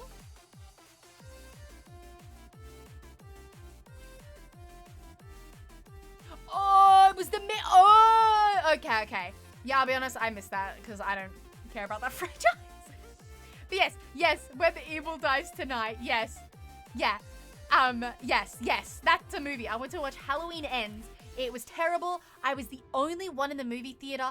I was the most annoying customer. I kicked my feet up on the seat in front of me, like over the head. There was no one sitting anywhere near me, by the way. It wasn't like a guy sitting in front of me and I was kicking the back of his head with my feet. I kicked my feet up on the chair in front of me, reclined back my seat, ate my popcorn loudly, open chewed like a mother. I was just like, there's not a soul in this theater. I am by myself in fucking Cairns. I'm telling you, all sense of decorum, sanity, time, and money were a nothing burger for me. Like, I could not feel anything at this point in time. Everything was nothing. I was like a different person, bro. My absolute care factor was zero. It was below fucking zero, and it's never been that bad. So I was just like, oh my god. And so yeah, I finished the movie. I'm like, okay, it's getting close to my boarding time. I mosey myself back from the airport. I purchased another taxi. He was also really nice. I was also very chatty with the taxi guy on the way back. And I normally, when I Uber a taxi, I do not talk. I am like, I hope to God I get an Uber driver that doesn't say a word, because hell no. But this time, I was like bad bitch Sugoi. I was like, I'm gonna chat. I'm gonna have a friendly fucking lovely chat with the taxi guy. They were telling me all about Cairns and like the history and different things about Cairns. I was like, this is cool. I'd actually go back and visit Cairns one day if I ever go back to Australia. It was actually really nice. I want to actually explore it properly. But yeah, so it's finally time. I get on this flight from Cairns to Melbourne, and I make it to Melbourne. I'm safely driven home by Monty and his partner, who were letting me stay at their place. And I go to sleep. It's been a long day. I'm tired. I don't want to know. And I go to fuck to bed in Melbourne. Now, I think a day or two later, now the initial part of the trip was fine. I got to see my brother and my mum. It was teary. I was so happy to see them again. It'd been obviously 3 months, which is as long as I'd gone without seeing them. I got to see them. We got to hang out. We went shopping. It was fine. Then the next day, I had my appointment with the travel agency, or the visa consultation place. And it was in the city. So my mum and my brother were waiting like in the city for me. Not like outside the place, but just like in the general vicinity. And then after my appointment, I was just going to go directly meet them, and then we were going to hang out more. Now, here's where the second worst thing of the entire trip happens. Or I don't know what numbers this is now. But yes, more terrible things happen after this. Even more horrible things. So, I get to this place, and no shade, but they're like, yeah, it's in the back of this, like, takeout shop. And I was like, okay, that's, like, interesting, but, like, you know, whatever. If it's gotta be there, it's gotta be there, you know? Who am I to say? I go to this shop, they're like, yeah, it's, like, behind, and when they said behind, I thought they meant in the building behind. No. You walk through the takeout shop, into the back, like the staff room, and then behind that is the fucking travel agency. So I reach this like takeout shop and I peek in and I'm like, this can't be it. This is like a takeout shop. Like there's a guy ordering food. There's like a buffet counter with like the glass. I was like, what? And then I peek in and luckily a guy behind me walks past me in front of me. He's also like, he's a guy holding his passport, walks past me through the shop and goes directly through the back. And in my brain, I'm like, okay, this guy looks at me. He's a little confused, but he's also holding his passport for dear life like I am. And he just happened to walk through this shop. So I'm going to follow him into the back and hope that I'm not being led into like a human trafficking trap or some shit. I don't know. And I go back and yeah, there's a tiny little rinkety-dink sign on the table that's like world travel or whatever the fuck it was called. And I was like, oh my God. And it was literally just two people behind a desk. There was tables of rubbish all the way to the roof, bags and stuff. Like it was literally the back room of this takeout place. And I was like, holy shit, okay. Because, and the only reason I was like hesitant because the agency in Adelaide that did my passport chat. And this is why I was like hesitant. The company that did my passport in Australia, in Adelaide, it was a whole building. It was like a nice building. It was like you had to go up to a certain floor. There were signs on the thing like this travel agency is on this floor. Big sign on the walls. There was like glass meeting rooms. There were counters, waiting areas. So in my brain, I was like, oh, all travel agencies or all, not travel agency, but all visa application places must look like this. Like this must be the standard because if Adelaide's look like this, then, you know, Melbourne's and Sydney's must be like, whoa, you know. No. It was the back of a takeout shop and it was two people and they were just running around. They had piles of papers everywhere and I was like, okay. And so there was already two people, like each person already had a person, so I was kind of just awkwardly standing in the room. Then it was my turn. The guy takes me, he asks for my passport, then he asks me for documentation that I don't have, and I was like, I don't need that documentation because obviously I've done way more research than a normal person would because I have severe anxiety. So I was like, no, I don't actually need that passport. Please don't ask me for that because that is for temporary visas. I'm here trying to get a permanent visa or a resident visa. Like, no, I don't need that. And I needed that for when I got my other one, but not for this one. And he's like, oh, okay. And so I hand him all my stuff and he goes, yep, okay. And now this is where the elation, I thought, begins. He looks at all my stuff and I'm like panicking because I'm like, if I don't have something that I actually need, I'm fucked. Like I don't have a printer here. I don't have my computer. I don't have these files. Like I printed everything I possibly could back in Japan. I don't have anything here. I just have my phone and I don't have every important document perfectly scanned in full color 4K fucking HD on my phone. I just don't have that. That's all on my computer, not my phone. And so I was like, if he asks for something I need that I don't have, I'm fucked. Like I'm pion fucked. But luckily he looked at all my stuff and he goes, yep, okay, all good. You're all set. You have everything. Your visa should be done. It's a Tuesday, by the way. So on this day was a Tuesday. He goes, yeah, it should be done by Thursday or Friday. And we'll text you to let you know when it's done and just come back and pick it up. And I go, what? I go, really? That quick? Like 2-3 days? And he's like, yeah, it should be done by the end of the week.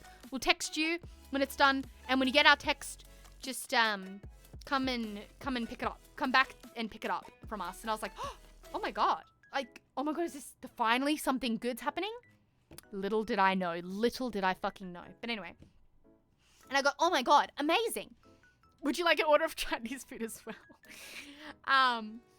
Yeah, and then after that, he has to fill out like a form. And on one of my forms, I didn't put a flight number. Okay, so here's where things got a little bit awry. So a pre-explanation to this is, on the form that one of the forms you need to fill out to apply for a visa, it asks for your flight information. So I was applying for obviously a visa to Japan, and the form wanted to know exactly when I was flying from my current area or my current place to Japan. So it wants to know, like, okay, I have a flight booked for blah, blah, blah. This is where I'm at when I'm heading to Japan. Now, I didn't have that because I currently, at this point in time, did not have a flight booked from Melbourne back to Japan, because my thought process was, I don't want to waste a single day on my visa. Like, I don't want to book a flight 2 weeks from now and then get my visa tomorrow and then have that 2 weeks wasted, because the moment you get your visa back, that is the moment it starts. Not when you enter the country, when you get your visa. So the date on your visa is the day it starts. So then any day you stay outside of Japan is just wasting time on your visa. And that's actually a lot of my first visa, my visitor's visa that I was first living here on. Almost a month of that got wasted. Well, not wasted, but I had booked the flight so far ahead that a lot of the visa, from when I got it, it was ticking the whole time. So it had about 2-3 weeks knocked off it because I was still in Australia for 2-3 weeks after getting it, right? And so, where can I get a link to the Discord? Currently not open today. I will open it from the next time I stream because I didn't want a whole giant wave of people just coming in out of nowhere. So I will open it. I'll open it next stream. I will have an open link for it next stream, but currently it is still closed for today. So thank you. We unlocking the Discord channels. Yes, I did talk about this towards the beginning of the stream, but I will quickly say I will slowly unlock a certain few channels that are easy to mod, because I am one person, Hitoride. I am the only person modding the Discord and the stream. So at the moment, nothing's changed. It's like I closed the Discord majority because I was the only one behind it, and I'm still the only one behind it, so that hasn't really changed. But I understand now I'm active streaming, it's a bit different. So I will open a few channels, a handful of channels that I think would be very easy to mod, that I deem personally easy to mod. I appreciate your guys' opinions, but I'm going to pick the ones that I think are easy to mod and then let you buns use those. But that will not be every single channel. It will only be ones that I think would be easy to just moderate and pick off messages that aren't appropriate. Channels that are very straightforward. So yeah, I'm not going to say which ones exactly because I'm still deciding that. But yeah, I will slowly open a handful of channels that I believe are easy to mod. Starting from very soon. Okay? Yes. Okay, so I'll continue with the story. So I was going to book, so that my visa didn't have a single minute wasted on it as soon as I got it, my plan was I was going to get my visa from the Melbourne Consulate of Japan, the Consulate of Japan in Melbourne, and then the moment I got my visa, I was literally going to book like the next flight out of Melbourne, right? Like I'd book a flight a day or two from there and then just go. So that was my plan, and that's not something I could have predicted beforehand. Like I didn't know exactly how long it'd be, and obviously if you book a flight before you get your visa, then you miss that flight and you lose that money, and that's awful. So my plan was, I was like, just gonna wait till I get the visa. The moment I got it in Melbourne, I was gonna book a flight within the next couple days and shoot off back to Japan. Easy done, right? Well, wrong. Basically, so I didn't have a flight booked at the time, and he goes, oh, your flight details. And I was like, oh, I don't have a flight book. I'm gonna book one as soon as I get my visa. And well, now that I know I'm getting it on Thursday or Friday, I will literally go and like book a flight tonight. And he then goes online and he goes, oh, I'll look at flights. And I was like, oh, okay, cool. Like, they might actually book one for me or get me a good deal on one. Because they are like, you know, a travel agency as well, kind of. And so he looks at a flight and he books one, and it's the perfect flight. He prints off the itinerary. It's got my name on it. It's got a booking number on it. It's got all the details, when it departs, where it's going, the time of the flight, no stops. It's with Japan Airlines, which if you've never flown Japan Airlines, they are beautiful. They treat you hot towels. They give you good food. You get a full range of the access of the TV. I know some airlines make you pay for some of the movies that you want to watch. Japan Airlines is beautiful. So he booked it was like a Japan Airline flight, no stop, a straight shot. It was a good time of day. It was a good price. It said the price on it. It said everything. It was perfect. I was like, oh my God, that's literally, if I was booking a flight back to Japan, I would have booked that exact flight. That's perfect. And it was the following Monday. I think it was the following Monday morning. And I was like, perfect. That'll be a couple of days after I get my visa. This could not be more perfect. I was so happy. I was over the moon. He writes down the flight details on the form to send off, because I think you have to fill in, like you had to put something in. I look at the flight. I go, oh, that's amazing. I ask him to, he like then tucks it away really quickly, like in my files. And I'm like, no, can you pull that out so I can take a picture of it so I, can actually remember my flight details? Because obviously like he printed it and stuff. I didn't have it. And he's like, oh yeah. And so he hands it over to me. I take a photo and I was like, okay, do I pay for this flight? Because when you apply for a visa, it does cost a little bit. I think it costs about $99, $200-ish. It costs about $100, $200 to like just apply for a visa, which I knew from when I had to do it before. And I was like, oh, when I pick up my visa, do I pay for the visa and I'll pay for the flight? And he looks like, yeah, no problem. And I was like, cool, I'll pay for the flight when I come back and pick up my visa. Easy done. I was like, that's amazing. I got my flight booked. It was a perfect flight. As you can tell, something went wrong because something happens. And so I was like, oh, beautiful. I'm going to get my visa on like Thursday or Friday in just a couple days. That was the big thing I wanted to get done in Melbourne. So now I was just in Melbourne with my family and friends and I could just enjoy myself. I could explore my last vision of Australia before I go back and come back God knows when, probably never. So I was like, oh, this will be nice. I get to enjoy myself for a couple days. Hell yeah, So then I go, and then Wednesday rolls around, I go to this carnival with Monty and Sam, which is the couple that's letting me stay with them. We go to this local carnival. I get to finally ride on this super scary Australian carnival ride called The Speed that I've always wanted to ride on, but I was always too chicken shit to do it when I was living in Australia. But I was like, Japan's not gonna have the fucking Speed carnival ride, and I want to go on it. And I am gonna do it because it's at this random carnival and this is destiny. Welcome back, Sugoi. It's Thank so you. nice to see your nice fluffy model again. Oh, thank you so Hope much. your time away Twitch was splendid. It was. Thank you. I'm actually telling a story about it right now if you'd like to tune in. I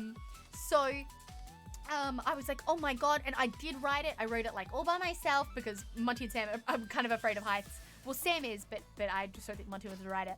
And I went on it and I flipped around in the air. Like it was so fun. And it's a really tall ride. Like it's really high up. So I got to see a really good view of just like Melbourne City. It was at night. It was really nice. I was so happy. And, then Wednesday rolls around, finishes. Thursday comes and goes. And then Friday comes. And I'm like, And by the way, this travel place is closed on weekends. And my flight that I'm aware of is happening Monday morning. Like I'm talking, I board and leave at 8:30 in the morning. So, and this place opens at like 8. Like, do you know what I mean? Like there is no time. If I didn't get my visa by the end of that day on the Friday, I wasn't getting on that flight, right? Like it's like, I was like, oh fuck, because it was early morning that Monday. Let's see if you can predict where this is going because it's not what you think. So, Friday comes around and I'm starting to panic a bit. I'm like, I haven't gotten a text from this place that my visa is done and they close at 5 p.m. It's like 11 a.m. on Friday. My flight is at like 8:30 a.m. on Monday. Like I need to be at the airport at 5, 6 in the morning. I need to be at the airport at 5 o'clock in the morning to get on this international flight. It's now or never. I need it by Friday. This place is closed on the weekends. It has to be now by the end of the day. It has to be by 5. So I call them. A lady picks up. Kind of doesn't really understand what I'm saying. I will preface that English is not the native language of the people I was speaking to, of this agency. So I was trying to explain as best I could what I was after, and she was saying things that I didn't quite understand. But basically she said she's gonna get another lady to call me back. Then another hour and a half passes. Time is ticking. Any minute is already making me more and more nervous because 5 o'clock is the deadline, right? Then she's like, I'll get another lady to call you, Terry or something. And Terry calls me and I'm like, hey, I'm just calling to ask if it's done. And she's like, have you gotten that text yet? And I was like, no, but the flight that you guys booked to me is happening at 8:30 in the morning on Monday. I need to be at the airport at 6 a.m. If I don't get it by the end of day today, you guys are closed on the weekend. There's nothing to, there is no room. There is no wiggle room here. And she's like, okay, I'll ask them about it. And she texts me back and she's like, oh, it's not done yet. And I was like, okay, I'm going to go to the city. I'm going to go to this place in person, kind of bring myself in and be like, hey, is it here? Do you have any right updates right now because it takes me a while. It takes me about 45 minutes to the city from where I'm living in Melbourne at the moment, or at the time. And so I slowly take myself into the city. I bring myself in. At this point, it's like 1:30 p.m. chat. And I have less than 3 hours left of the day before this place needs to give me my visa, or this flight is not happening. Right? Like 45 cities? Oh, sorry, 45 minutes. 45 minutes. 45 minutes, not cities.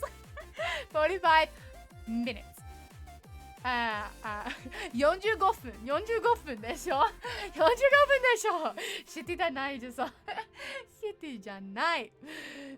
45分です。Yeah, 45 minutes. 45 minutes.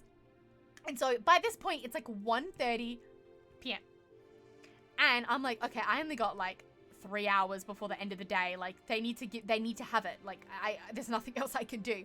I go in, I'm like, hey, I'm here. The flight you guys booked me is at very early on Monday.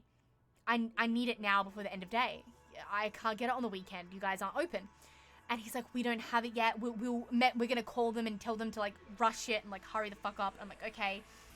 And he goes, come back like in a bit. And I'm like, so I walk around the city for like 3 hours. I go back there at 4:30 p.m. They close at 5. I'm like, I'm going to go back at the absolute last possible minute.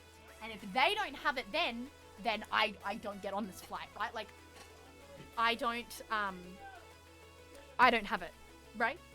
And no worries, Oblivion.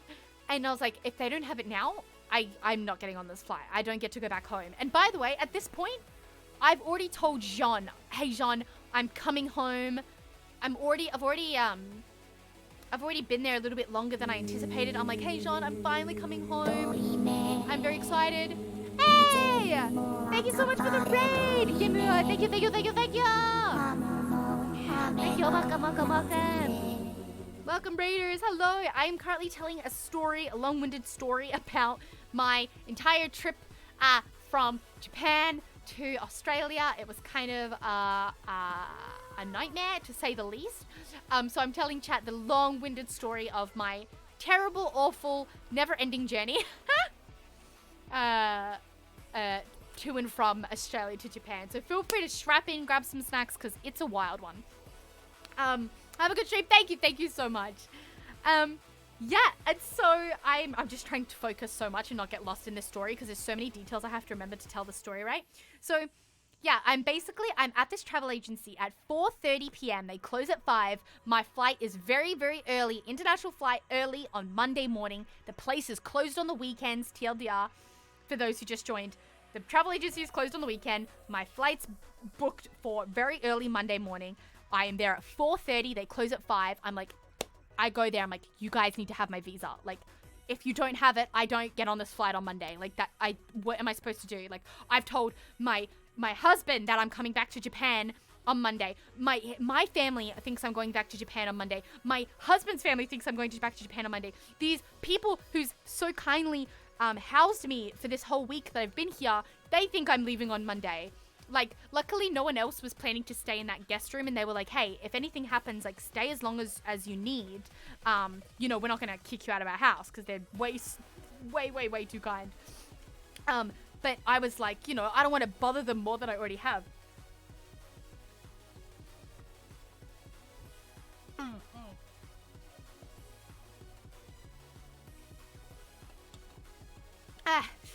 I'm sorry,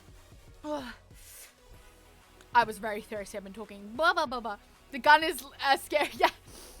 Chat did some things that they weren't supposed to do, but they did because they're little cheeky buggers. But yes. I go there. I'm like, guys, tell me you have my fucking visa, please. I want to go back to Japan. I want to go back home to my husband. I want to go back to my cat and my family in Japan, please. Like, I want to go back home. Like, at this point, I already felt like Japan was my home. That's where Jean is. That's where my cat is. That's where all my stuff is. That's where my life is now. I'm like, I want to go back home. You know, please let me go back home. And this lady, she picks up this like pile of passports that she has, and she's flicking through it, and she like can't see it. Luckily, thank God, she was holding them spines facing me, And my passport has been around. Like, it's been around. It's almost run its full course. So it looks a little banged up, I get. But it has, from when I visited China, like years and years and years ago, it has these like red and white strips on the spine from when I visited China. And I've never seen another passport with those stripes, and I don't know why they stuck those to my passport, but I kept them on the whole time. I don't know why. I just never took them off. I don't like fucking with my passport if I can help it. And I saw a passport with those red and white stickers on the spine, and I was like, oh, that's it! I was like, that's it! That's mine! That's my passport right there! That one, that one, that one! And I like pointed, and she like picked it out. And I was like, yes! That's me! That's me! And she's like, oh, okay. And guess what? My passport was there with my visa in it, in all its entirety. And this was special. I started crying. This was the long-term visa. This was the resident visa. This was the big boy. This was the boy, you know, this was a big boy visa. I don't know what I'm doing. But this was the big one, you know, the big boy, give me a big boy. You know, song by SZA. It's like that. This is the big boy visa. And I was like, oh my god, I got approved. It's here. It's in my hands. Let's fucking go. Very excited. I was very happy, very excited, naturally. Now, I was so happy. I started crying. These people are looking at me funky like, get a grip, you fucking fully grown woman. Stop crying over a fucking passport. And I was like, I'm so fucking happy I get to go home. Let's go. Woo. Very exciting stuff. And this lady's like looking at me up and down. She's like, stop fucking crying, you dumb bitch. Well, that's probably what she was thinking. And I was like, I don't care. I'm so happy. And she's like, okay, yeah, pay for the application. That'll be like $98 or something. I was like, yeah, swipe my card. Take my money, lady. And then I look up at her and I go, okay, I'm ready to pay for the flight now. I go, I'm ready to pay for the flight now that you guys booked me. And she goes, what flight? She goes, what flight? And I go, I see, it's funny now. It's funny now. At the time, not funny. Not funny at all. She goes, flight? And I'm like, yes, the Japan Airlines flight. It was like flight like 747 that you guys booked me. It was like, it was gonna cost like this much money. The guy printed the itinerary. I took a picture of it and you guys wrote the details on my application. And I said I was going to pay for it when I came and pick up my visa. And she's like, huh? And I was like, huh? What do you mean, huh? What are you fucking hiring me for? What do you mean? And they eventually figure out what the fuck I'm talking about. I luckily, because when you apply for the visa, they don't like take all the files. Well, they just take the ones they need. So the itinerary that he had printed was in the folder with my passport. And because like obviously I have scans of like IDs and passports and stuff, and they that's all kept in there. And I grip the itinerary and I'm smacking it. I'm like, this flight. Where is this flight? Did you not book this flight? And she goes, and she figures it out. And she goes, oh no, we just take details of a flight and put that on the application. That flight's not actually booked. You had to go and book that flight. Chat, let me tell you, I've never in my life, the blood drained from my face. I could feel myself go pale and just go, like I've never in my life felt the actual, like, straight from a fucking TV show anime bullshit. Literally felt the blood rush from my face. Like I felt myself go pale. I was like, what do you mean? You're telling me that there was never a flight for me on Monday? Like that flight exists and it had my name on it and he had an itinerary for it that he printed out and it had like a booking, it had a reference number on it. Like I've booked flights before on my own, right? It literally exactly looked like a flight that was booked. It literally says on the itinerary, booked for my name, ALittleSugoi, ALittleSugoi, booked for ALittleSugoi on behalf of Maru Travel. Like the place's name, like booked on behalf of fucking whatever travel it was called. Like booked on behalf of, it was like a flight for ALittleSugoi booked on behalf of like Maru Travel. And I was like, it literally says like booked by thing on my behalf. Like what are you talking about? And she's like, no, we just get the flight information to put it on the application because the application needs like flight details, but you had to go and book that flight. And I was like, so spoiler alert, chat, I did not go home that following Monday. I was absolutely fucking devastated. Oh my god, I completely forgot to tell you guys as well. I forgot to tell you about another horrible thing that happened before this. At the time this was happening, I was fucking ill. I got sick in Australia. My brother like kind of wasn't feeling like 100%, but he wasn't like feeling like super sick. Like he was walking around with us and stuff. But I think I must have caught, even though I was wearing a mask the whole time, even though I was in Australia and nobody wears them. I had been living in Japan, so I was used to it. But I was wearing a mask everywhere. I caught whatever the fuck he had, but I caught it bad. And I took a fucking COVID test 3 times every day. It was not COVID, but holy shit, it felt like it. I was sick, as in I was, for those few days, after, because my parents were only, my family was only there for like 2 days, like 2-3 days. They didn't stay very long because obviously they had stuff back home, work and job and all that stuff. So they stayed short. I could not even say I was able to say proper goodbye to my brother and walk him to like the transit to go off to the airport. But my mum stayed an extra day because she could get extra time off when my brother couldn't.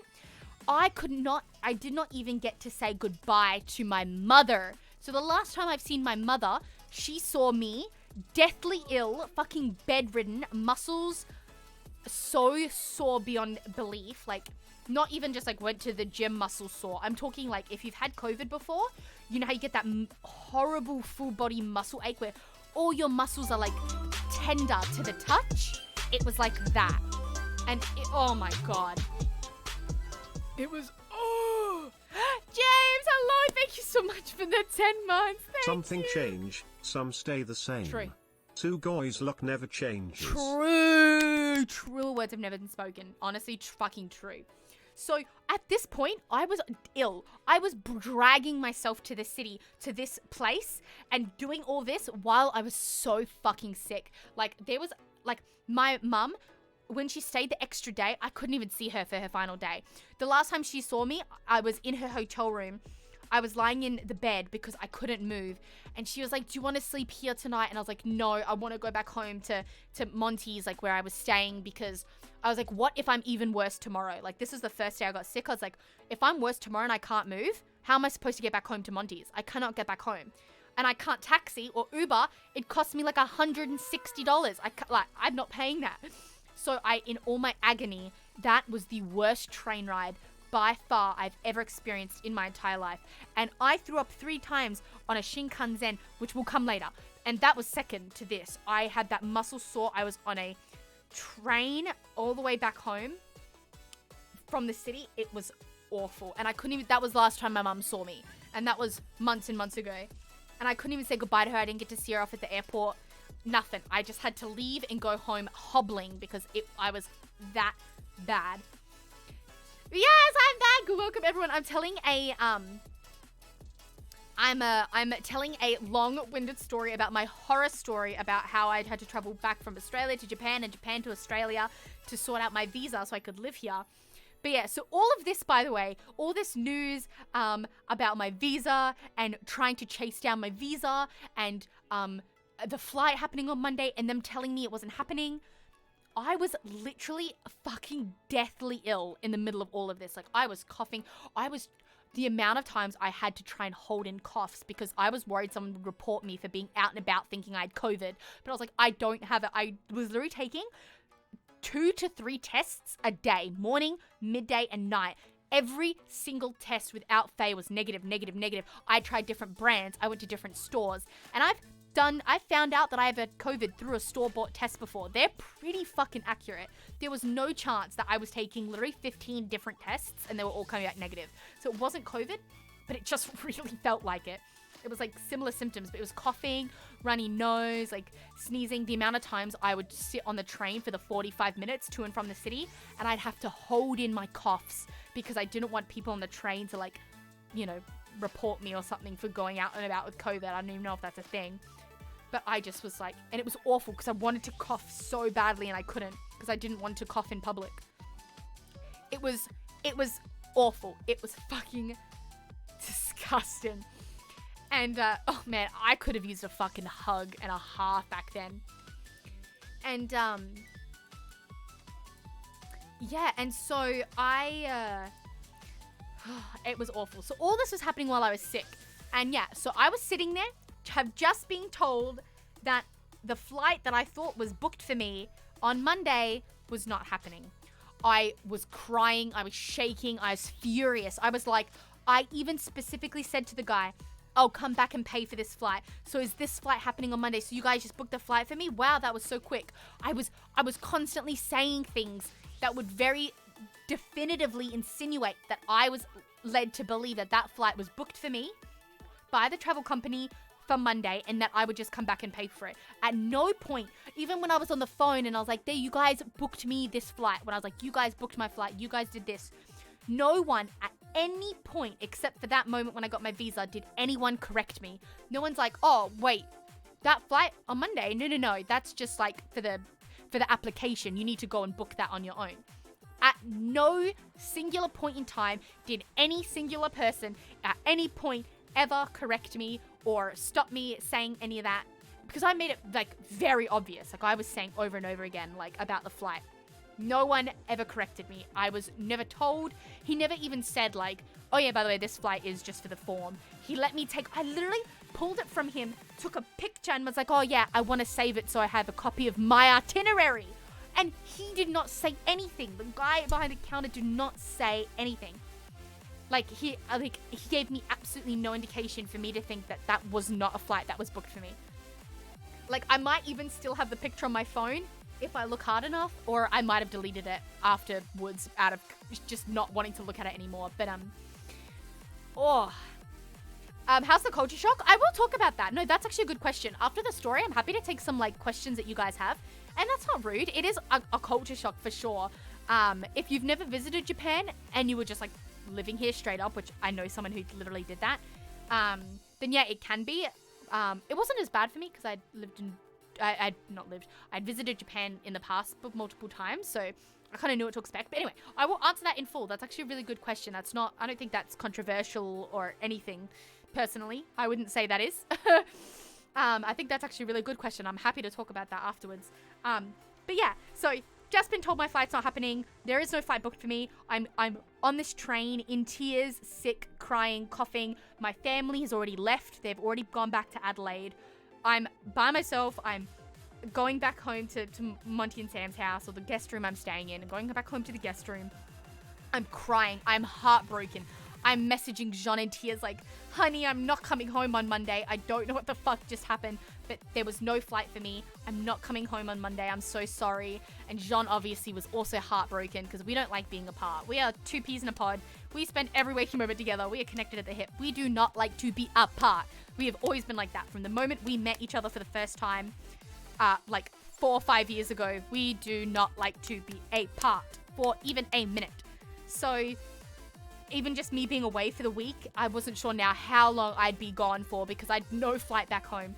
I went home, I tried to look at the JAL website. That flight that they originally printed as well, that I had the picture of, I found it and it cost $3,000 because now I was trying to book it like literally like 2 days before.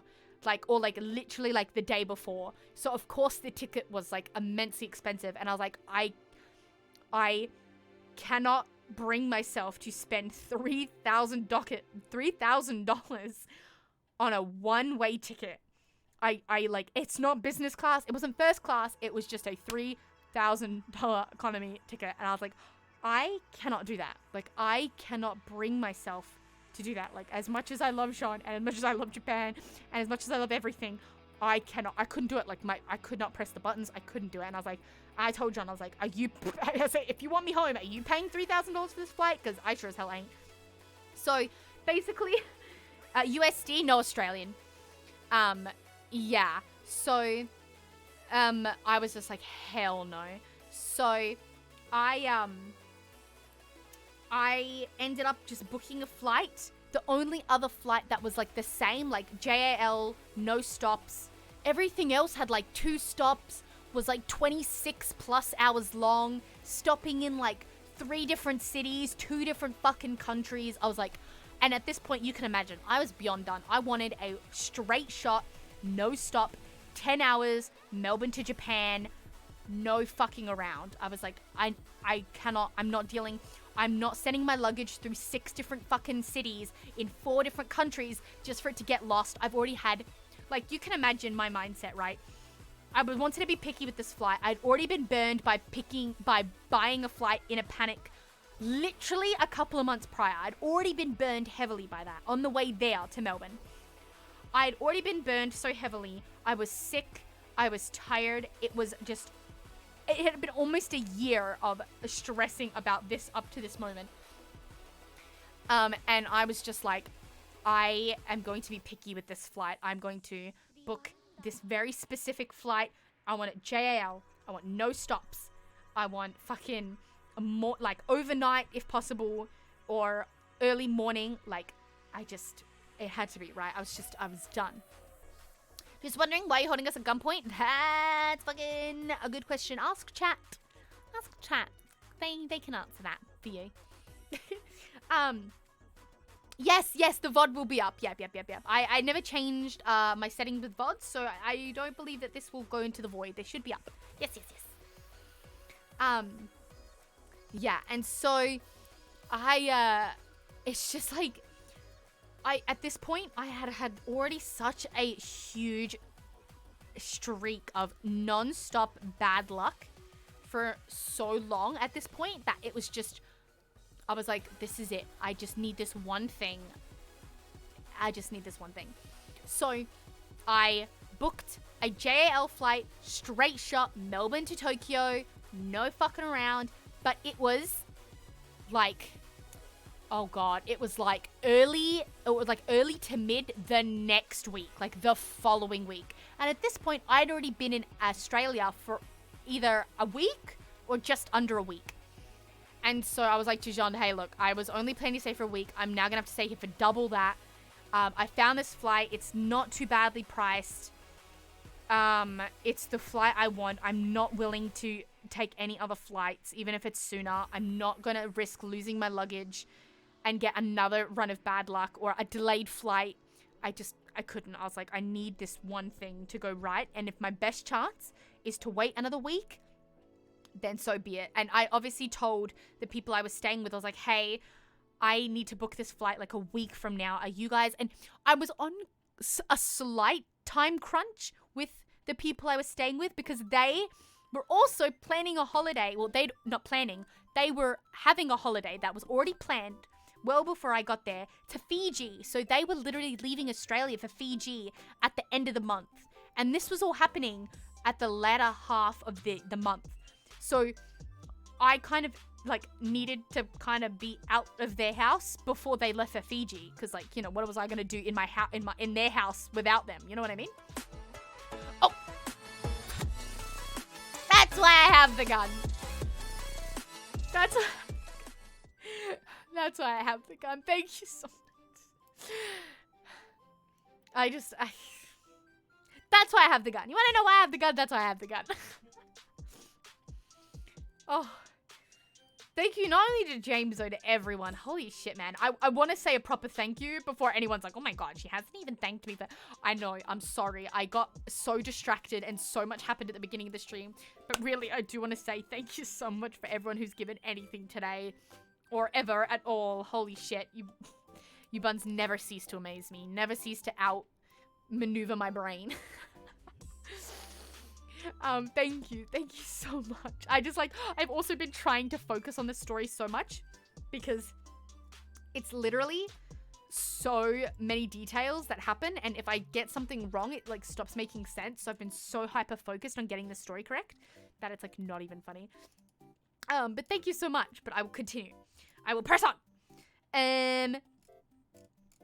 Yes, I went to I went to tell John, I was like, hey, I'm booking this flight for like a week from now. And I went to them and I was like, hey, I should still be out of the house before you guys go to Fiji. But like, I obviously don't want to stay in your house while you're not here. That's not like fair.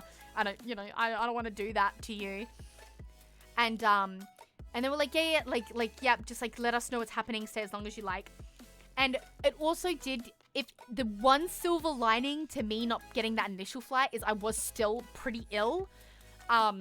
And I think I would have been able to like sneak through customs, like by hiding my sickness, even because I knew it wasn't COVID.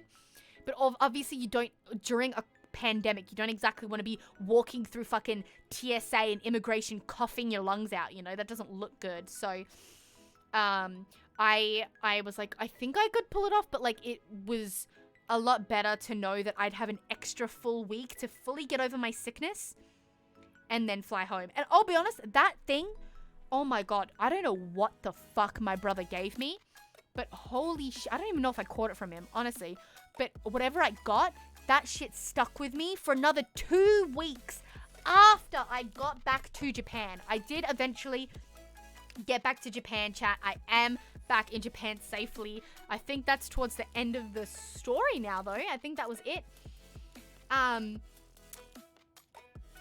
Yeah, I eventually get over my illness, but the lingering things, like me coughing, that shit stuck with me for weeks, even after I came back to Japan. Like, at night, I would still find myself coughing. Like, it would come in different parts of the day. It was so fucking annoying. I could not get over it, but eventually, like, I'm well over it now, of course. It's been months, but at the time, I could not shake it. It was awful. But yeah, the day finally comes. I get to go the fuck home to Japan. I get to finally see Jean again. Though, I'll be honest, the trek from Tokyo back to Sendai was not fun. The Shinkansen, because I was still getting over a sickness, I felt so motion sick on the Shinkansen. It's been months and I'm still scared to go on a Shinkansen. I have not gone on a Shinkansen since I came back from Australia. I got so sick. I threw up multiple times. I could not shake the motion sickness. I tried my best to sleep. I tried to drown it out. I tried to put headphones on and just completely sensory deprivate myself. I could not.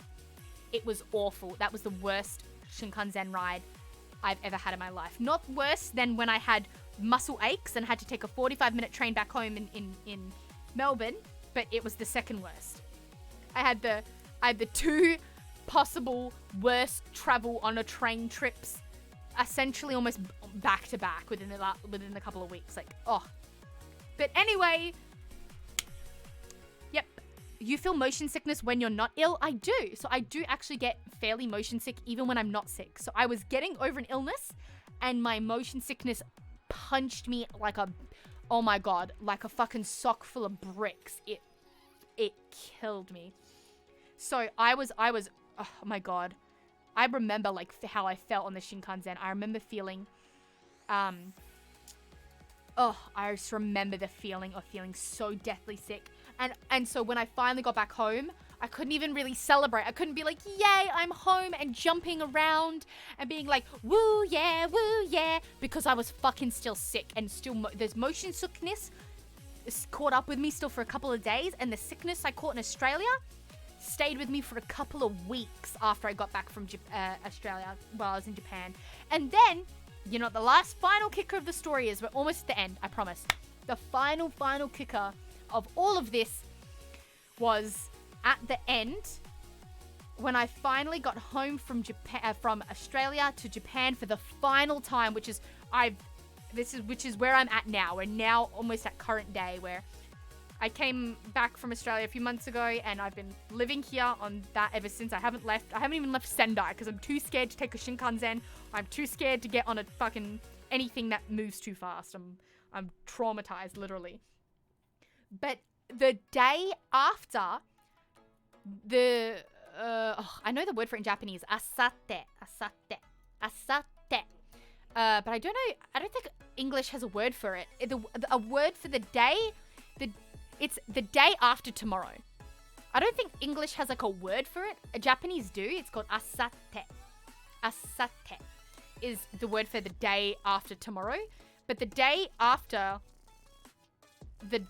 oh my god, how do I explain this in English? The day I got back from Japan and I was still recovering, not the next day, not the tomorrow, but the day after that. The day after that, that was the day all our stuff finally arrived from Australia. Yeah, from Australia. Yep. And so I was still recovering, and then we got 14 boxes that took up our entire apartment from Overmorrow. Overmorrow? Really? It's Overmorrow. I've absolutely never heard of that. That's interesting. The word in Japanese, asate. Today is kyo. Tomorrow is ashita. Then the day after tomorrow is asate. And then if you go backwards, it's today, kyo. Kino, which is yesterday. And then the day before yesterday, which is ototoi. Yeah. Yeah. And then the day after I got back. The day after I got back, all our stuff from Australia finally arrived. And I'm talking 14 of the biggest, almost floor-to-ceiling boxes you've ever seen in your life. And you bet your ass I did not do anything for a couple of days. I let those boxes sit there and rot for a while. As excited as I was to finally have all my stuff, because I'm a maximalist and I have a bajillion things that I love, I was dead. I was beyond dead, and understandably so. But that is it. That's it. That's the story of that is a story of someone who has Murphy's Law in its complete and uttermost monstrous form attached to them. Yeah, that's it. That's the full story. That's what I didn't tell you, as well as I knew I'd have to come back to Australia or leave Japan at some point to exchange but now I'm in Japan. So now if I need to change my visa or extend my visa, I never have to travel outside of Japan for that ever again. All I have to do if I want to extend my visa is I just take a hop, skip, and a jump, 15-minute walk down a straight road down to my local immigration office. No problem. I hand them a form. I go, yep, 3 months before my visa expires. I go, yep, I want to extend that bad boy. Thank you. They look, they check, they go, yep, welcome back to Japan for another year. Woo! And then I walk my ass back home, maybe grab a Seiyu coffee if I'm feeling it. And that's it. So I never have to go through that again unless I'm literally moving back to Australia or I'm actually going back purposefully to visit Australia or something. But I take such joy and inner peace and solace knowing that I will never have to go through that horrible, tragic experience again. My warning and my takeaway is when you're booking a flight, I feel like this is obvious, but I was in a panic. Even if you're in a panic and you're stressed, when you're booking a flight, make sure it's the correct thing. Make sure you know what's going on. You trust the company. You trust the flight path. You pick a good one.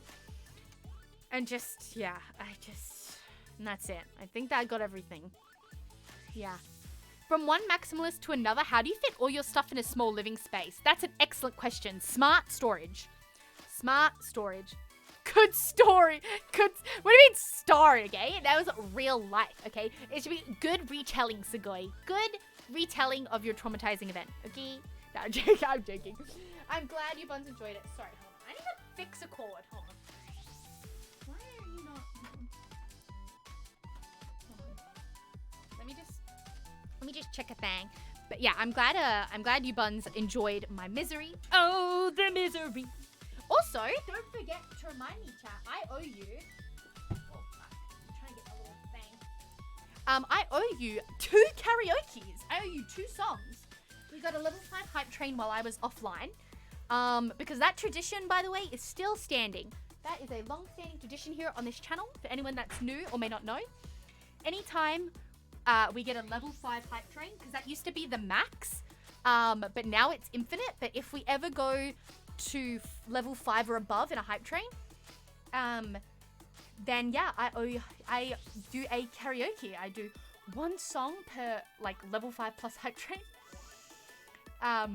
Yeah, so I missed a snuggle. Oh, I've missed a lot. It's not just a snuggle. I've missed a lot of snuggles. There's a lot of redeems that I haven't done because I've been trying to very hyper focus on this story. Yes, you guys got like level 15 or 16. So if we ever go past level 5, we do a karaoke.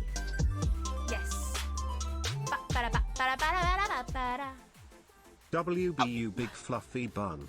Hey, Toga, thank you so much for the sub! And Toby Boy, thank you so much for the 5 gifted. Holy crap. Thank you. Okay, I'm finally gonna get through some of these redeems. I feel so bad. I tried to keep on top of the head pat ones, and the pions and stuff.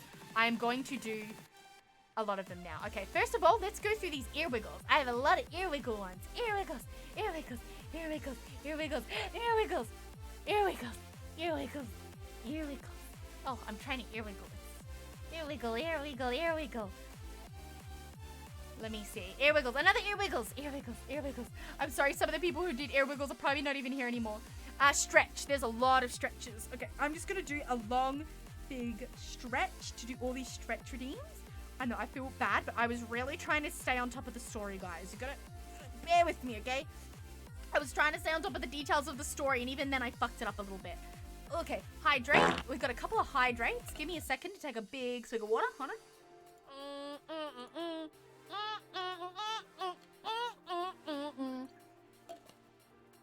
Ah, delicious. And I'm drinking out of my my lovely cinnamon roll thermos, which I get from my local Don Quixote, because I have a whole section of Sanrio stuff.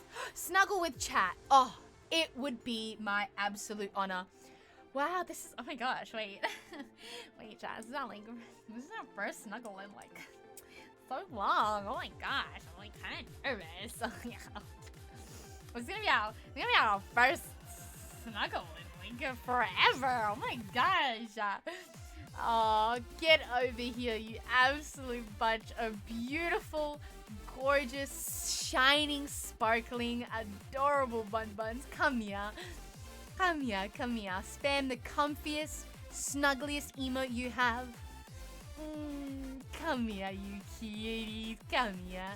Oh, I missed you, Bun, so much.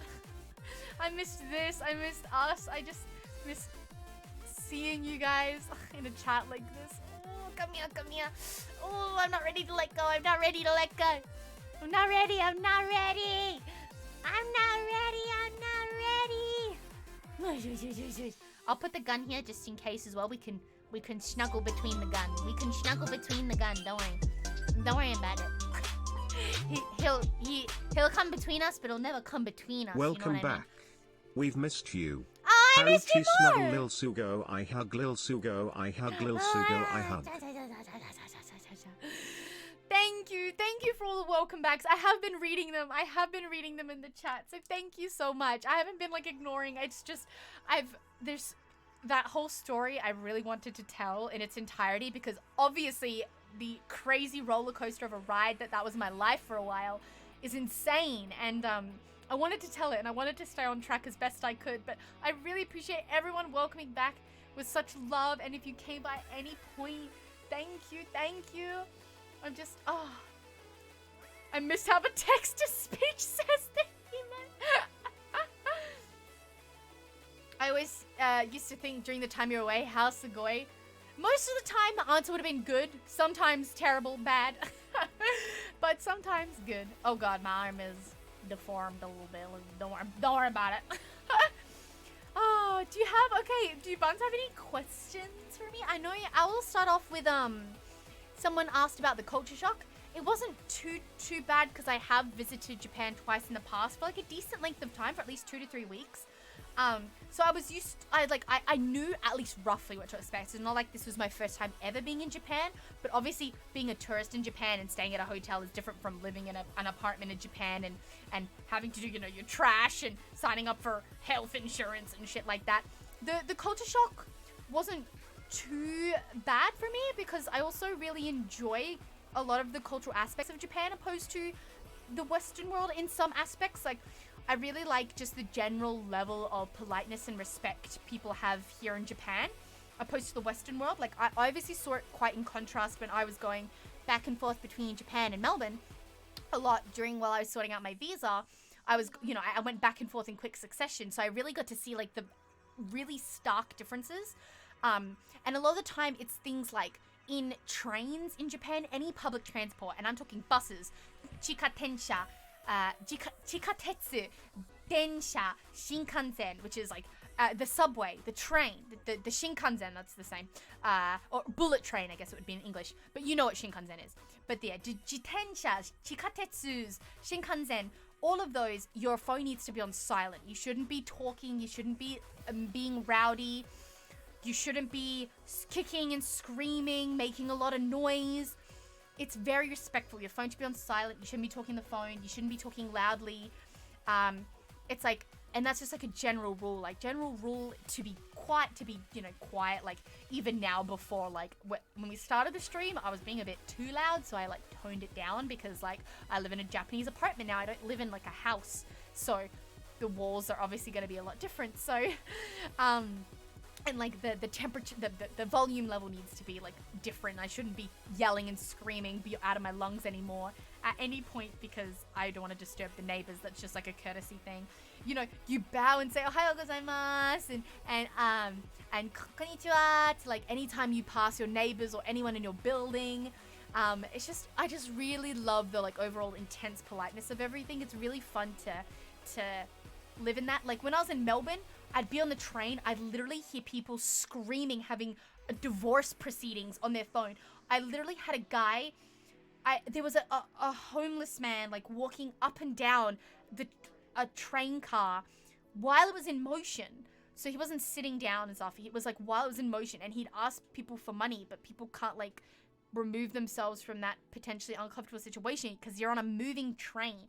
And I found that to be so uncomfortable. It's like, I understand that like they must be doing that because they have no other option, and I understand that, but it's like the fact that you're not giving people a choice to remove themselves if they're uncomfortable is like, I don't like that. I don't enjoy that. So it's just like when you get to Japan, you're like, and like when I was in Melbourne, I'd see people precariously literally walking on train tracks. There was a man who I think may have been on potentially some drugs because he was walking on the train tracks in Melbourne, and a tram was behind him, going beep, like honk and honking, and he was just walking, like swaying, walking down these tracks. And I was watching this train conductor spam his fucking horn at this guy. And this guy had absolutely no idea, like, where he was or what was going on. So I was like, I want to go back to Japan. Like, and I'm not saying that, like, everyone in Japan is perfectly polite. Like, I've already run into, like, a rude person or two.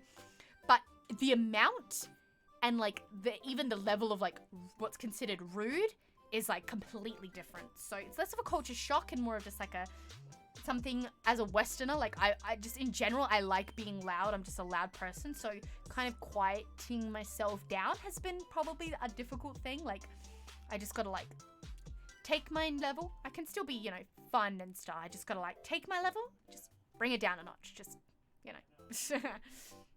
might be a bit premature. When's the next stream? Your guess is as good as mine, my dude. When's the next stream? Yeah, I don't know. I got nothing. I have no idea. We'll see. Next stream. So anyway, I'm graduating. No, I'm joking. I'm here. I'm back. Inconsistency and all, okay? Scuffness, inconsistency, it's all here. It's all present. You get the whole package, okay? So, no idea. Your guess is as good as mine, yeah. Hopefully sometime next week, I'm not sure about tomorrow. Jean and I are doing need to go out shopping tomorrow for some things, and we're going to IKEA. I want to see if I can get some storage pieces, because remember how I said smart storage before when asked about the maximalist thing? Smart storage, but I don't have that yet. So I'm going to IKEA for potentially some storage things, and John and I need to get some other items. So I will be out tomorrow shopping. I don't know when I'll get back. If I get back earlier than expected, because I think we're going out earlier, like we're starting our day early, then yeah, it might even be tomorrow, but probably sometime next week, depending on what my homeworks, what my shukudai is looking like. If it's omoi shukudai or light shukudai. Absorb the pun energy while you can. Don't say the G word. Subathon flashbacks. Nice. You're good. We love the consistent scuffed overlord. Expect straight daily streams? Absolutely not. Sugoi, are you all settled in now? Honestly, yes. There is still like one or two outlying things, just like personal things that I can't quite get yet because I just haven't been living here long enough. Like, Japan's still got like a pretty, how do I want to describe this? Like a pretty thick wall between foreign residents and like obviously like citizens and like Japanese nationals and actual like Nihonjin, like actual Japanese people.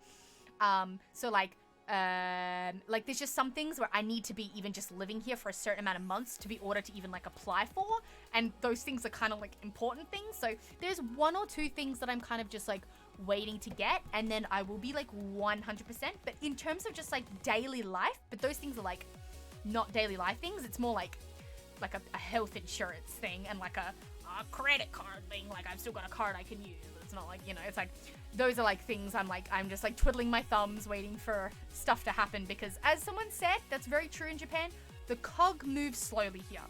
Anything official or anything government related, cogs move slow in Japan. Huh?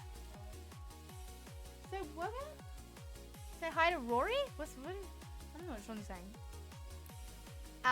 Sean's yelling something from his room and I don't know what he's yelling. But yeah, the cog moves slowly here in Japan. So I'm just kind of twiddling my thumbs waiting for the last one or two things to come through / be accepted / get to me. And, but yeah, so, yes, other than that, I'm really settled in. I've got a lovely desk set up. The house is a bit of a mess though. I will say that. And by the way, when I say house, I do mean apartment. I'm just used to saying my house because apartment's a bit of a mouthful. Or I could say my mansion, because I don't know if you buns know this, but a fun fact, the Japanese call apartments or apartment buildings mansions. Like literally it's mansion. So I can say I live in a mansion and people would understand what I'm saying, but it's not an actual mansion. It's just what they call apartment buildings, like a mansion. So I could say, yeah, I live in a mansion, except it's a apartment with a half-broken toilet.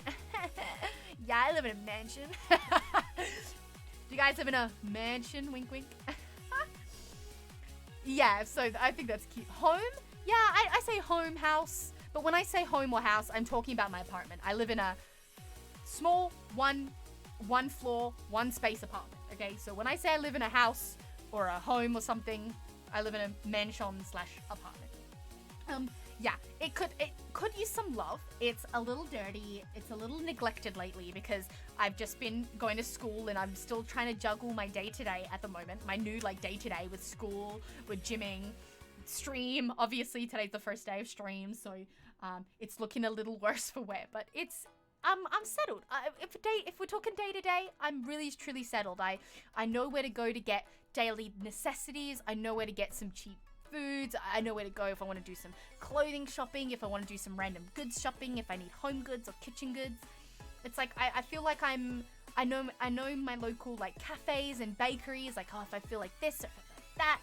Shit, speaking of which, I have half a chocolate chip cookie that I need to finish. I'm not really feeling like it right now, but I do have one in the cupboard. Yeah. So, living Minecraft life. So we did get you to a mansion. I mean, technically, yes. Yeah. Alright, from now on, we're calling it a mansion. I mean, that's technically correct. You'd technically be correct in saying that I live in a mansion, because I live in an apartment buildings. I live in a Mansion. Yeah, 7-Eleven karaage chicken. I'll be honest, I've been trying to get into karaage and I cannot get into it here. I don't know if I'm eating it at the wrong spots or what, but every time I see karaage and I smell it, I'm like, oh, that smells and looks delicious. And then I order it or buy it from a konbini and I'm like, why is this mid? I don't know. I think maybe it's just like too much. I like a meal with some variety, I guess. So I'm not sure what it is. I haven't been sold fully on karaage yet. What do you feel about Uniqlo? I love Uniqlo. I actually need to go to Uniqlo tomorrow to get some basics. They sell really good basics. There's Uniqlo here in Japan. We have one in the city, and we also have something called a GU. Uniqlo's international though. Like I think America has Uniqlo. I'm not sure, but Australia definitely does. Australia has Uniqlo. It's like pretty international. But Uniqlo's really good. But Japan, I don't know if this place is international, but Japan also has. It's like a Uniqlo, but slightly different, called GU. Like it's just capital G, capital U, GU. And it's basically Uniqlo. Like they sell basics and stuff, but they do a lot of collabs with brands and characters. So like they've done, since I've been living here, they've done a Pokemon collab, a Kirby collab, a Sanrio collab, which yes, I did buy a few things from, of course. Naturally. Like Sanrio collabs, they do collabs with different brands and stuff. Those are the ones I just remember off the top of my head, but they do a lot of collabs, which I don't think Uniqlo does as much. I think Uniqlo does more like anime. Like I know Uniqlo had like a Spy Family collab at some point. But both are really good. But the GU for me is a little bit closer than the Uniqlo, so I find myself going to GU a bit more. Yeah. Konbini trips. Oh yeah, I eat at Konbini every day. Konbini every day. Yeah. It's literally where I buy my lunch. On my way home from school, I stop into a Lawson or a 7-Eleven or a Famima. Welcome back, ALittleSugoi rave. Thank you, ALittleSugoi Miss rave. Adams. ALittleSugoi rave. ありがとうございました Subscriber ありがとう Thank you Yeah Konbeni, like Family Mart every day. Konbini yeah, which is short for convenience store. Yeah, so I buy lunch, and then I typically buy my lunch because I'm just coming home from school and I'm like hungry. So I buy like a small lunch, and then Jean and I typically cook dinner. Yeah, that's just like how we go. Jean's easy because he gets his lunch provided to him via school at his school. I do not. So I come home, I just grab something cheap from a konbini, and I know you're like, huh, that probably adds up, right? No. You're probably like, yeah, that adds up cost-wise, right? Like, no. Food here, the cost of living here is the biggest difference. The cost of living, yes, you do get paid less. Like, of course, you're not getting like $27+ an hour, like something you'd get in an Australian job. But the cost of living is so low, it doesn't matter. It just doesn't matter.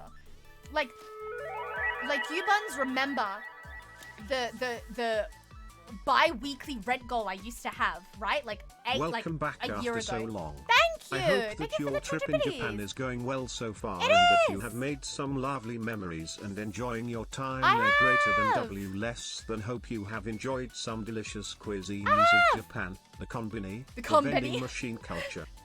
コンビニじゃないよコンビニじゃないちょっとコンビニだよコンビニだよコンビニじゃないよ Guys make me laugh.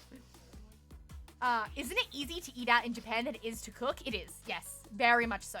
Japan makes it hard to cook. They make it hard to want to cook.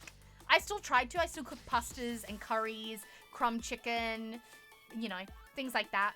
But it's so easy and it's so cheap. Like I can go out and buy like a pack of tuna maki rolls of like 16 for like $2. And it's like, okay, I spend $2 every day for lunch. Oh yeah, plus a drink, maybe $3. $3 for 16 maki rolls and a drink. Like, kill me, sue me. Yes, I'm gonna buy that every day. Like, I'm sure it absolutely does add up over time, but over time is gonna be like a decade, not a month. You know what I mean? It's like, okay, in 10 years, yeah, I would have spent a little bit on lunch, but it's like, I'm not gonna see, you know, like, from, like, Yeah, you know how many packs of Maki rolls I could buy just from today, bro? Like those 200 bits that I just got, that's a whole pack of Maki rolls right there. That's Maki, that's my tuna, that's my daily tuna Maki rolls right there. Bam, done. Do 200 bits, I get 1 pack tuna Maki rolls. 200 bits equal, I should write that in the in the dono section. 200 bits equal 1 pack of Maki roll.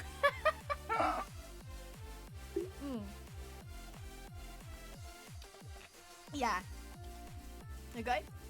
Do you live in Japan? Yes, I am living in Japan. Yes. As a resident, I've been living here since... Oh, Christ. Hold on. Let me go back. It hasn't quite been 6 months since I've been living here as a resident. In total, it's been 6 months. Because that's from when I left you guys, when I said goodbye to you guys. So in total, I've been living in Japan for over 6 months. Or at about 6 months. But as a resident, Have another I've one only been long. living here for like 4 or 3 or something. Where is it? I want to be accurate. Flight back home. Yes, flight back home was the 28th of October. So that was when I arrived in Japan as a resident. So October, November, December, January. Yeah. Oh, wow. Today is exactly 3 months. I've been living in Japan as an actual resident. Let's go! Happy 3-month anniversary for me! Are we hyping up again? No. No. Oh, thank you for the Maki rolls. For the pack of Maki rolls and the half a pack of Maki rolls. Thank you. Arigatou gozaimashita! Maki roll, tabetai yo! Maki roll, itsumo tabetai. Ah! And now that's a pack of Maki rolls. Yay! I didn't actually realize 3 that worked months. out, huh? Pack of Maki rolls. With 200 bits, you can have, like, oh yeah, like I was saying before, if you buns remember, if you buns were watching back then, which I know some of you in chat definitely were, I used to have when this was my full-time job, obviously I'd pay, like, rent directly from, like, money earned from stream and stuff, and I used to have, like, a bi-weekly rent goal of, like, 800, oh my god, even just thinking about it makes me want to throw up. 800, it was, like, something like $850 to, like, $900 I was paying in rent bi-weekly in Japan. That's even more in yen. The conversion would be more now. AUD to... I just like making myself throw up thinking how much money I used to spend in Australia. Let's see, it was like, I'll say 850. 78,000 yen I would spend. 78,500 yen every 2 weeks is how much I'd pay for rent in Australia. I'll tell you right now, Buns, that's not how much I'm paying that's not how much I'm paying anymore. I'll leave you with that. That ain't how much. That amount makes my face cringe like I've just eaten a fucking sour lemon, my guy. My dude, bro. That cost makes me cringe now. I'll tell you that we ain't paying those kind of prices no more. We pay less than that per month, yeah. As in total for, like, and that's not even, and that amount, that was splitting that in half, by the way. That 850, that was half. That was my half of me and Jean's combined rent for 2 weeks in Australia, by the way. So, double that, and that was actually the rent. That, for me, was my half. So, yeah. And I'll tell you, Japan ain't doing that. Japan do that. Japan don't do that. Good night, Z Fragger. Good night. Oyasumi. Subarashi yume o miru. Why is it so expensive in Oz? I don't know, man. I don't know. I got no clue. Apparently, it's even worse now. Like, John and I, obviously, like, John has family in New Zealand. I have family in Australia. And so we hear from them about, like, and I'm not going to say that Japan doesn't have the same issue. Like, Japan has definitely had crashes with, like, the yen and stuff. So, cost of stuff here has, like, increased. Even from when we've been living here. Because, like, Japan has the same issues. But the base cost of living is, like, already so low. That even if, like, yeah, the yen crashes here and there. It's, like, you notice it. But you're, like, eh. You know what I mean? You're like, okay, like, sucks, but, like, okay. Like, Jean and I got a mail the other day that told us our electricity bill or gas or something was increasing by, like, 8% because of, like, you know, like, just, like, you know, how, you know, landlords and shit. whatever. They're like, oh yeah, your electricity's increasing by like 8%. And John and I were like, damn, 8%. Yeah, okay. Like, we're like, in Australia, that'd be like detrimental. We'd be like, oh my God, that's like an extra like $200 like a month or so. Now we were looking at like, okay. Like, okay, 8%, like we like do the math and we're like, yeah, that's fine. Like, do you know what I mean? It's like, it's just, that's just how it is. It's just like, so I'm very lucky, but like, yeah.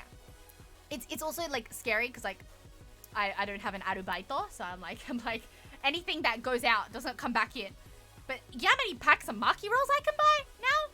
I can buy at least 1, 2, 3. I can buy at least 5 maki roll packs. I think it's a bit more than 5, but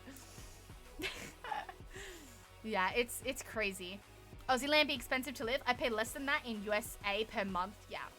Well, Australia is literally like one of the highest costs of living on Earth. Like on Earth, bruh. So, yeah. Like on Earth. So, yeah. Yeah. So, and Japan, I think from like the ratio is like not the lowest, obviously there's probably lower, but it's like, it's definitely one of the biggest differences. Like, I mean, the people who watch the Japan vlog, even if you convert the prices of that food from yen into USD, it's still so cheap. Like, I bought a pre-cut, like, fucking meter-long baguette from Coop Miyagi, which is like a local, like, chain supermarket. I love Coop Miyagi. It's my happy place. And it was like, I think even in USD, it cost about like $1.50 or something like that.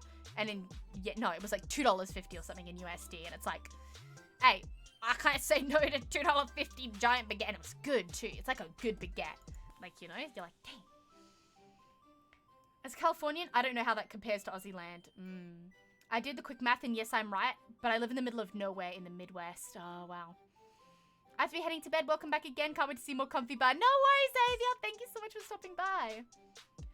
Yeah, fruit can be pricey. It depends what's in season and what's not in season. Yeah. That's crazy. 1 month of your Oz rent equals 3 months of my mortgage to buy my house. You definitely made the best choice. Yeah. It's just like, it was just like it was a nice house. It was newly built. It was like a decently big house. Like we were renting a house. So I will say that, to give some credit to Australia, it wasn't like we were renting like an apartment this size that I live in now, which is like which is like a little small, right? Like it's a small apartment. I'm not complaining. That's just the descriptive word. It's a small apartment. So there is that difference. Like in Australia, we were renting a house, not an apartment or a room. Like we were renting a house, but here in Japan, we're renting an apartment. So obviously there is that difference. But even if you literally were to rent a house here in Japan, it wouldn't come close. It would not come close. And they don't really rent houses here. They rent apartments. But yeah, one day I'd obviously love to buy a house here. You know, we'll get there. I gotta stop buying maki rolls, you know what I mean? Never. I will never stop buying maki rolls. I love maki rolls. They're so good. I'm gonna call it as well. Glad you're back. Hope you and everyone has a good rest of this stream. Thank you. Thank you. Oh, I'm just like, oh my gosh, it's already been 4 hours. Jesus, I talked to you guys' ear off for 4 hours. I'm sorry. I feel bad. Like, I feel like you guys are like probably like, oh my God, stop dogging already. Let me sleep. Oh, I just had so much to talk about. I just was so happy to see you, Buns. There's so many things I wanted to say, you know? A small apartment for a little Sugoi? Heck yeah. No, but I'm happy here. Like, it's enough. Do you know what I mean? Like, it's not like so cramped that like we're struggling, you know? Like we can fit our computer setups in here, our bed, kotatsu. I can put all my bits and bobs away. I'll have to show you guys if you're actually interested in how I store my stuff. It's like a lot of like cubing, a lot of cube storage inside oh my God, inside like cupboards and stuff. How much longer are you planning to stream today? I don't know. I'm on a slight time crunch because I have to go to the bathroom. And I've had to go to the bathroom for probably the last 2 hours. and I refuse to go. So don't even bother telling me to go, because I'm not going. I will go after the stream, because I don't want to spend a single minute away from you unless the stream is offline. So, suck it. Why feel bad sharing your experience? I don't know. I don't know. Like, is this entertaining? I don't know. Are you guys, like, bored? I don't want to bore you on your first stream back. I want this to be exciting. But yeah, I just, like, I'm so happy to talk and have someone respond. Like, that's, yeah, I'm just happy. You did do that, but I know I speak for everyone when I say that we loved every moment. I hope so. I just hope you both are having fun. You're having a good time. Oh, my beanie fell off. Hold on, let me put my beanie back on. I went and washed my hair today, and it's really cold, so my hair is like wet, and I don't want it touching my skin. So I had my beanie on, but my beanie slipped off. There we go. There we go. Your story sounds so unbelievable. Honestly, I wish I was making it up. I wish I could just sit here and be like, pranked ya, gotcha. No, I wish. Holy fuck, I wish more than anything it wasn't true, but I lived that horror for a while, and but I'm it's heading over out, now. but I'm glad happy. to have you back, Bun. Oh, thank you, Can't Gaga. wait to see the next gen of mods when that happens. Oh, thank you. Stay safe and all hail the bunny overlord. Thank you so much. Thank you so much for the 500 bits. That's like 1.5 packs of Maki rolls. Hell yeah. I gotta take a picture of the Maki rolls so you guys can see the Maki rolls I'm talking about. Because I'm going on and on about these raw tuna Maki rolls, and I feel like if I don't provide evidence of their existence, then like, what's the point? Close those legs. I will say that closing the legs will not help the toilet problem that I have. That's what. I did finish an entire cafe mocha. A cafe mocha smoothie is what the cafe Nini calls it. And it's delicious, and I buy one as a treat. Yeah, crossing my legs will not help. Crossing my legs will not help with the kind of issue I have. I will say that. I'm Australia just come into Japan. Yes. Welcome back, Sugoi. Thank you, Hydro. It's good you came out unscathed. Unscathed? Physically, yes. Unscathed mentally, absolutely not. I am terrified to go on a Shinkansen. Like, I will tell you guys, that I do have a holiday coming up. Not one where you guys will be seeing me. In fact, this is the only time I'll be able to tell you ahead of time where I won't be streaming. The end of March to early April, Jean and I's, oh my god, let me tell you guys. Jean and I's family, okay, I think I will put the gun away. You buns have calmed down. We're good. And that's not to say for you to start up again. That's just, you know, I think we can talk civilly now, okay? All the crackheads have gone to sleep. We can chill and talk like buddies. Get it. No. My mental is gone. We lost him. What the fuck? Chill. Hey, yo, chill. Chill. Yo, chill. Oh my gosh. Can you upgrade to a shotgun? I mean, are you giving me one? Are you providing the shotgun? Those cost money, my dude. I can't get guns in Japan. You can't get them. Not that I would want one, but... I'm a crackhead, I just don't have money to throw at you. Okay, all the crackheads with disposable income have gone to sleep. Or have spent what they're willing to spend, so we can put the gun away. All the disposable income crackheads. Yeah, oh my god, you about to make me laugh. What was I gonna say? Yeah, so I have a holiday coming up. I won't be streaming for it, obviously, because I'll be gone. But I'm heading to Tokyo from... Oh, come on! Hey, Mystic! Hello! Osashiburi, my man! How you been? It's a long time no see. Thank you, Jace, for the 5, you cheeky bugger! Yay, cheeky bugger! You cheeky bugger! I'm heading to sleep, Sugoi. My last words before heading to sleep. I'm hella glad to see you back, my dude. Can't wait to continue tuning into Sugoi's stream like the old times. Thank you, Lemming. I'm so excited to see you again in future streams, man. Don't be a stranger. Seriously, any of y'all. Don't be strangers. Feel free to pop in anytime you see me live. I can't really give you like a semblance of when that will be or how long it will be for, but if you catch me It's like a shiny Pokemon. Just come in quickly before I disappear, and before you gotta save.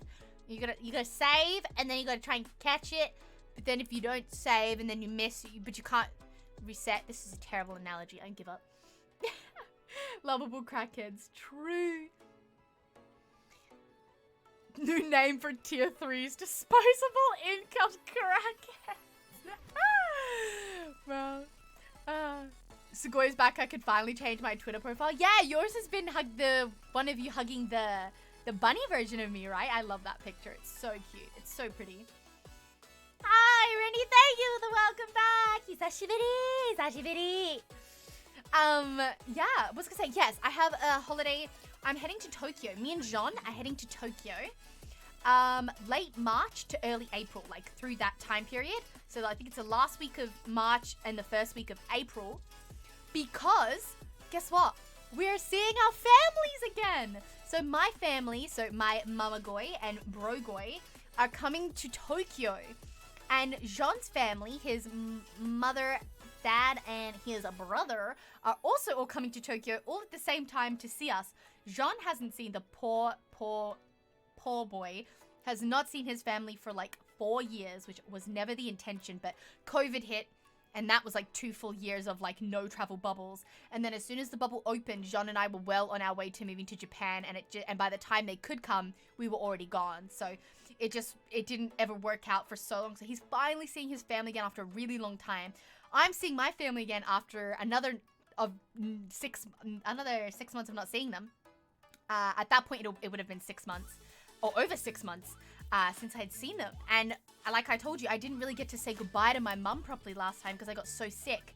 So I'm so excited to even see my family. And I haven't seen Jean's family in that long. And my family hasn't seen Jean in even longer, like, than I haven't seen them. So we all haven't seen each other. And also, I don't know if you guys know this, but my family, because Jean and I like are from different like countries, like we had to move countries to be together. His family, like, so his mom, his dad, his brother have never met my mum and my brother. So my Mamagoi and my Brogoi. They've never met. We've all FaceTime. We do 3-way FaceTime calls and stuff every like month or so as we all catch up, and we all have a group chat that we message in, but they've never met face to face in person.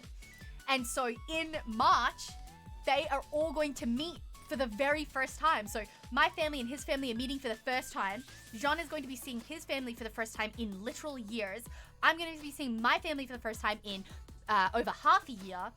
And it's going to be, and I'm seeing his family for the first time in the same amount of time, in about 4 years. Jean's seeing my family for the first time in about a year. I think it'll be a year, almost a year. Yeah, so we're all seeing each other, some for the first time and others after a really long time. So it's gonna be so amazing.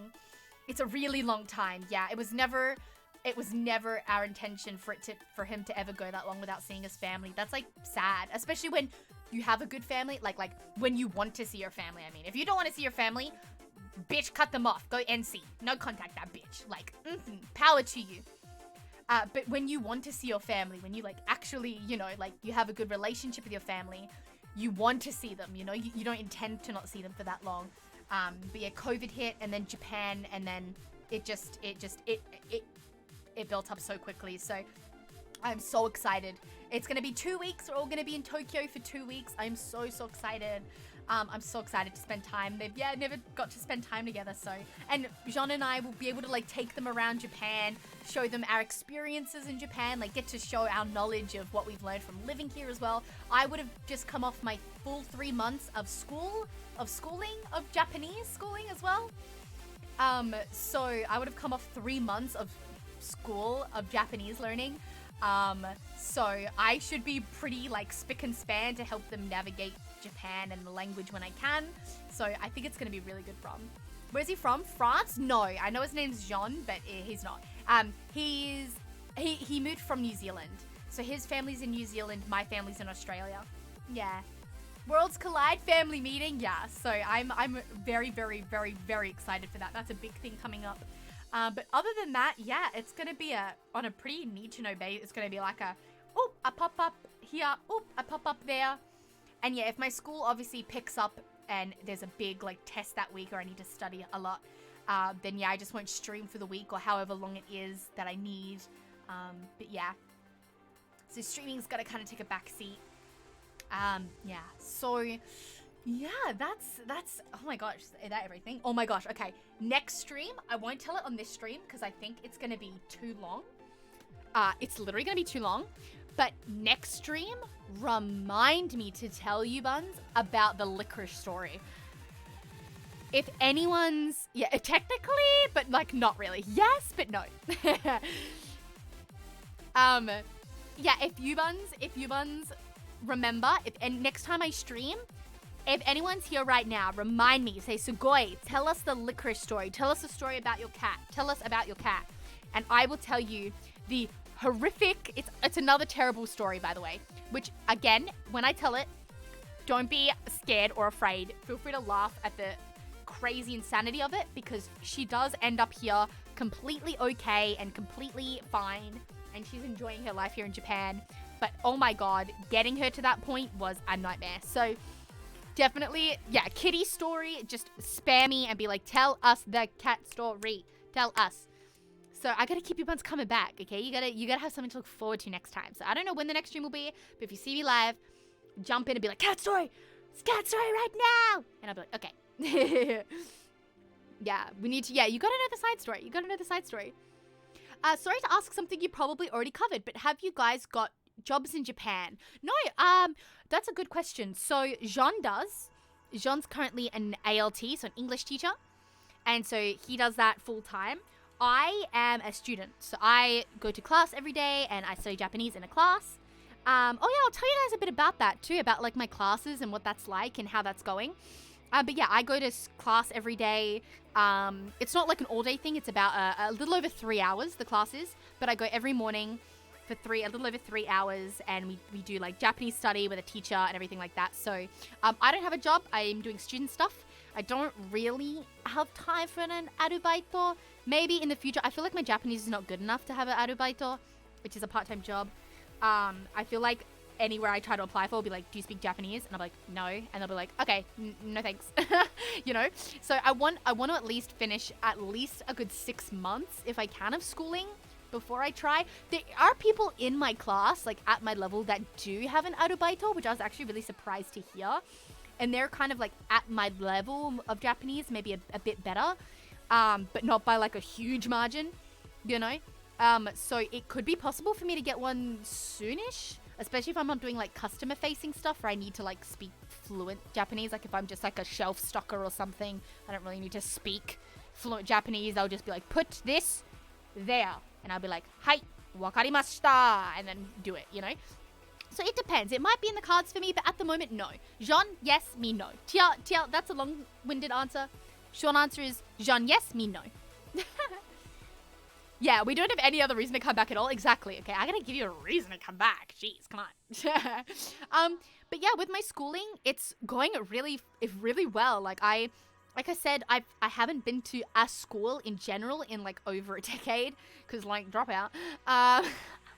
But and let alone a school in a different country, learning a subject I've never learnt in a school. So I don't know. I didn't even know like what Japanese schooling was like, let alone learning a language at a school. Like I had no experience in a Japanese school, and then also no experience learning language at a school. Like I had absolutely no idea what to expect. Like, was it going to be hitting me with like 500-word Japanese only essays about like my life story straight off the bat, or was it going to be like a kind of like a, here's some words and have a go at this, you know? And it is more like soft, like I do get homework almost every night, and we do have tests, and I say tests because I quote unquote, like pretty much every single day. Like I used to hear the word test and I'd freeze up, have a panic attack, fucking anxiety. I'd be sweating, crying, shaking. And now I hear test, or the teacher would be like, katakana testo arimasu, and I'd be like, ugh, not again, like, ugh, test, but then like do it and be fine. But because we do so many, I've grown so like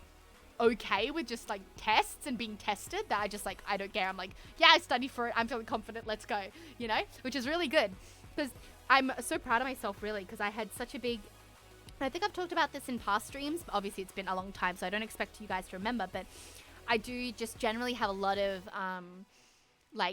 old anxieties with like just like classroom and school settings in general, just because of like past situations and stuff like that, and just past like instances. So the fact that I'm even saying that I'm going to a school every single day and actually going to class and doing homework, shukudai, is crazy to me. The fact that I was able to like overcome that so spectacularly. And I know that it was really bad because a few years ago, like obviously when I was still in Australia, a few years ago, I did actually sign up to a Japanese language course. I had signed up, I was ready, I was accepted, I'd gone in, done like a bit of a verbal test to see where I was at.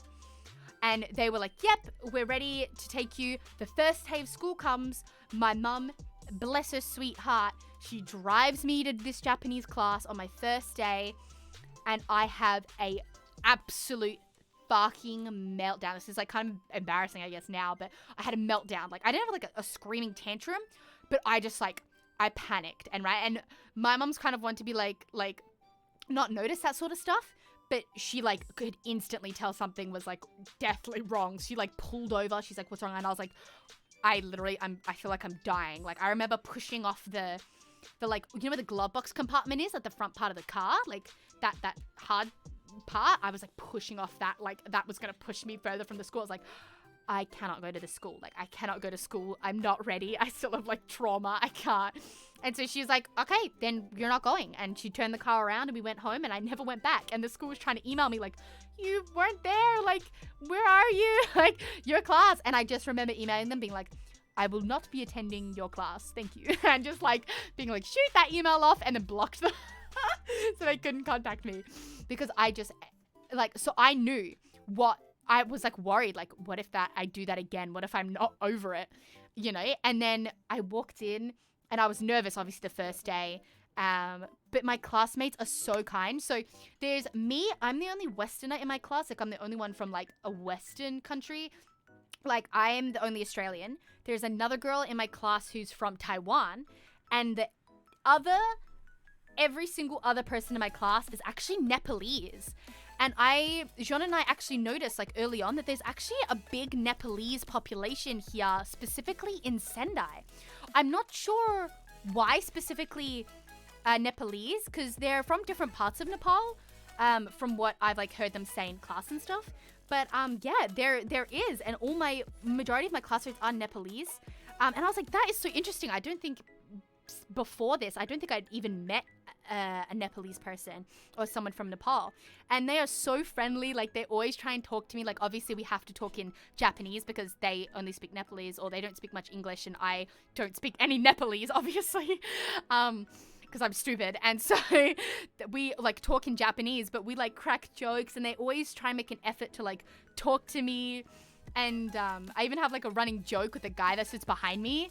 We have to like brush our like enpitsu gomi, English woman, enpitsu gomi, pencil rubbish, pencil shavings. Sweet Lord, oh my God, English is deteriorating. We have to brush like anytime we erase stuff, you don't like brush it onto the floor. You have to brush it aside on the table, and then after the lesson, you brush it into your hand and you bring it to a specific box called the enpitsu gomi bako. Enpitsu gomi bako. And that's a box, and you dump your shavings and you wipe your hands and you dump your pencil shavings in that specific box. And we always have this joke at the end of class. He like always has his pencil shavings in his hand, and he goes, hey, tomodachi. And I turn around, I'm like, yeah, what's up? Like, this is in Japanese, but I'm going to paraphrase this in English. And I'll be like, hey, tomodachi. And I'll turn around and be like, what's up? And he'll be like, this paraphrasing is terrible, but, and he'll hold out his hand, and he'll be like, I have a present for you. And I'll pretend to not know what it is. I'll be like, nande? And then he'll open his hand, and it's always his fucking pencil shavings.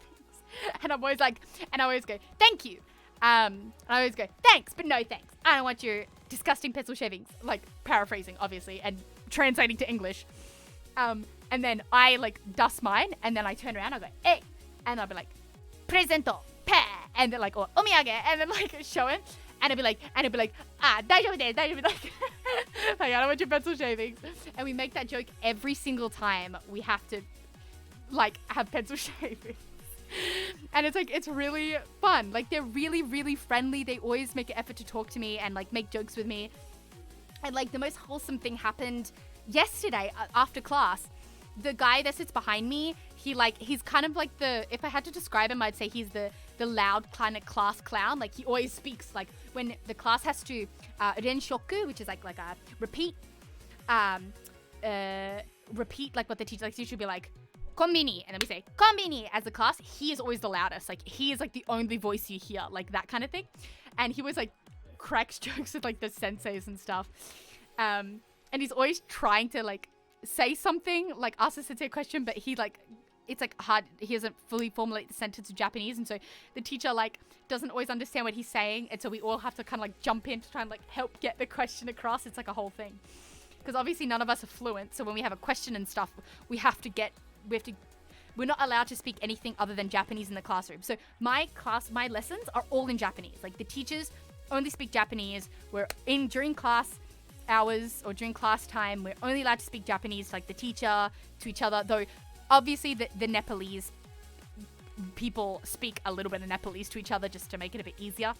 And sometimes the teacher tells them off, sometimes they don't. But I guess depends how much they do it. But typically we're only allowed to speak Japanese in the classroom. And so like, yeah, we all like try and jump in to like get the question across. Like sometimes they'll ask us like, oh, what's this in English, or is this the same in English, or is this the same in Nepalugo, like, which is like Nepalese, or so basically in Japanese you just say like the name and then go. So like English is ego, and like Nepalese is like Nepalugo. So the teacher will be like, oh, Nepalugo, like, is it the same in that, or is it the same in Nepalugo, or is it the same in ego? And we'll be like, yes or no, or and it's just like, but they always make an effort to talk to me, and like, oh yeah, I'll tell you what happened. So the guy that sits behind me, the kind of like class clown guy, and we always have that joke where we open our hands and we say we have a present, and we open our hand, and it's always our fucking gross ass pencil shavings or eraser shavings, like, you know what I mean? And so I was walking home yesterday from school, because it's only like a 10-minute walk from our apartment, so it's really, really close. And I was walking home, and this man like catches up to me, and he's like walking next to me, and he's like, and he always goes like, hey, Tomodachi. And I think he calls me Tomodachi because I think he literally forgot my name. I remember his name, but I don't think he remembers mine, so now he just calls me Tomodachi. So like, when he tries to get my attention in class, he'll say like, hey, Tomodachi, and I won't like it won't pick up instantly, and then I like, he'll sometimes like tap me, and I'll be like, oh, you're talking to me, right? What does that mean? Oh, Tomodachi means like friend. So he's just saying like, hey friend. Like, he's just going, hey friend. So he's just saying, hey, Tomodachi. So I don't know if he's saying that or if he's and so he catches up to me, because I could hear him say like, hey, Tomodachi. Like, I just know that's my call. I'm like, hey, what? Tomodachi where? That's me. And he like walks up like next to me, and he's like, and again, I'll paraphrase in English because it might be annoying to hear it in Japanese, but he's like, hey, I have like a present for you. And he has his hand closed, and in my brain I was like, if this motherfucker ran all the way from school to catch up to me just to give me his fucking dirty ass pencil shavings, I'm literally gonna throw him over this fence. like there's a fence behind him. I was like, I'm literally gonna throw him over this fence. I'm literally gonna be so bad. And then he's like, and I was like, I was like, oh, what is it? I keep like trying to say it in Japanese, because like when we said it was in Japanese. When I want to recite it in Japanese, but again, that might be annoying for those who don't know. So, and he was like, oh, I have a present, and I was like, oh, what is it? And he opens his hand, and it's like this little, and it's like a little treat, and it's like a little. I don't even know what it was. It was like a little snack or something. And I like looked at it, and he's like for you. And I like picked up out of his hand, and I was like, oh, like, I was like, do I eat it? Like, tabemasu ka? And he's like, oh, hi. And then I asked him like, is it sweet? Is it salty? And he's like, yeah. And so like, I ate it. And it was like a salty like nut of some kind. I don't know. I don't typically eat like nuts and stuff, so I'm not sure. But he like caught up to me to like, he like ran and caught up to me to give me it was an eraser. Could you imagine? That'd be so mean. But yeah, he like caught up to me to give me like a little snack. But I wanted to ask him like what it was, and I could have, but I would have been able to because I can say that, but I couldn't because his like he takes a jitensha, a bike. He like rides a bike to school, and his bike was like there. Like we like caught up to where his bike was parked.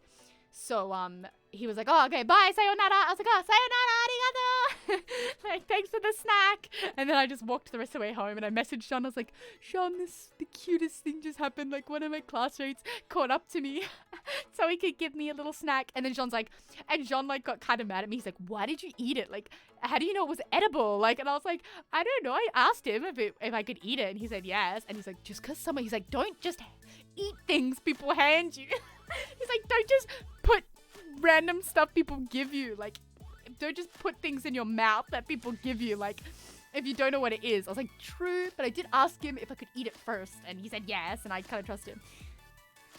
But that's true. You shouldn't just eat things that you don't know completely. You didn't just eat things that people give you. If you don't. No, he does have a point. But, I did say, like, I said, like, tabemasu ka? Which is like, do you eat it or can I eat it? And he was like, yes. And it did like have a taste to it. So I think it's edible. He said, yeah, a cactus is edible too. Yeah. So I don't know. When I go back to class on Monday, remind me to update you. I'll try and ask him if I have time in class. I'll try and ask him what it was. I'll go and ask him what it was. I'll try my best to conjure up a sentence that is like, hey, the ototoi. No, ototoi would be today on Monday. I have to say the day before ototoi, when you gave me the snack, what was it?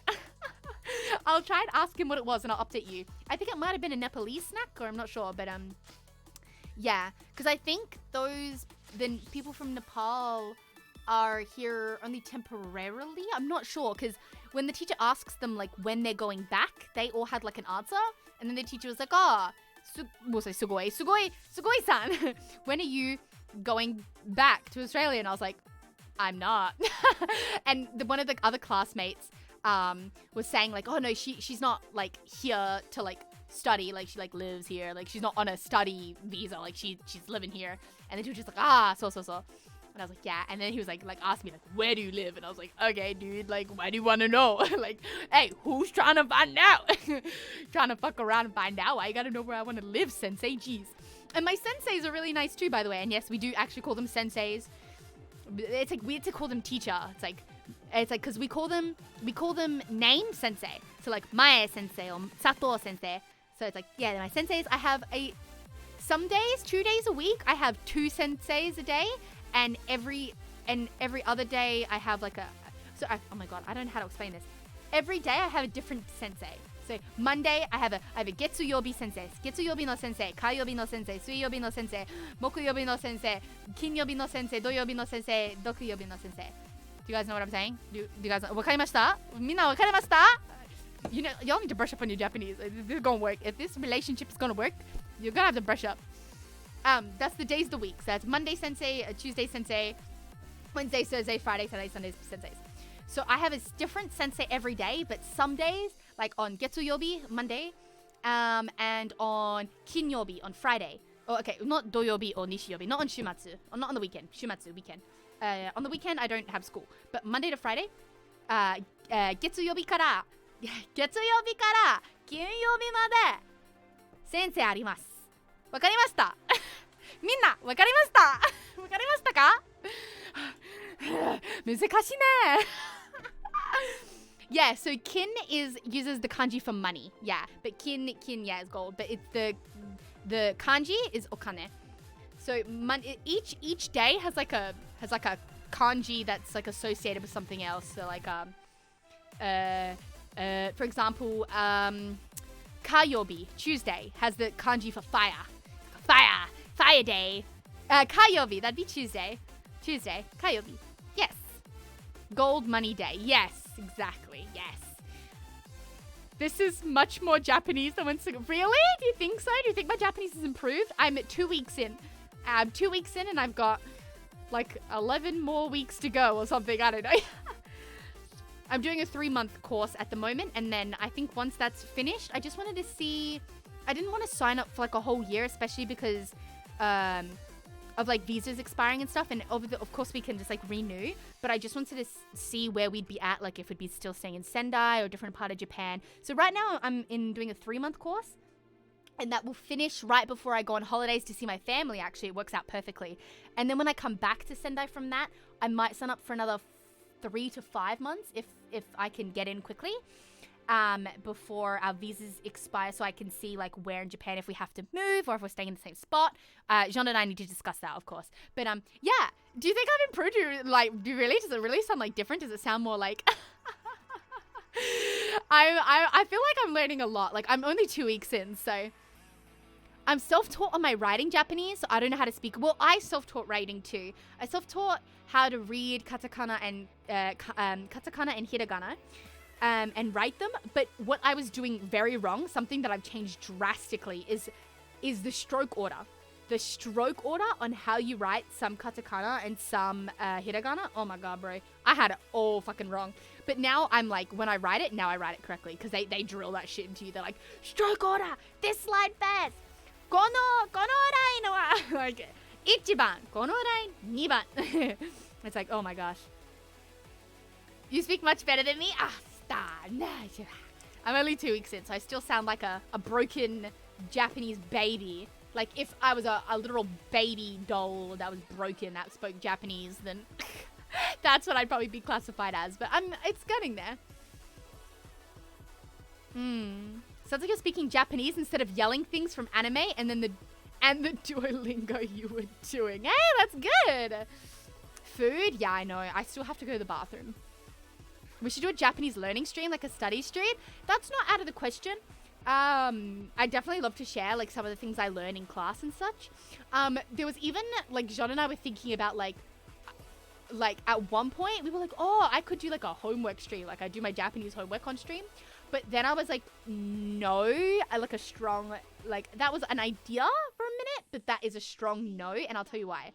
Sounds great on paper, but a lot of the Japanese homework I do is because the teacher's actually going to check it the next day, or there's like a test on it the next day. So I like actually really need to like put my 100% brain power into focusing and writing and reading and reciting and testing myself. And I don't think that's a good environment for a stream.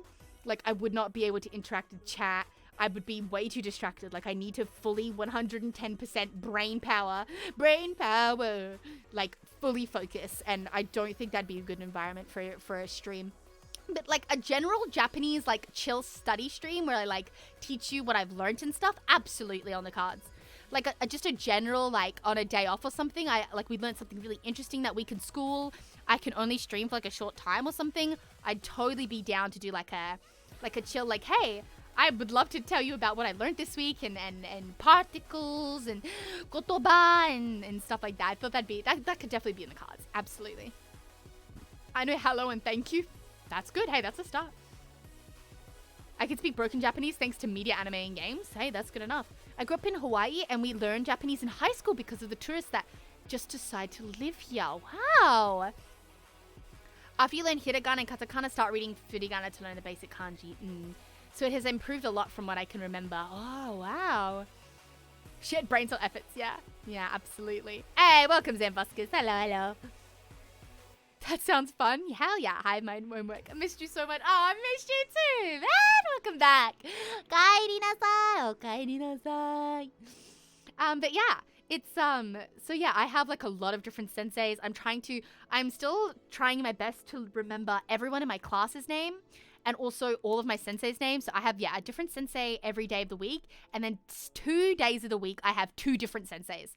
So like on Monday, on Getsuyobi no Sensei, I have a sensei in the morning, and then we have like a 10-minute break, and then I have another sensei. Like they switch and they change, and that's 2 days a week that happens. So I have 7 different senseis, and I have to remember all their names. And then I have like 14 people in my class. Well, it's kind of stressful because the class started off as only like 6 of us, and it was kind of easy. I started to remember everyone's name, and then all of a sudden on Tuesday, literally this week that just passed, on Tuesday, about 5 new people just suddenly joined our class, like out of nowhere. And I was like, oh my God, what the heck? So now there's all these other new people that I need to learn the names of. But because these new, I kind of remembered people because of where they sat.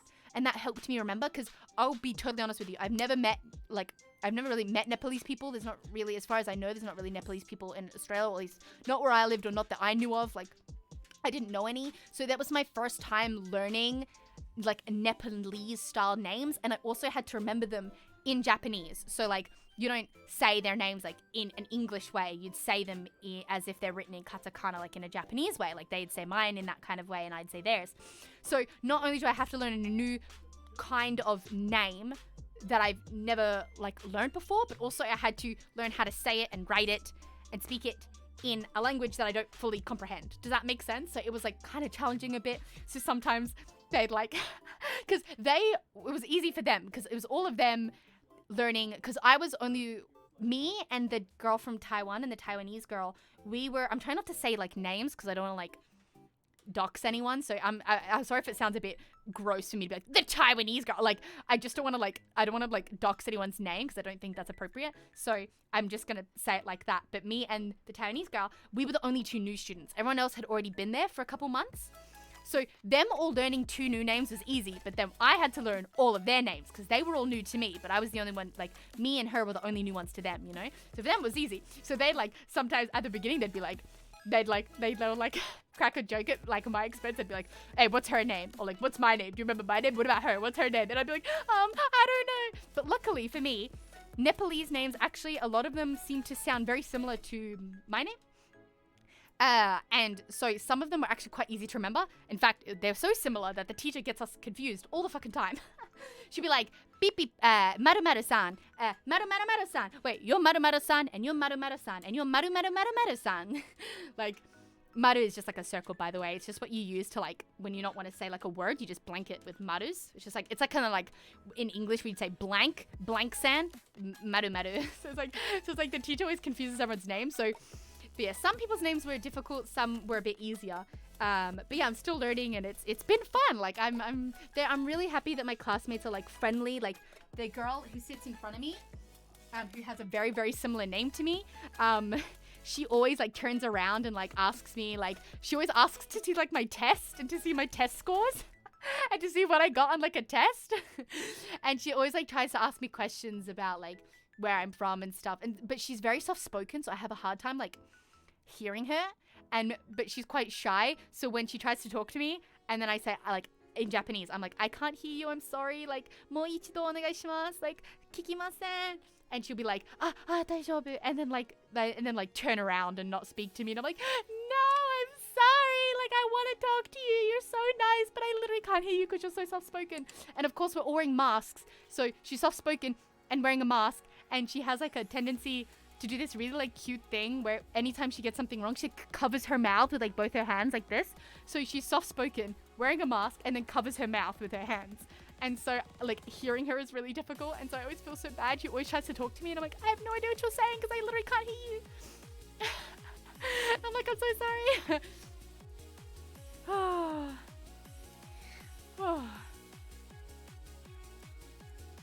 Oh, sorry, that took me so long to get that one. Oh, but I know. I'm a slow man. I'm a turtle. Have you told anyone you're a VTuber yet? No, and I'm not going to. Absolutely not. No. Like this? Oh, sorry. Like, no, like, can't you hear, like, when my hands are over my mouth, like this? Like, she puts both her hands like over her mouth. She like covers her mask mouth area with her hands. I'm sorry, y'all can, you're from here. Cars full of people in one bun. Does Nepal have similar names to English names? Not, like, what do you mean English names? Like, I don't think so. I wouldn't say, like, if you mean Western style names, no. Which is why I found it quite difficult, because I've never known Nepalese people before, so I had a bit of trouble like just trying to get the like the pronunciation of their name. And again, we're not supposed to be speaking English, so I'm not supposed to be saying their names in like an English way. Like if their name, for example, was like, I'll use a similar name to what a girl in my class's name is. Like, I'll use a similar name to a girl in my class. Not her actual name, but a similar. It would be something like Pesumita-san. Pesumita. I'm supposed to say it like that. I'd be supposed to be saying it like Pesumita-san. Right? But I wouldn't say, oh, hey, Pesumita-san. Like, I wouldn't say, hey, Pesumita. Like, no. Dame, matsu. No. Dame. 違う. Okay? I'd have to say, すみません, Pesumita-san. So I'd have to learn the Nepalese name, but then also learn how to pronounce it correctly in Japanese, if that makes sense. So I wouldn't be saying, hey, Pesumita-san. Like, 違う. Dame. I have to learn. So that was what was, I think, tricky for me. Like, if it was said in an English way, like if I was in an English speaking classroom, then might be a lot easier. But because I'm also trying to say a name type that I've never really heard before in a language I don't speak fluently, it was like a little tricky to pick up. But I'm getting there. I'm getting better with their names. Yeah. I don't know, I'm a VTuber. There's a VTuber among us. Stop. I mean, you are Australian, so I guessed you had an English-sounding name. So I am Australian. My name isn't Australian, but my name is also, like, in class, my name is said in a Japanese way. So my name isn't said like, again, I'll use the example name. My name's not said in class as Pesumita-san. My name in class would be sounding more like Pesumita-san. Pesumita-san. Like that. So my name, when spoken to in my class, is also said in a Japanese way, as if spelt with katakana, which is like a Japanese lettering. So yeah. So even though I have like an English name, like you can say it in an English way, in class it's said in a Japanese style, like read as if written in Japanese writing, not in English writing. If that makes sense, yeah. Yeah. Don't worry, they'll figure out your picture because you're so famous. Shut the fuck up. Larry, shut the fuck up. You fucking shut up. But yeah, so that's like really fun. I'm actually really enjoying class even more than I thought. Like, I was nervous and I was like, okay, if I have to keep to myself, you know. But no, they're so friendly and we crack jokes in class, like, and they're so open to trying to, like, I've never met people so determined to try and talk to me, even when the language barrier is so high, right? Like, some of my Nepalese classmates know like a few words in English. Like, sometimes the guy behind me, who's like the kind of the loud class clown, he'll say something randomly like in English, knowing that I can like speak English like fluently, like an English speaker. So he'll say like, no, we'll be talking Japanese and he'll be like, hey, good job. And I'm like, okay, good job. Like, you know what I mean? But that's more like the joke. Like, the joke is the English and not like the base. Like, the base is we speak in Japanese and then the like punchline is the English, you know? It's like that sort of stuff. It's like really fun. It feels like every time I talk to them, I learn something. I get more confident in my speaking in Japanese. Because I still have, you know, some anxiety surrounding it because, like, I get nervous. I'm sounding like a bumbling idiot, which I'm sure I do, but that's just something I have to live with until I'm more confident and more fluent. So my name is said as... Oh, shut the fuck up, Sean. And why don't you do my borusu, okay? Why don't you do my borusu, huh? I hate you. You suck. But yeah. I'm literally standing up because I can't sit down anymore. That's what I can relate. I worked with the Filipinos and they spoke my language as a joke all the time. Remember that time Hime rated you because you're so famous, huh? Aboitemasen.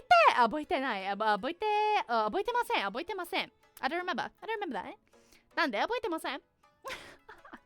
I don't remember that. What you're talking about? Nande dare, aboitemasen. Yeah. Got to admire the effort. I mean, they're making an effort to try and speak, like, yeah, just like, I admire that. I genuinely do admire that about my classmates so much. Like, despite such a high language barrier, even though it would be so easy for them to just talk to each other in Nepalese and like, it would be so easy.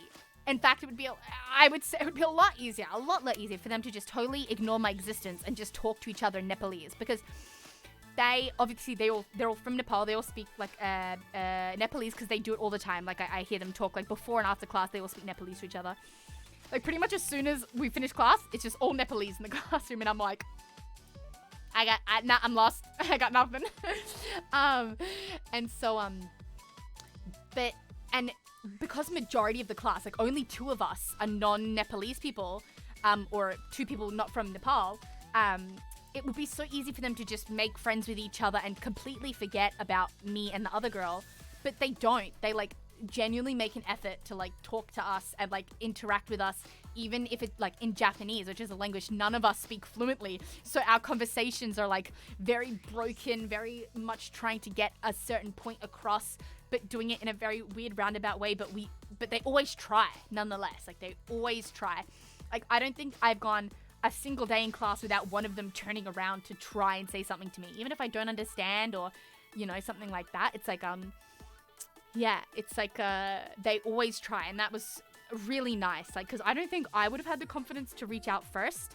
So they always do, and it's always really fun. So now we like literally have laughed and cracked jokes and stuff like that. So I find that really, really good. I'm like sad because my current study block is only 3 months, so like I'm only gonna get 3 months with them, and then I'm gonna have to say goodbye, and that's gonna be sad because I feel like we're already friends. I mean, my name in class is literally Tomodachi.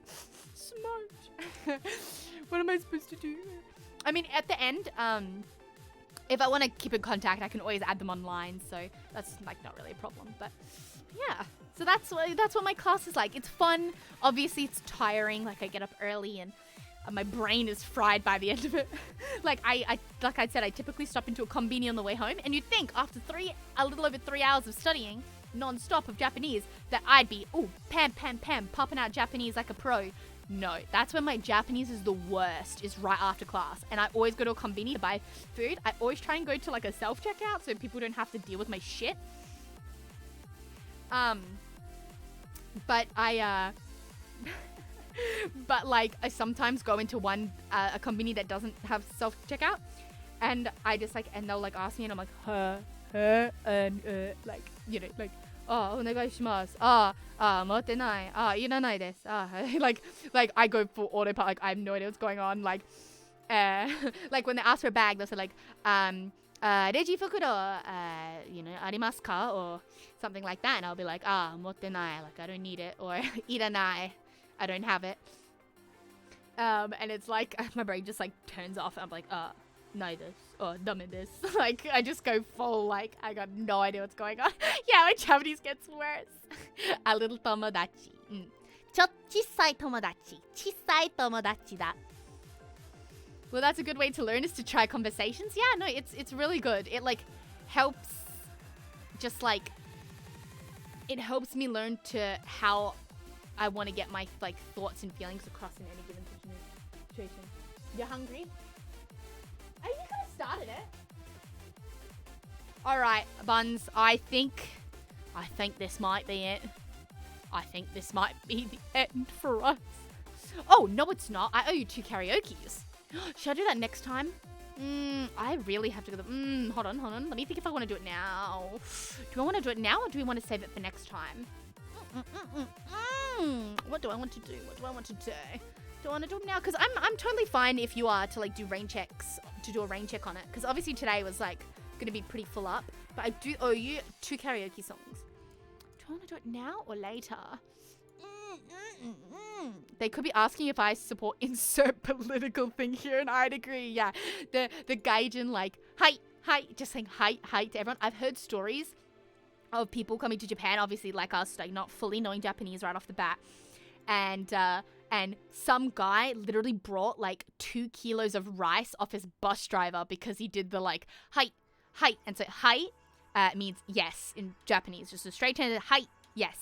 And essentially what we typically do as foreigners when we don't fully understand the language, someone asks us something, my natural instinct at least is just say hi, is just say yes over and over again. And some guy, and a lot of foreigners who come to Japan typically do this, and one guy did it so terribly so weirdly in such a weird situation that he ended up buying rice from his bus driver. So don't even ask me how that happened, but yeah. Have you heard anyone say ara ara? No, this is Japan, not an anime. This is like actually Japan and not anime. Yeah, no, I don't think people do not talk like that. I mean, maybe in a very specific setting, like if, like, I don't know if you are, I don't know, but no, I haven't.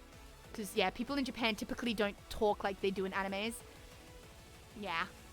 It's like, think of like an English, like scripted drama, right? People wouldn't say things the way they say them. It's very similar to anime. Japan, anime, same thing? Definitely not. Cannot disagree more. Cannot disagree more. Oh yeah, how are the subtitles in Japan? Do they get in the way making eye contact? Yeah. Yeah. When someone yells, the R's go like totally over their face. It's like kind of hard to see them. Have you ever said yes so many times you accidentally buy 2 tons of rice? Not yet. Not yet. Will you be incorporating ara ara into your daily speech habits? No, because I don't want people to think I'm a disgusting weirdo here. I'd like to be able to make friends, okay? So I will not be using ara ara in everyday speech. I think if I said that in class, I'm pretty sure my senseis would fucking slap me. Oh my god. But no, people don't actually say that. I can assure you, it's not a thing. Wait, you're saying anime is like American cartoons where they say the weirdest things and no one would ever say in their day-to-day life? Yeah. Believe it or not. Believe me if you will, or don't believe me. That's your choice. You can come here and find out for yourself. You come here. Nihon e ikimasu. Anata wa Nihon e ikimasu? And find out. Fuck around, find out. Nihon e ikimasu? And fucking find out. Nihon e ikimasu? Find out. Basically I'm saying, come to Japan and find out. Ara ara means something like oh my, right? It's not the meaning of ara ara. It's just like, people don't say that. Like you wouldn't see something and go, oh my. And it's like, it's intended to be like a kind of sexy saying. Like a sexy onesan would say that. You know what I mean? It's like, people wouldn't say that. Like, you think of it, like, it's like English, right? Like, when would you see something and then sexily go, oh my. Like, you'd look at them like they're a fucking idiot. You'd be like, ew, get away from me, you fucking weirdo. That'd be like in Japan. It's like, why are you saying it like that? Oh my, Tips Fedora, stop. There are some anime that are good for conversation learning. Yeah, some anime can help you with conversation, especially like if you're learning Japanese, you definitely wouldn't want to watch like a fantasy anime or something. You definitely want to stick to like very grounded slice of life. It's like anime can definitely help you learn phrases or the basics, but it cannot teach you Japanese. It cannot teach you Japanese. It can't. It's so outlandish sometimes that you would end up making a fool of yourself if you truly attempted to learn Japanese from nothing but anime. Like I said, to help you learn basic words and phrases, especially if you're also watching with Japanese subtitles that are written in Japanese, like help you read Japanese, absolutely. Especially, again, sticking to totally based, like reality-based slice of life would be your best bet, but it could not teach you completely. You'd sound like a... I think someone on Twitter ages ago said it best. You would sound like fucking someone from Family Guy if you started talking like... A single ara is okay. This person's asking about ara, like in an anime. Imagine speaking like a SpongeBob. Yeah, you'd end up sounding like a Western cartoon. It's like automatopoeia, just sounds.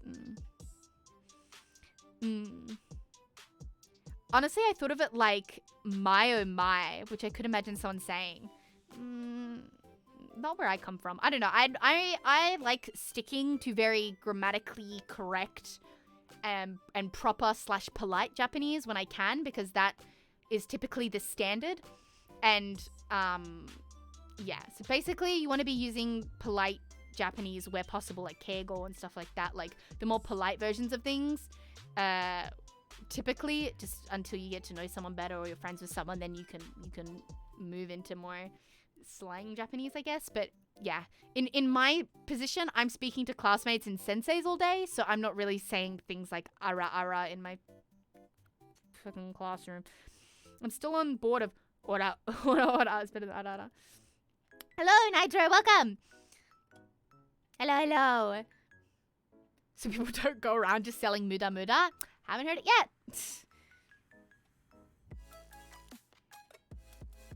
But again, like, take all this with a grain of salt, right? Like, I'm not fluent. I'm not native in the language, so I can't say one thing for sure or another. But I am someone who is currently literally learning Japanese in Japan, so I feel like I mean, I'm only 2 weeks in, so I'm not going to be like, oh my god, I know what I'm talking about.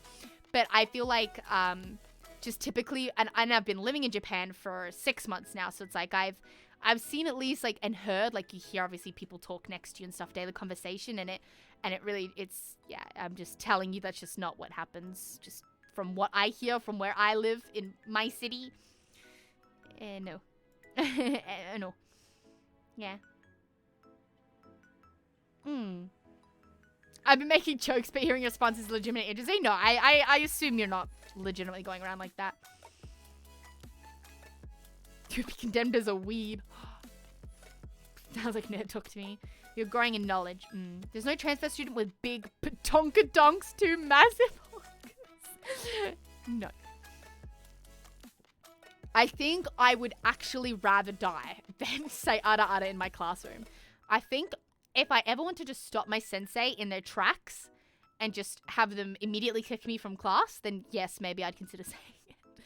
I don't know what kind of reaction that would elicit. I feel like my teacher would be like, eh? Like, would be like a, what?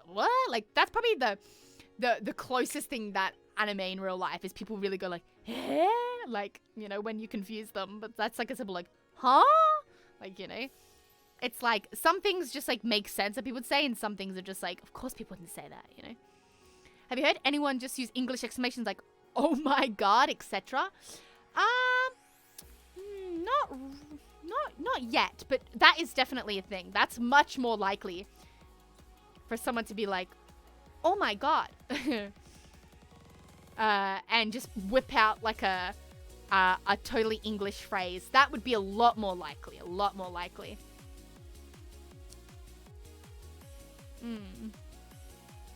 Ohayo, sugoi ohayo! Say ara on your last day. How much are you paying me to say that, bro? My husband? Lol, yeah. Yeah, I'd say a random, like, English expression would be much more normal. I'd say that's totally normal. I think I just haven't heard it because I probably haven't been listening, but then again, yeah. Nothing, like, intense has, like, happened around me. Like, I haven't seen someone fucking, like, I don't know, like, I haven't seen anything to happen right in front of me where I'd hear someone be like, oh my god, like in English or something. Everything's just like, just goes, you know? What's a concept in English that doesn't translate into Japanese? There's probably a lot. I'm just trying to think from what I've actually learnt in class. What I could say.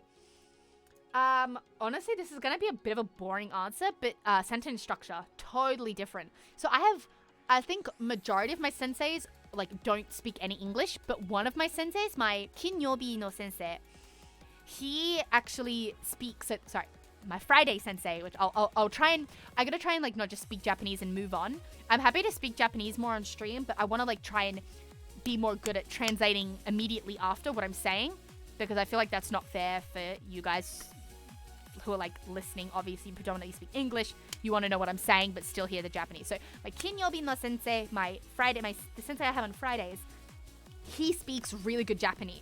Sorry, of course he does. He speaks really good English, and you can tell because he always speaks English in the class, and it somewhat annoys me a little bit because, like, the rules literally in the rulebook say we're not supposed to be speaking English. So it's like when the sensei is, like, trying to explain things in English, it's like, yay, that's a lot easier because I can understand everything he's saying, but I'd rather he explain it in Japanese. So I'm, like, learning to hear people explain things in Japanese. Like, the more I hear of Japanese, the better I'll get, right? At listening, at speaking, at responding. Like, the more Japanese I listen to, the better. So I'm like, I get a little, like, twitchy when he, like, speaks, because he speaks English, like, quite a bit in class. But he's really good. Like, he'll like, say something in Japanese, like, obviously in Japanese, and then he'll turn around and go, like, and he has a full-on American accent. Like, he'll turn around and go, is this the same in English? And I'm like, whoa, like, where did that come from, brother? Oh, whoa, shit. Like, that's crazy. And it's like, it's so crazy because, like, depending on where they learn English, their accents change completely. It's crazy. But anyway, I bring him up because he talked about, like, he was teaching us sentence structure. And he was saying, like, in English, like, I'm doing an impression of him. He'll go, like, in English, it's different, isn't it? And he'll look at me and I'll be like, yes, in English we use a different sentence structure. Like, and I never know, like, when he asks me something in English or looks at me and says something in English, I don't know whether to, like, respond in English. I get, like, confused. I'm like, do you want me to... I typically try and respond in Japanese if I can, but sometimes I find myself just instinctively responding in English. I'm like, dang it, no! Want full immersion? Yeah. Even a deaf person can pick up the accent of wherever they learn to speak from. That's cool, yeah. It's like that, right? Like I'm learning to speak Japanese in Japan. So when I do know Japanese, like at some point, or more Japanese or fluent Japanese, I will be speaking it in like a Japanese, I guess, accent in a way, because like I'm learning to speak Japanese in Japan. Like, and when I say Japanese accent, I mean, like, instead of saying, like, arigato, it's like, arigato. Like, that's what an English accent, I'm saying, arigato. It's an English word. I wouldn't say it in an English way. I wouldn't say arigato. It's like, it'd be arigato. You know? And so it's like, it's like that. And it's like the same for the other way, right? When they're learning English, if you're learning English in, like, Australia, obviously you're going to hear it said and spoken in an Australian way. If you're, like, your teacher's Australian, you're going to hear that accent, and so you just mimic what you hear. So, yeah. The part that confuses me the most when whole words get cut out, since Japanese is super context-based. Oh, yeah. Yeah, absolutely. A lot of it actually makes it easier, I feel like, when you know a bit. Because, like, a lot of the time when you're asked something, you don't have to reply in full sentences. You can reply and just, like, for example, like, say I'm holding my phone. Like, I'm holding my mobile phone right now, right? And I said, like, and I'm asking you, like, James-san. So James, I'm talking to you. So I'd be like, James-san, この電話は私のですか? Like, is this your phone? Is it like, is this your phone? You wouldn't say, like, いえ、この電話は私じゃない or something. Like, you wouldn't reply like, no, that phone is not mine, which you might do in English. You would just be like, nope, not mine, which would be like, いえ、ooh. What the fuck would you say? I forgot. But you'd basically be like, いや、違う、いえ、わかん、oh, like, ありません. Like, no, you'd reply very, like, a short answer. You wouldn't, like, no, that phone is not my phone. You know what I mean? It's kind of like that. Geez, sensei, your American accent is bogus as fuck. It's like hearing a French person speak English. They sound British because they learned from the British. You'd probably, yeah, now, mate. Hi, yeah, tomodachi. Have you ever been to the shrine with the thousands of torii? Oh, that's in Kyoto. No, I haven't actually had a chance to go down to Kyoto since living here. I haven't really traveled. Yeah, something like that. It's already in my textbook, but I forgot, and you could not pay me enough money to pull out my textbook right now. But yeah, so, yeah, it's like, I guess it helps because you just have to say less, and saying less means you have less to learn. But, yeah, obviously at the moment during school, you learn to be textually or grammatically correct, when a lot of the time when a Japanese person or a Japanese native is speaking natively, they probably wouldn't be perfectly grammatically correct because they're just spitting it, you know? Like in English. I am almost never grammatically correct in English, but you guys know exactly what I'm saying because I'm speaking it natively, right? It's the same. It's like a lot of languages, if not all languages, would be very similar. But I'd rather learn the grammatically correct way and at least speak grammatically correctly to begin with, and then learn like slang or shorthand forms later on if I need to, if I make friends that can teach that to me or stuff like that. But I'd rather learn the basis of being grammatically correct, even if it sounds weird. Like, if you speak perfectly grammatically correct English, you're like, oh, whoa, like that kind of sounds weird because you're so used to like slang and like a native speaking it, but you still completely understand what they're saying. So I'd rather learn grammatically correct first, and then I'll learn like shorthands and slang later. My Genki book, yeah, I think we're not using Genki. We're using a textbook called Mina no Nihongo, which is everybody's Japanese. Yeah. Most Japanese, yeah, you can definitely get by on N2, N3. Like once you're at that level, you don't really need to go N1. I mean, I'd like to try one day, like if I'm ever at that level. But you can get a job, you can get an arubaito, you can live and maneuver through Japan just fine on even N3. You can be just fine. Yeah, you can probably be more than okay. But when you're N5 or below, like me, it's a bit harder. Bit of a different story. Oh, alright, Buns. I have talked your ear off for... we just hit the 5-hour mark now. I am absolutely bursting at the seams to go to the bathroom. And I think all of you need to go to sleep. I'm sure it is beyond late for some of you and beyond early for some others. Head off to bed. I'm so happy to see you again. Glad things are getting better for you, and I will see you again. Don't leave us again. Oh, I won't. I'm here. It's not as often, and it's not all the time, and it's not every day, but I'm here. I am here. Okay? I don't plan to leave you anytime soon. Again, at least not for that long. Like, let me have my 2-week holiday, go see my family, like, but like, no, I have no plans of going anywhere, like, permanently anytime soon. I'm here for now. Let's enjoy each other's company for now. I don't know when the next stream will be. When you catch me like a shiny Pokemon, it's rare. You gotta catch it when you see it, So feel free to pop in anytime. The Discord will be open from the next stream. I'll open it from the next stream. I'll start opening some Discord channels slowly over time. Give me some time with that. Like I said, hitori de. Remember that. Put a pin in that. Hitori de. It's only me back here, so give me some time to figure out what channels I think would be okay to open that won't stress me out immensely. And yeah, if I think of anything else, I'll obviously update you guys in the Discord and stuff like that. Oh yeah, I should probably tell you one last thing. I'll probably delete my Twitter at some point. I probably should have said that at the beginning at some point. I don't like Twitter.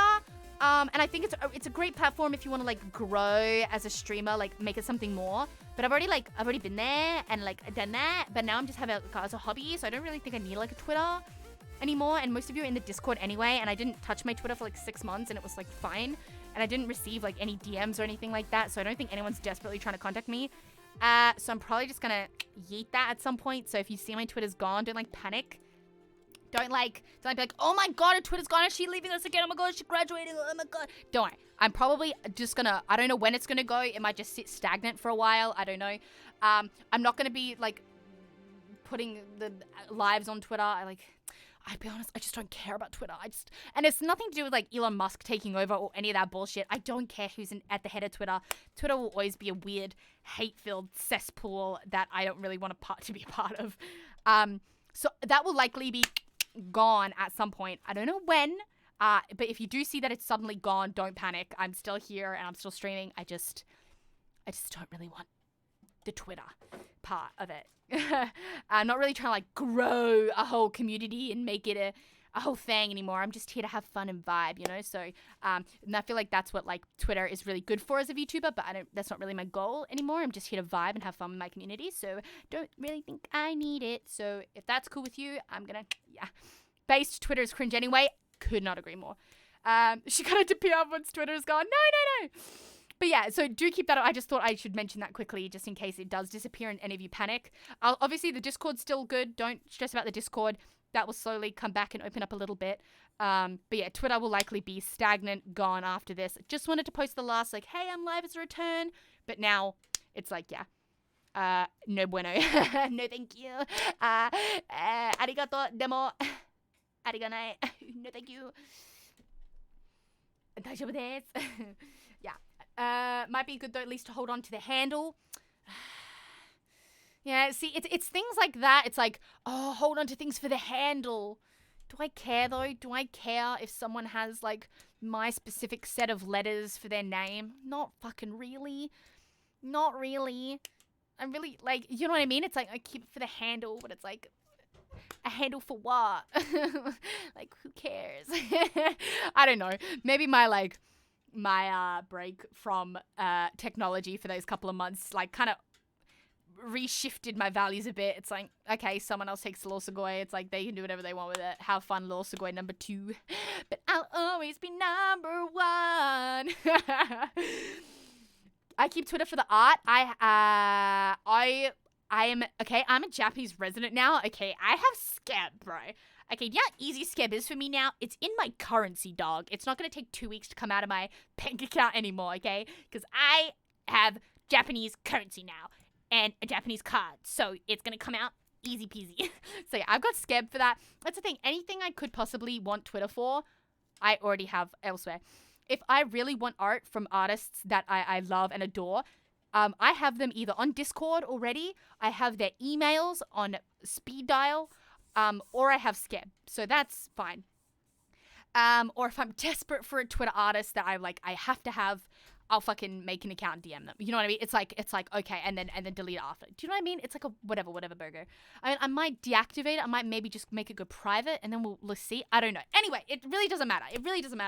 I'm either gonna make it go private or delete it completely. Not sure yet. Not sure when I'll do it. I'll figure that out. But don't be scared if it's gone. I just wanted to tell you that it might disappear suddenly. Don't be afraid. I'm still here. I still love you. I'm not going anywhere anytime soon. I love you very, very much. I'm gonna go. I don't think I'm gonna raid anyone because I really have to poop. And Jean is lurking. He's circling like a vulture because we need to go make some dinner, and I'm not helping. I'm going to go, and the music's gone. I don't know where the music went, and then it's time to go. The poop is there, the music's not there, and the Jean is circling. So we need to pack this. We need to wrap this up like a burrito and go and take it to go. All right. Buns, thank you for joining me on my return stream. I love you, Buns, so much. Thank you for letting me just talk your ear off. It's been so exciting to hear from you. I hope it's been exciting to hear from me. I don't know when the next stream is, but I'm here. I'm back, and we're back in action. Yeah. So I hope you enjoyed today. I hope it was good seeing my face again. I hope, because let me tell you, it was an absolute blast.